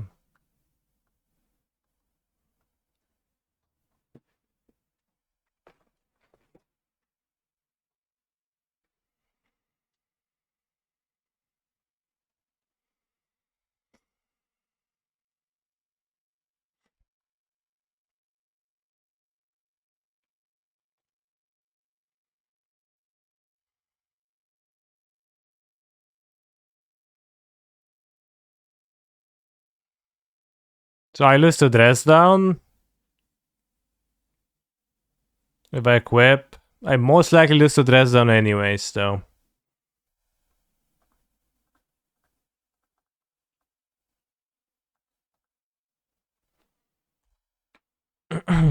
So let's hope not. Also, they played out in Ottawa. I don't know what's up with those Ottawa players. They played as their 4th land. But I think people played the Rotawara out very happily, and that's kind of weird champ to me.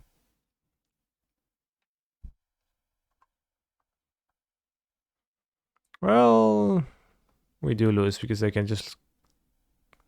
Yeah, not block. How do you have Delirium through Sanctifier? Why is this bolt in the exile?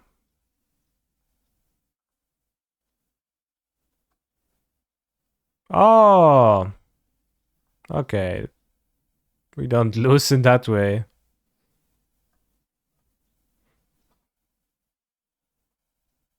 Because the abilities on the sword they didn't block. Na żywo by nie było, no. Now it would be, so good to learn. Point is thinking about the choices. How does it work? This is a triggered ability on the card Sword of Fire and Ice. And Dresden does not make artifacts not have abilities, so...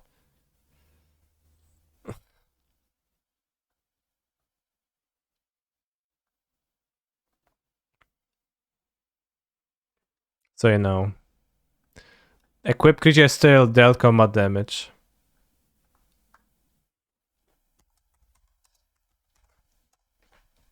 I'll taunt my opponent a little bit. When you arrive in Pepichka country, we're driving tomorrow.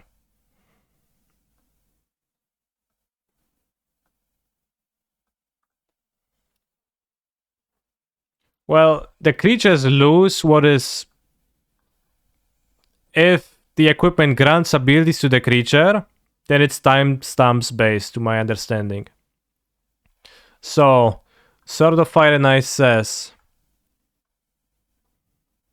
If Sword of Fire and Ice said, equipped creature has, and then in quotation marks, whenever this creature deals combat damage to a player, right? Then it would make it lose that ability. But since it says, whenever equipped creature deals combat damage to a player, X happens, then that's the ability of the sword, not of the creature.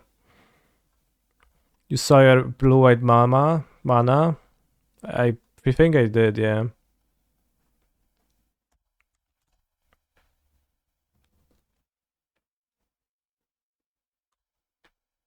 Too addicted to one-landers and canopies.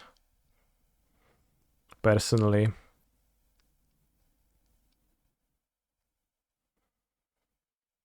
I hope I draw a land next turn. Or this turn, please. Thanks. 5 Horizon lands is too much though. Oh, but like 10 fetches isn't. Talk about double standards. Let's play 8. They would want to counter it maybe. It's a lot, I agree, it's a lot. Could play the drum maybe so they can't... You know, let's play the second aid. They can bolt the giver. And he don't get 8 counter, they'll need a second spell pierce. No jak w drugiego Piersa? No jakiego drugiego Piersa, byku? No gdzie kurwa Piersa ma tutaj? I should have a Sunbake Canyon. In my paper deck I have a Sunbake Canyon over the Fed. Well, I don't know why I don't have it on Modo. I think I just looked at Horizon Canopy looks cooler, but in paper I have the Iconic Masters one, which looks lame. That's the reason, yeah.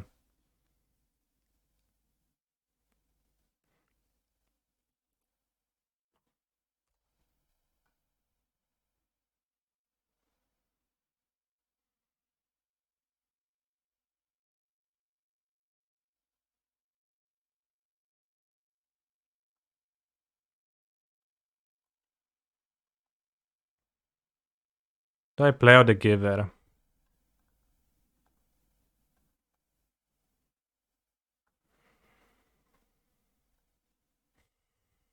I probably do. Seems beneficial. Sword actually pretty useful to have here. And I'm glad it's not a Kaldra.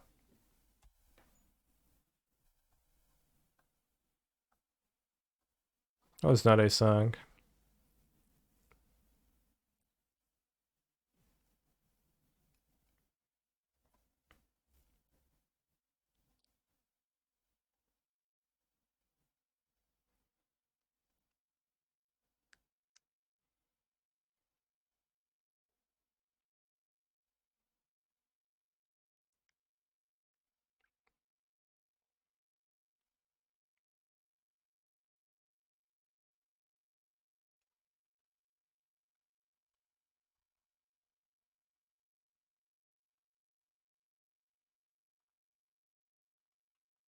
Not Loot Lake.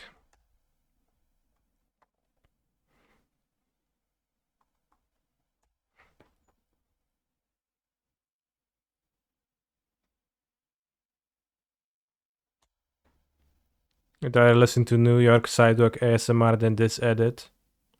Maybe this stream isn't for you.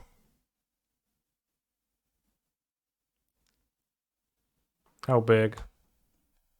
8-8 bros. How they print a 2 mana 8-8 unkillable dragon? This is insane. They even reasonable at all?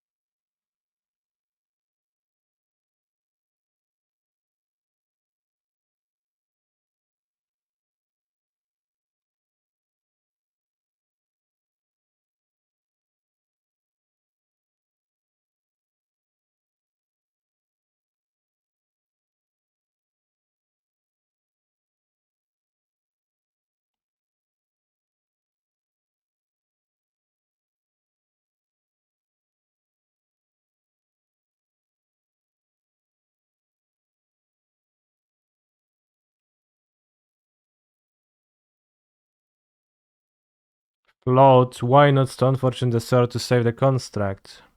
Ah, that's true. It was just a shock. I just didn't. Yeah, it's not 6 damage.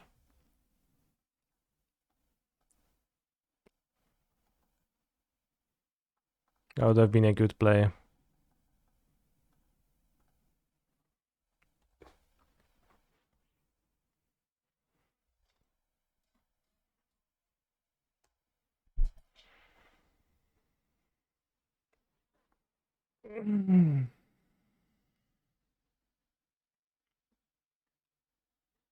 A braid.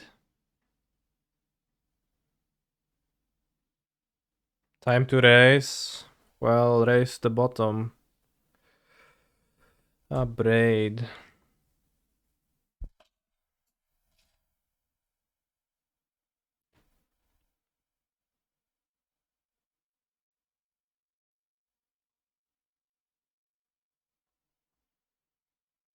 Raz, dwa, trzy. 4. 8. I will play Hammer in Prague, but Hammer is like barely even good against Murktide. If they have a sideboard.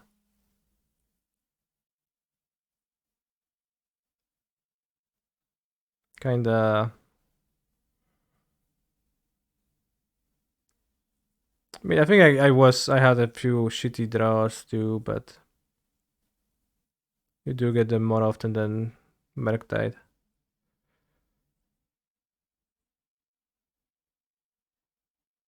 A braid, oh my sword. Not nice. I mean, I could have also flashed in the sword, which would have been so good right in this spot, but I have failed to do so, which was a bit cringe. So maybe that was a bit on my end this game, but so I'm gonna attack them to 12. The next turn I'm gonna have construct, artifact, hammer 5/6.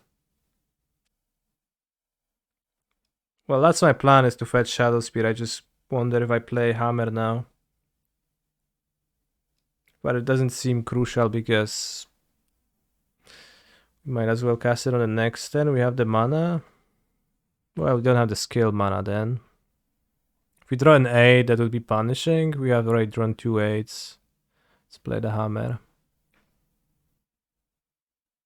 Maybe I should flash it in with Stoneforge. Wanted to attack for 1.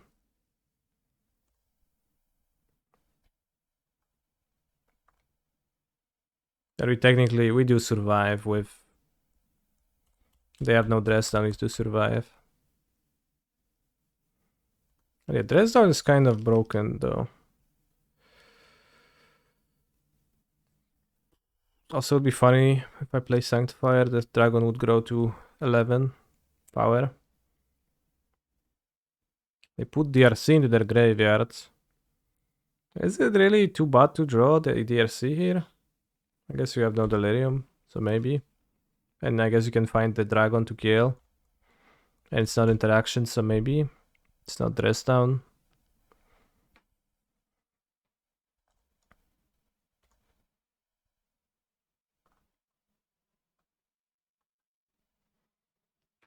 Lots of decisions this game that could have changed the game, for sure.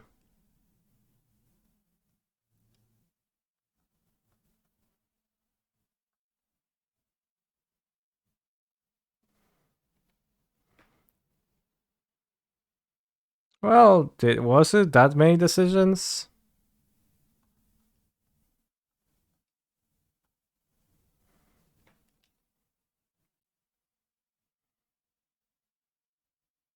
No skill, just luck. I'm your big fans. Alright, dress down me, bro.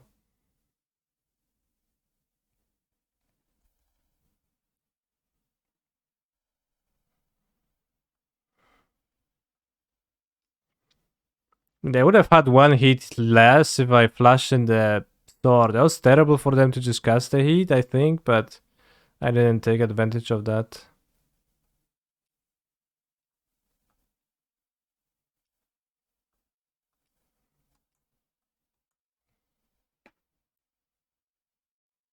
Well, no flashing sword was just a mistake. Yeah, I guess not winning decision, just a mistake. Because I was flashing the sword anyways.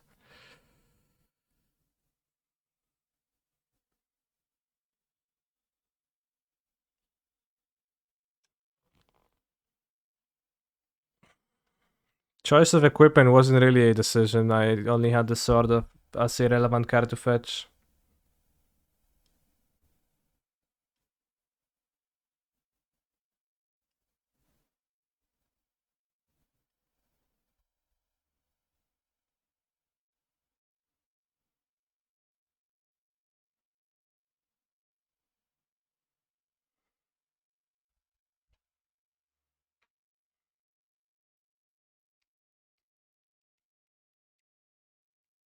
Playing into E was tricky.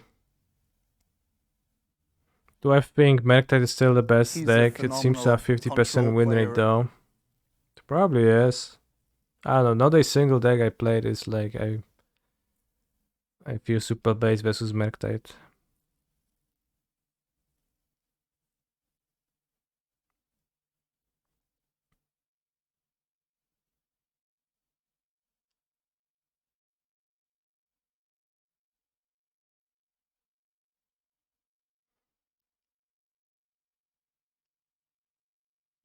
I'll still play with Hammer tomorrow. I'm not gonna be switching. I'll just continue keeping those 1-landers because I'm too mad to mulligan.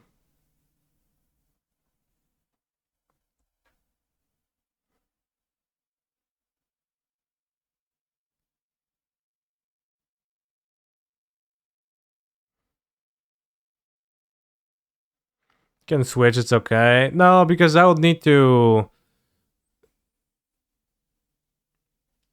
bike to my friend's house to borrow Merktide. I don't have the cards. And then I would need to like play a new deck. So I'll just play Hammer and it's gonna be fine.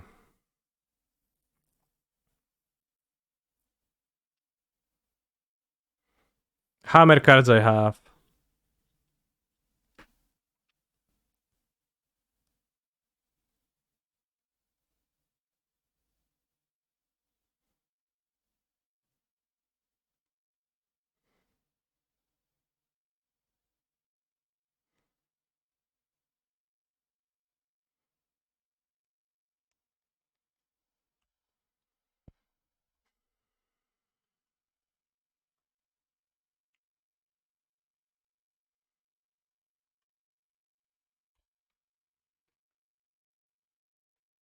Kanister, no ja bym ci pożyczył, ale jednak ci nie pożyczę, no dzięki. We drum here. I play Sentinel. If they play a spell, then I will draw, or they will not play the spell. Seems advantageous, and I can play the drum same next turn.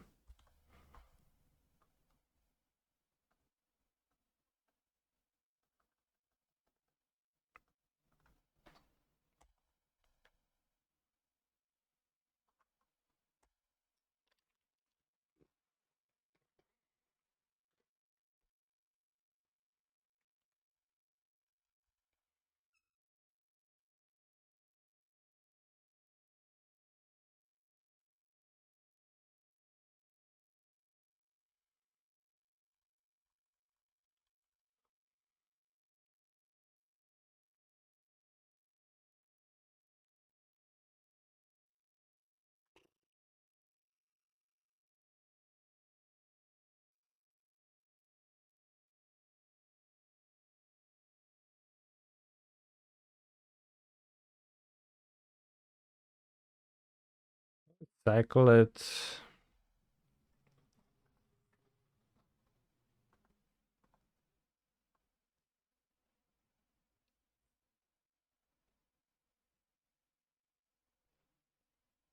Can draw closer towards Saga. Drum turn 1 will just allow Sentinel to give her guaranteed. Yeah, but the Sentinel is much better earlier.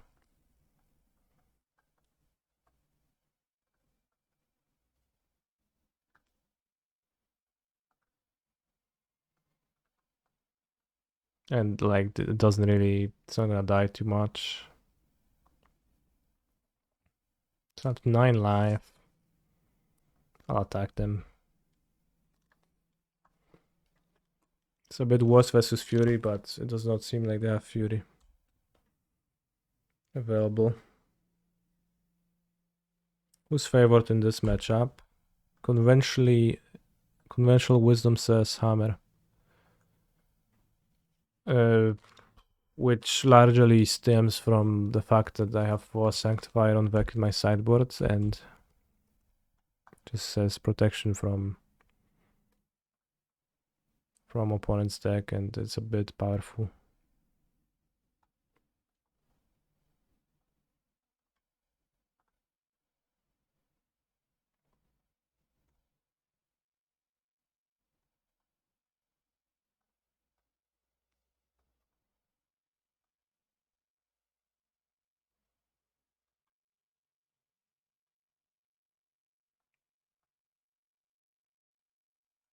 I play white 2/2.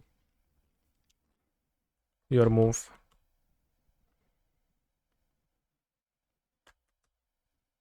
Don't Fury combat trick me, I guess is my one hope and one desire. Nice. We want Sword of Fire and Ice. I think I do.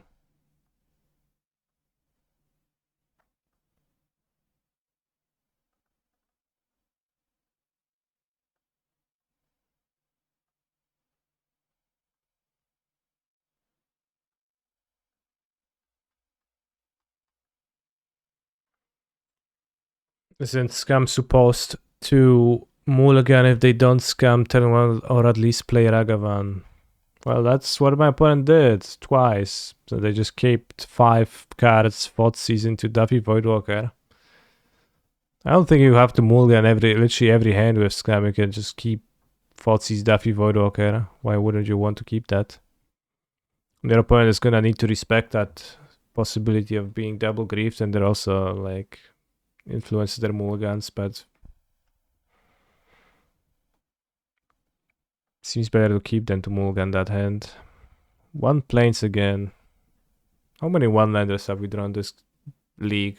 Certainly many. Hey, Mr. Streamer, what do I think about the incoming blue and black sword? I mean, it seems like every other sword, so not very good. I say sideboarding in a sword into my deck for the matchup, but seems roughly the same. So like nobody's gonna play it. in actuality. Come online.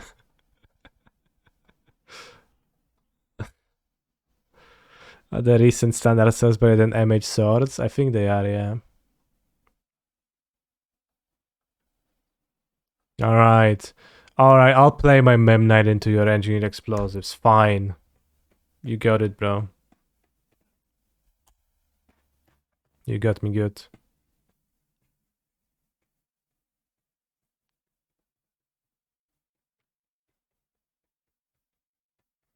Oh, you said you asked me why are the recent standard swords better than the MH swords? It's a good question. White mana? That's no. Bitter Union.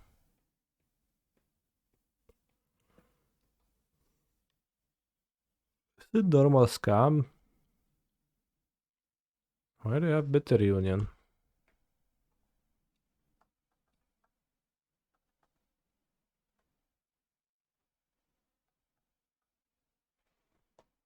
Cyborg into creativity, and then creativity into explosives.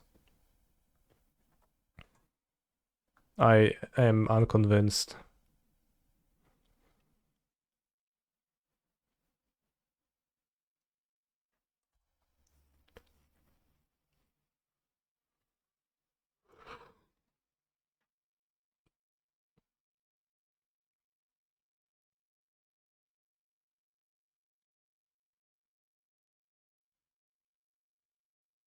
Why do I like mono white versus blue eyed? I guess I get to play 5 canopies.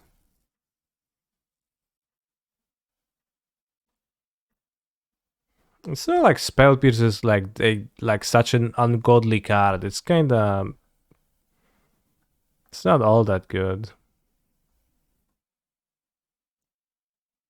Should have just killed them and played with protection. I didn't realize there are 2 life. I need to look at my opponent's life total more.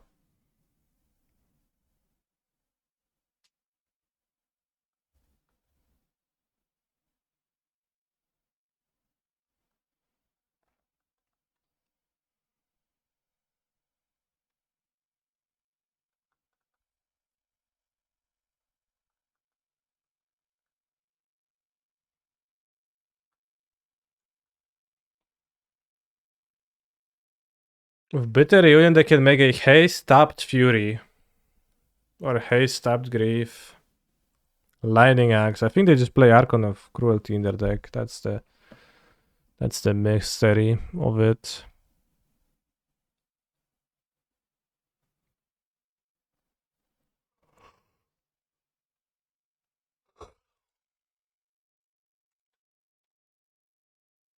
Why not kill them with Spear? I should have killed them, yeah. As I said, I should have killed them and then I didn't. Don't I find you already have plenty to do with my mana? No, I do flood with the deck. Seems like they don't haste their creature.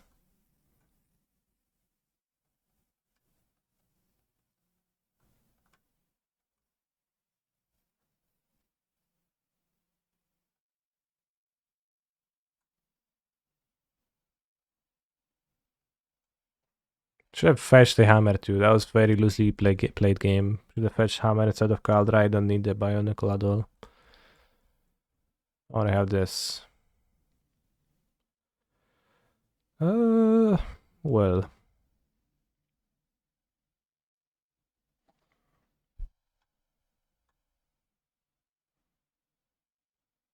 We might as well cast it now because then we can make a construct.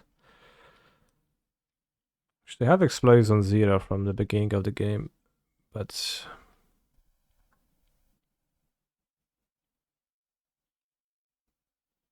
it's not actually worse against removal in hand to play it now.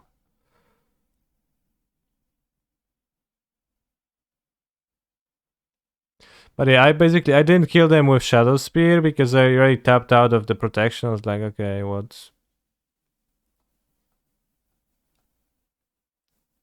They kill my creature at response, then seems not worth it. So I decided to wait for the next turn But of course, playing the Stoneforge Flash without checking my opponent's life total was a mistake. I should have played slower and look at things instead of just clicking cards. But I clicked cards, so.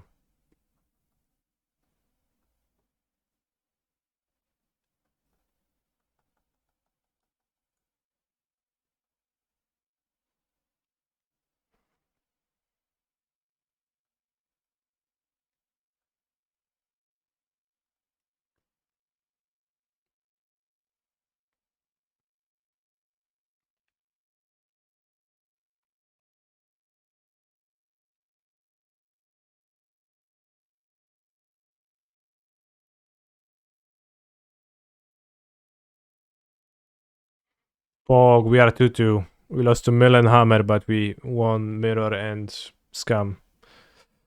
So overall, good score.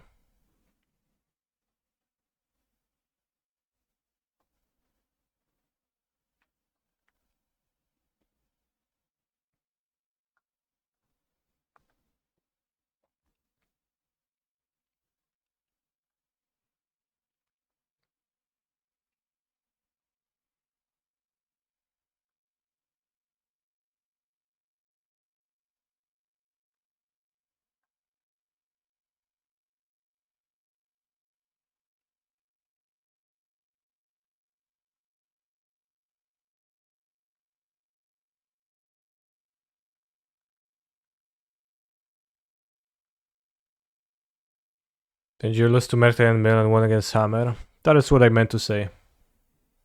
If I have said something different, then it was a misspeaking.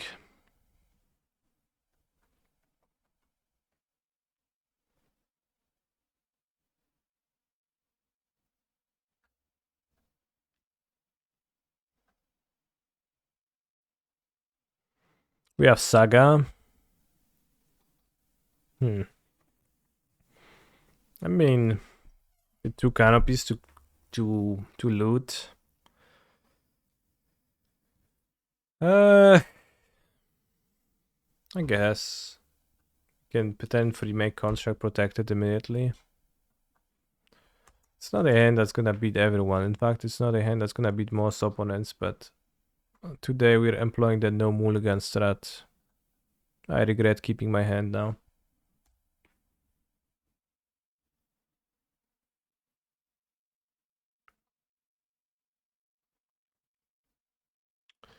Oh yeah, I find Spell Pierce to be cool.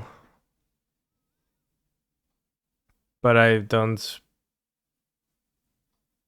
find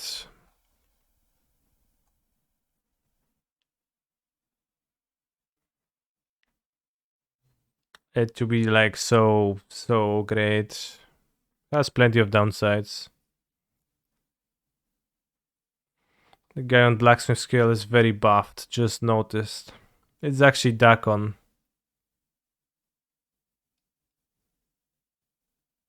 He was a very buff blacksmith because before he became a planeswalker. Because actually, that I know that because I read the flavor text of this card previously. So he kept a shit hand with nothing as creativity, but the Paladin might actually help out.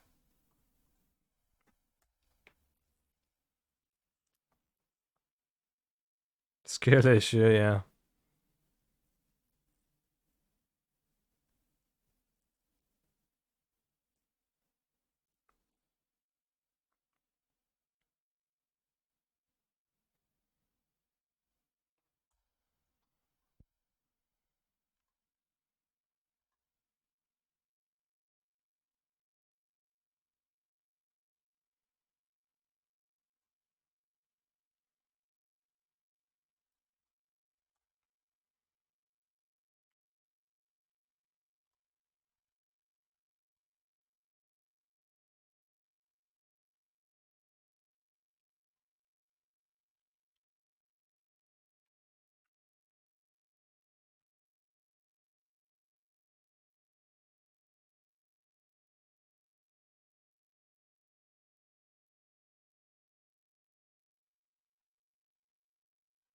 think I'd rather make a construct. Then play Stoneforge Mystic, that way they don't get to spend their mana on anything. Unless they would binding my drum.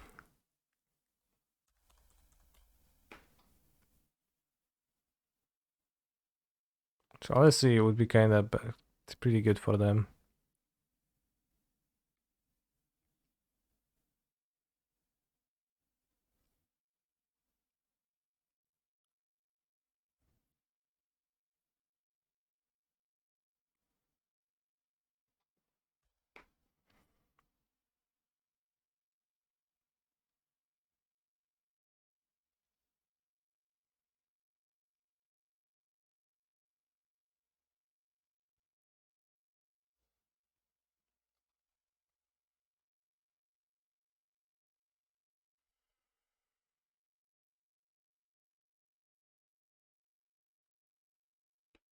I think you can make a construct in opponent's turn and then maybe get an artifact next turn. That's a pretty cool interaction. Yeah, that's what I'm gonna do. They go for creativity, they will die.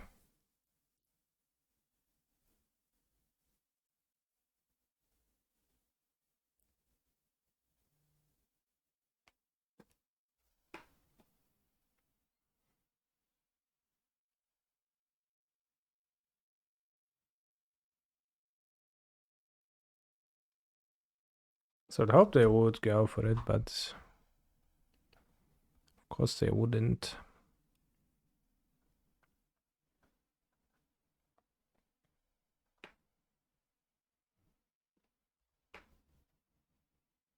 Clean up.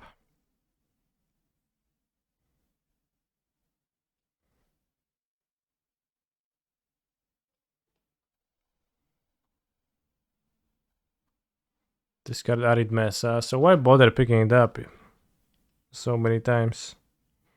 Cringe.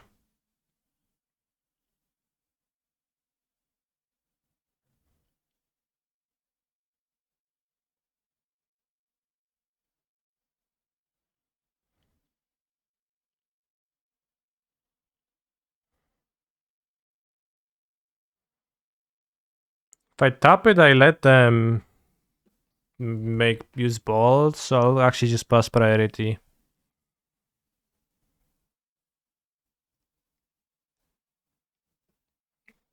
Maybe one day Ornithopter here.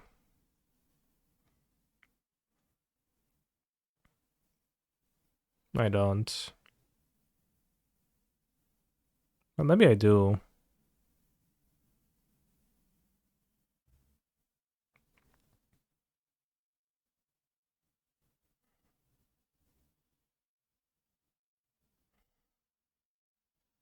Gingerbrute.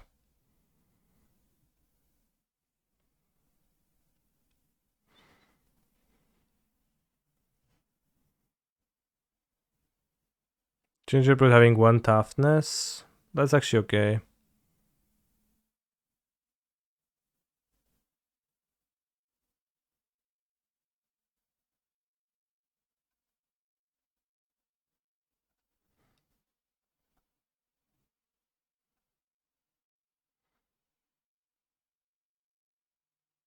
That's a bit bad versus the dwarf.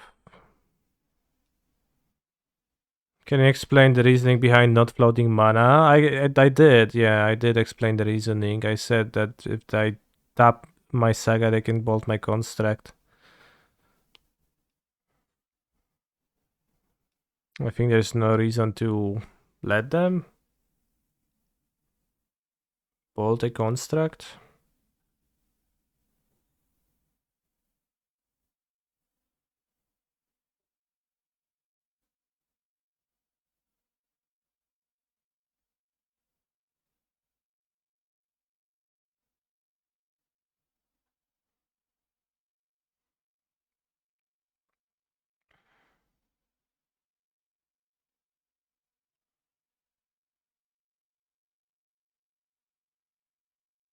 Because they won't have a good window for bolt.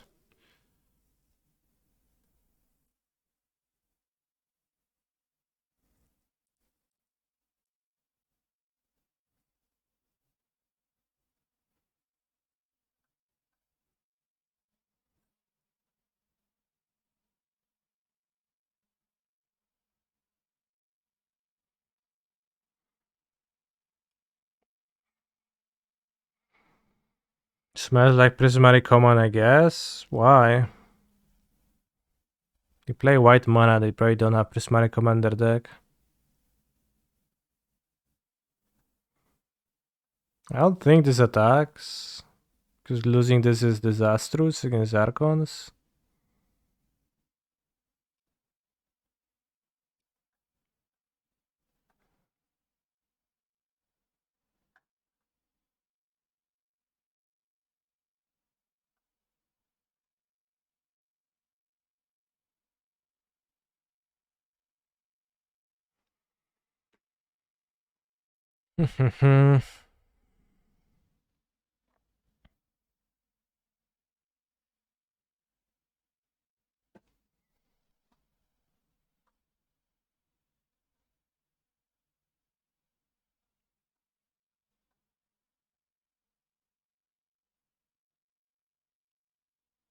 They actually had Prismatic Command, bros.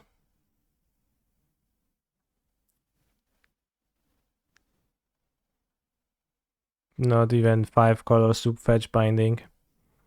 Okay. Let's board Orvars, the all forms.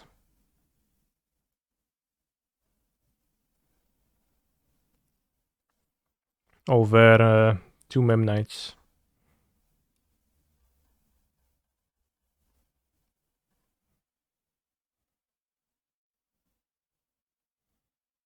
I could board the needle, but I don't know. This plays so few. 3 doesn't matter. Oh, we can draw a hammer.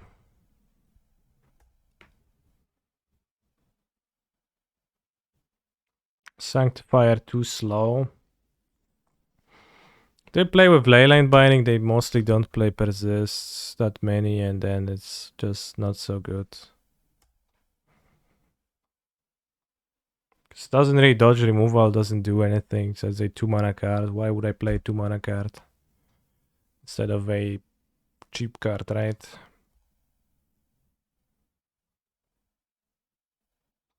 There's kind of no upside in it.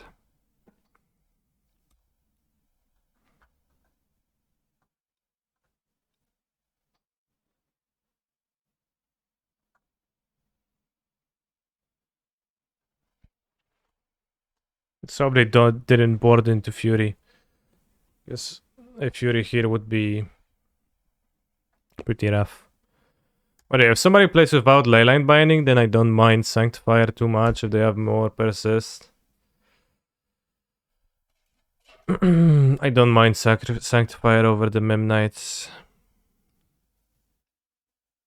But I just want to have a functioning deck.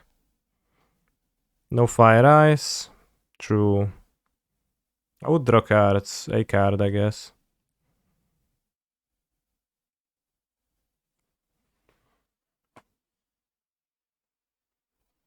They play white and can have Prismatic Command. Yeah, I misspoke. They play white and they shouldn't... Kurwa no, Hidetsugu, ty śmieciu. Ile razy mi będziesz pożerać wszystkie stwory?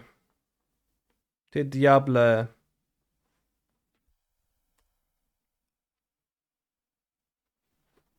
Come of Nexus. At least I draw 2. It's not too bad. It was a 1-for-1. I saw someone fuse Fire Ice and Paper on Tuesday. This is pretty typical. When MH1 was just released, like lots of players tried to fuse them at FNMs.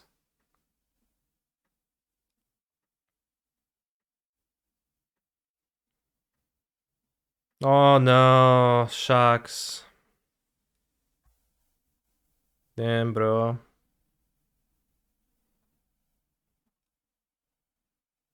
Kto niby? No w Poznaniu, no a ty to nie wiesz kto, bo nie grasz w Poznaniu. To jak kto niby?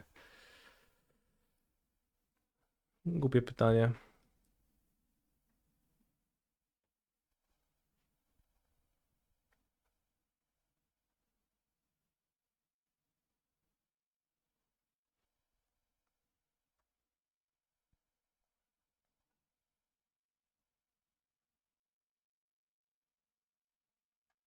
Bros, I could have just killed. Nah, this guy does aid. But I just wanted to not kill. Just wanted to chill for a bit more. With my buddy Orvar.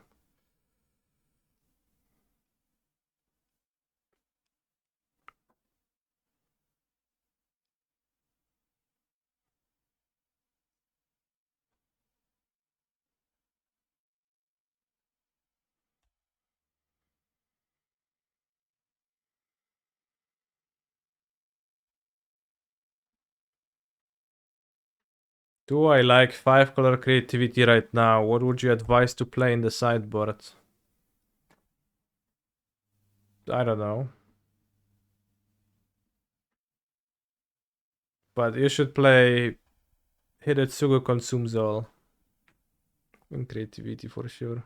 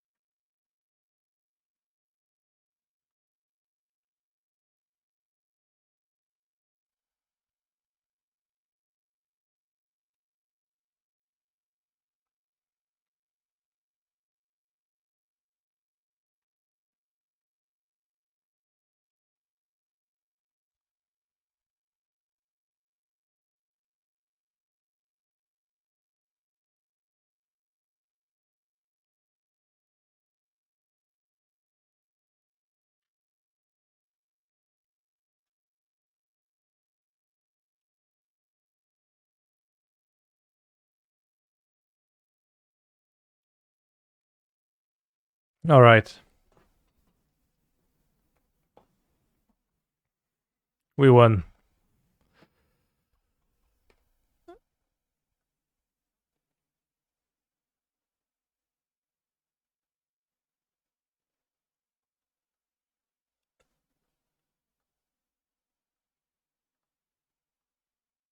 So yeah, I'll play this.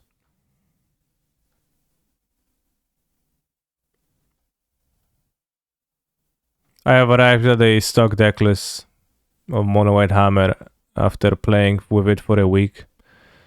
And I'm like, yeah, now I'll play like 4 Stoneforge Mystic, 4 Pure Steel Paladin in my deck, yeah. Those are my choices. And I play Kaldra Complete and a Gingerbrute. You know. Have I played a Solitude version? I haven't. It's not serious, right? It's clear, I think, how bad it is. If just by looking at it, so. Where the Nettles is, I just have a Sword of Fire and Ice in the sideboard. The Nettles is it's weak against most matchups, and it's mostly useful in games where you want to equip Sanctifier on the back with something when your opponent has EE, and fetching Kaldra is not reliable. I Merit won a 400-person tournament. It's okay, that's true. But if we disregard that, then you can just look at the decklist by its merits, not by the authority of the score that it got. And then it's just clearly not, doesn't make sense to play. If you play, after playing with Hammer for a bit, I don't get to 5 mana. I don't want to pitch cards. So I don't understand why would I want to play Solitude.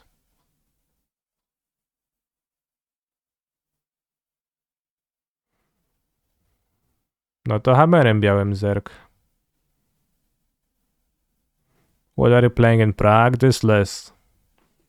I'll go to mtgmelee.com and I'll register this right now.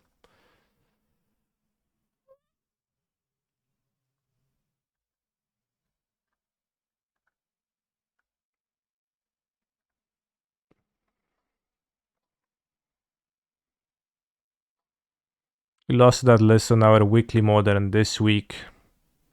Well, it is still a hammer deck. Looks good, don't like sword though. I find sword funny and that's why I'm gonna play it.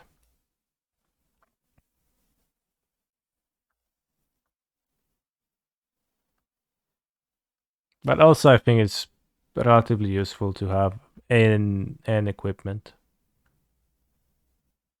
It's not super, it's not that I'm thrilled about it, but the thing with the Solitude Hammer list is what I talked about throughout this week. It just doesn't. The like main cards in the hammer decks are all the same, and then the fluff around it is kind of are the cards you're hoping not to draw, anyways. Solitude is just another type of filler. To me, it seems fairly bad. Not gonna be hardcasting Solitude too often.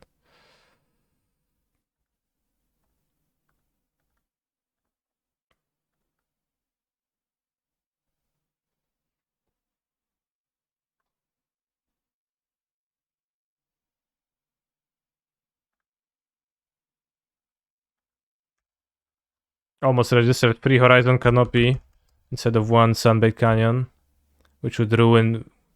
It would be a silly thing to get 8 game loss for.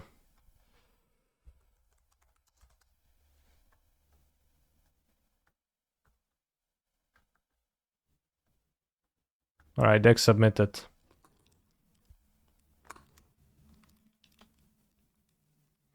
Should you play 1 Sunbait Canyon over a Canopy? Yes, I should, yeah. I'll switch it here.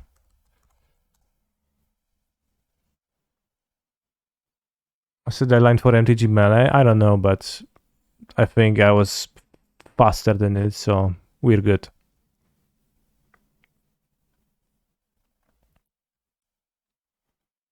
I think it's just when the tournament starts.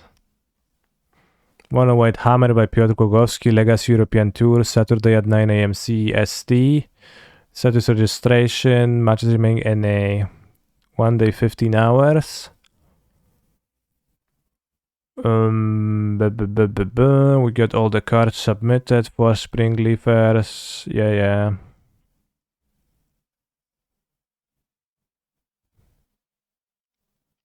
One Sophie. For March for Sanctifier, 3 Dranit Magistrate. 2 Orvar.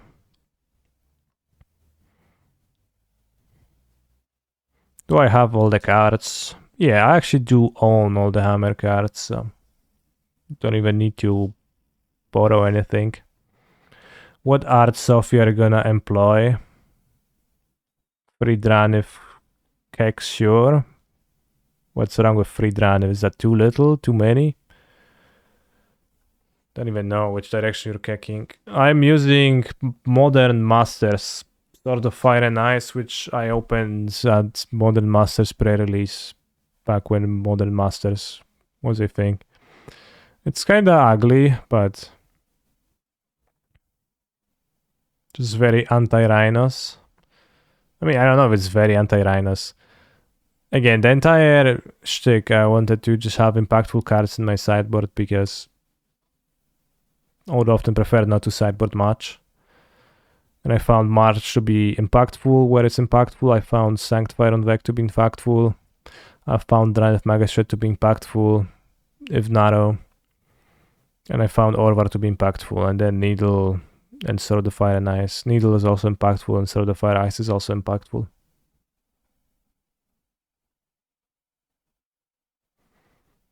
And, you know, we're gonna have like 3 Blacksmith Skill, 3 Dranit Magistrate against Living End and cross fingers. How many players registered so far? I don't know. A lot.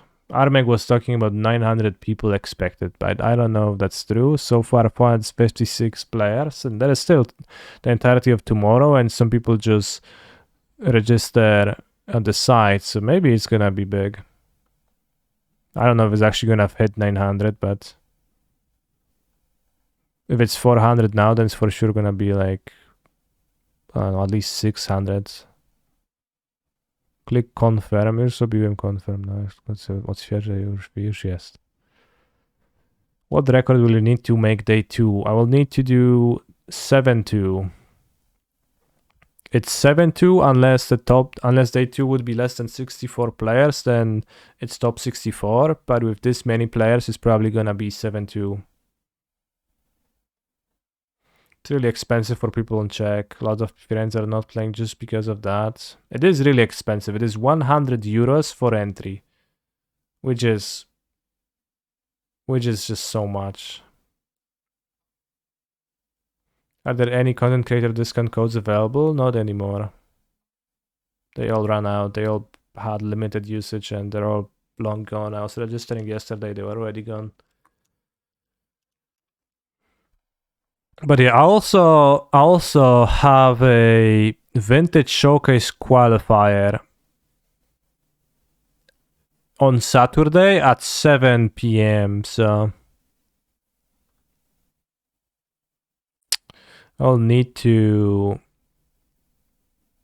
be playing it from my hotel room, and I hope to finish day 1 before it starts. And I mean, I should really play it, but if needed, I guess I don't know. I'll try to draw or concede the last round. It's gonna be a big tournament. It's gonna go slower, which is a bit worrying. Maybe I'll just go 0-3 and then I'll be free by the evening with no trouble. You know, those are the options. But the Vintage Showcase Qualifier is a much higher EV tournament to participate than the Legacy one. But I had the trip planned, etc. So I decided I'll just go and see. Maybe it's gonna finish before 7, or maybe not. Probably not.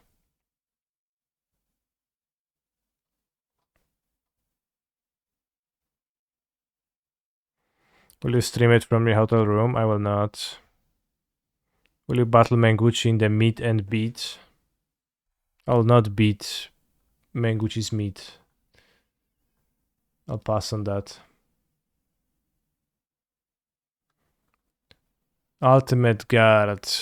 Booth at LMS Prague had fun challenges all weekend, and you can find me there on Friday afternoon. Yeah, also tomorrow we start driving at noon, so when Mango's gonna be finishing his meet and beat, I'll be traveling. Also, what the fuck? Post Malone is gonna be there? Such a big profile star. This is insane.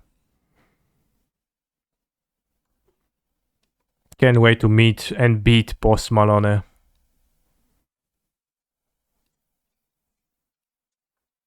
It's gonna be based.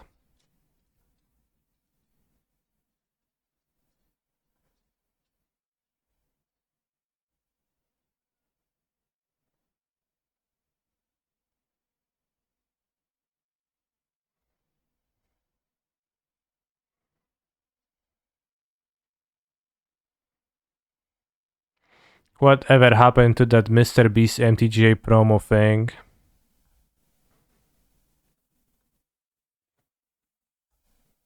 Mr. Beast Magic Arena.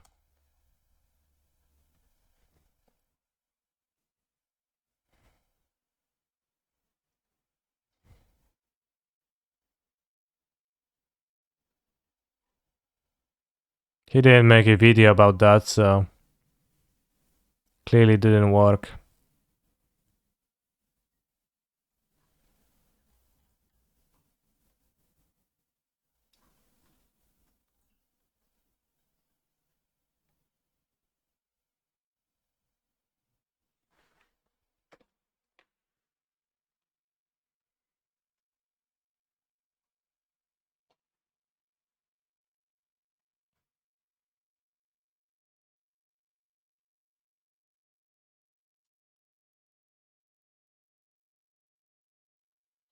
Hello peasants, so funny.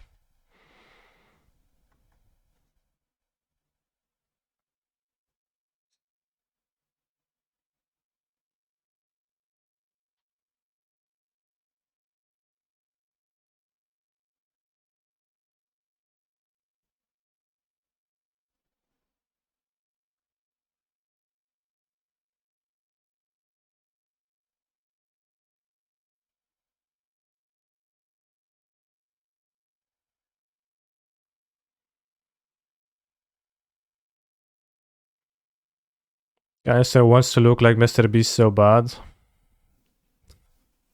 Yes. True.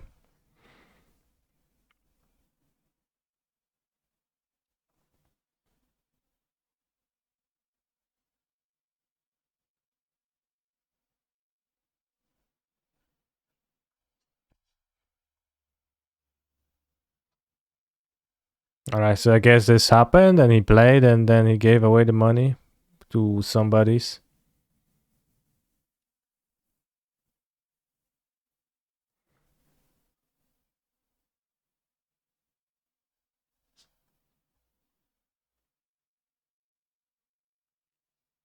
I hacking love when the E-celebs play Magic. It really reminds me that I'm very cool, not a nerd. Yeah. New cards. Let's look in new cards. Kogla and Idaro. 6 mana for 2 big monsters of this size. What's this? A very big Phyrexian giant. What's the monkey doing with Idaro on this artwork? Against trample and haste, or it fights target creature you don't control. Discard, destroy one artifact enchantment, shuffle Kogla and Idaro into your library from graveyard, then draw a card. What? That's crazy.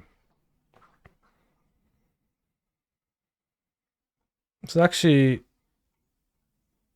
a card that I would not be surprised to see people play in standard. The duality of usages. Like, what's the name of that disenchant draw card? Slice in twain? Something like that. And then you can also, you know, have He's a monkey. phenomenal control player. Yeah. Thank you for the sub, Erin. So I think Kokla and Idaro is pretty solid.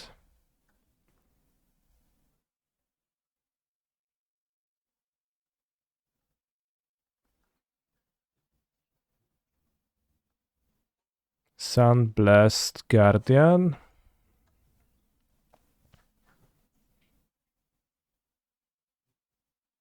So it does seem like they get completed by the Praetor that of the color of the color that they have to pay. But we just talked about how Urabrask doesn't complete people unless they want to. Light glinted off the raised weapons of the Sun Empire, filling her with an unbreakable hope, but even the unbreakable can be reshaped. 2 mana, 2/2, and for 5. Fornus plus Conqueror. Sacrifice, So when it attacks, it makes an attacking copy of itself. Put a counter on that token for each counter on Furnace Blaze Conqueror. What a weird text when it doesn't get counters like normally. But I guess.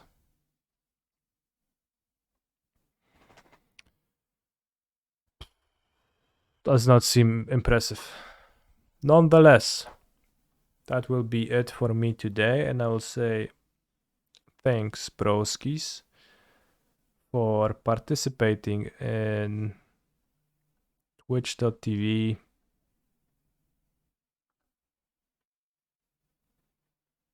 canister_mtg today. I will be traveling to Prague tomorrow. I will be back on Monday. So Monday stream will resume.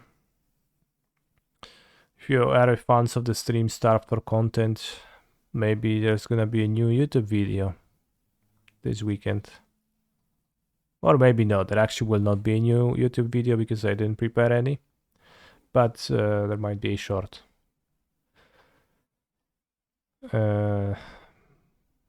Join the Discord, do stuff, and stay hydrated. I will see you back on Monday.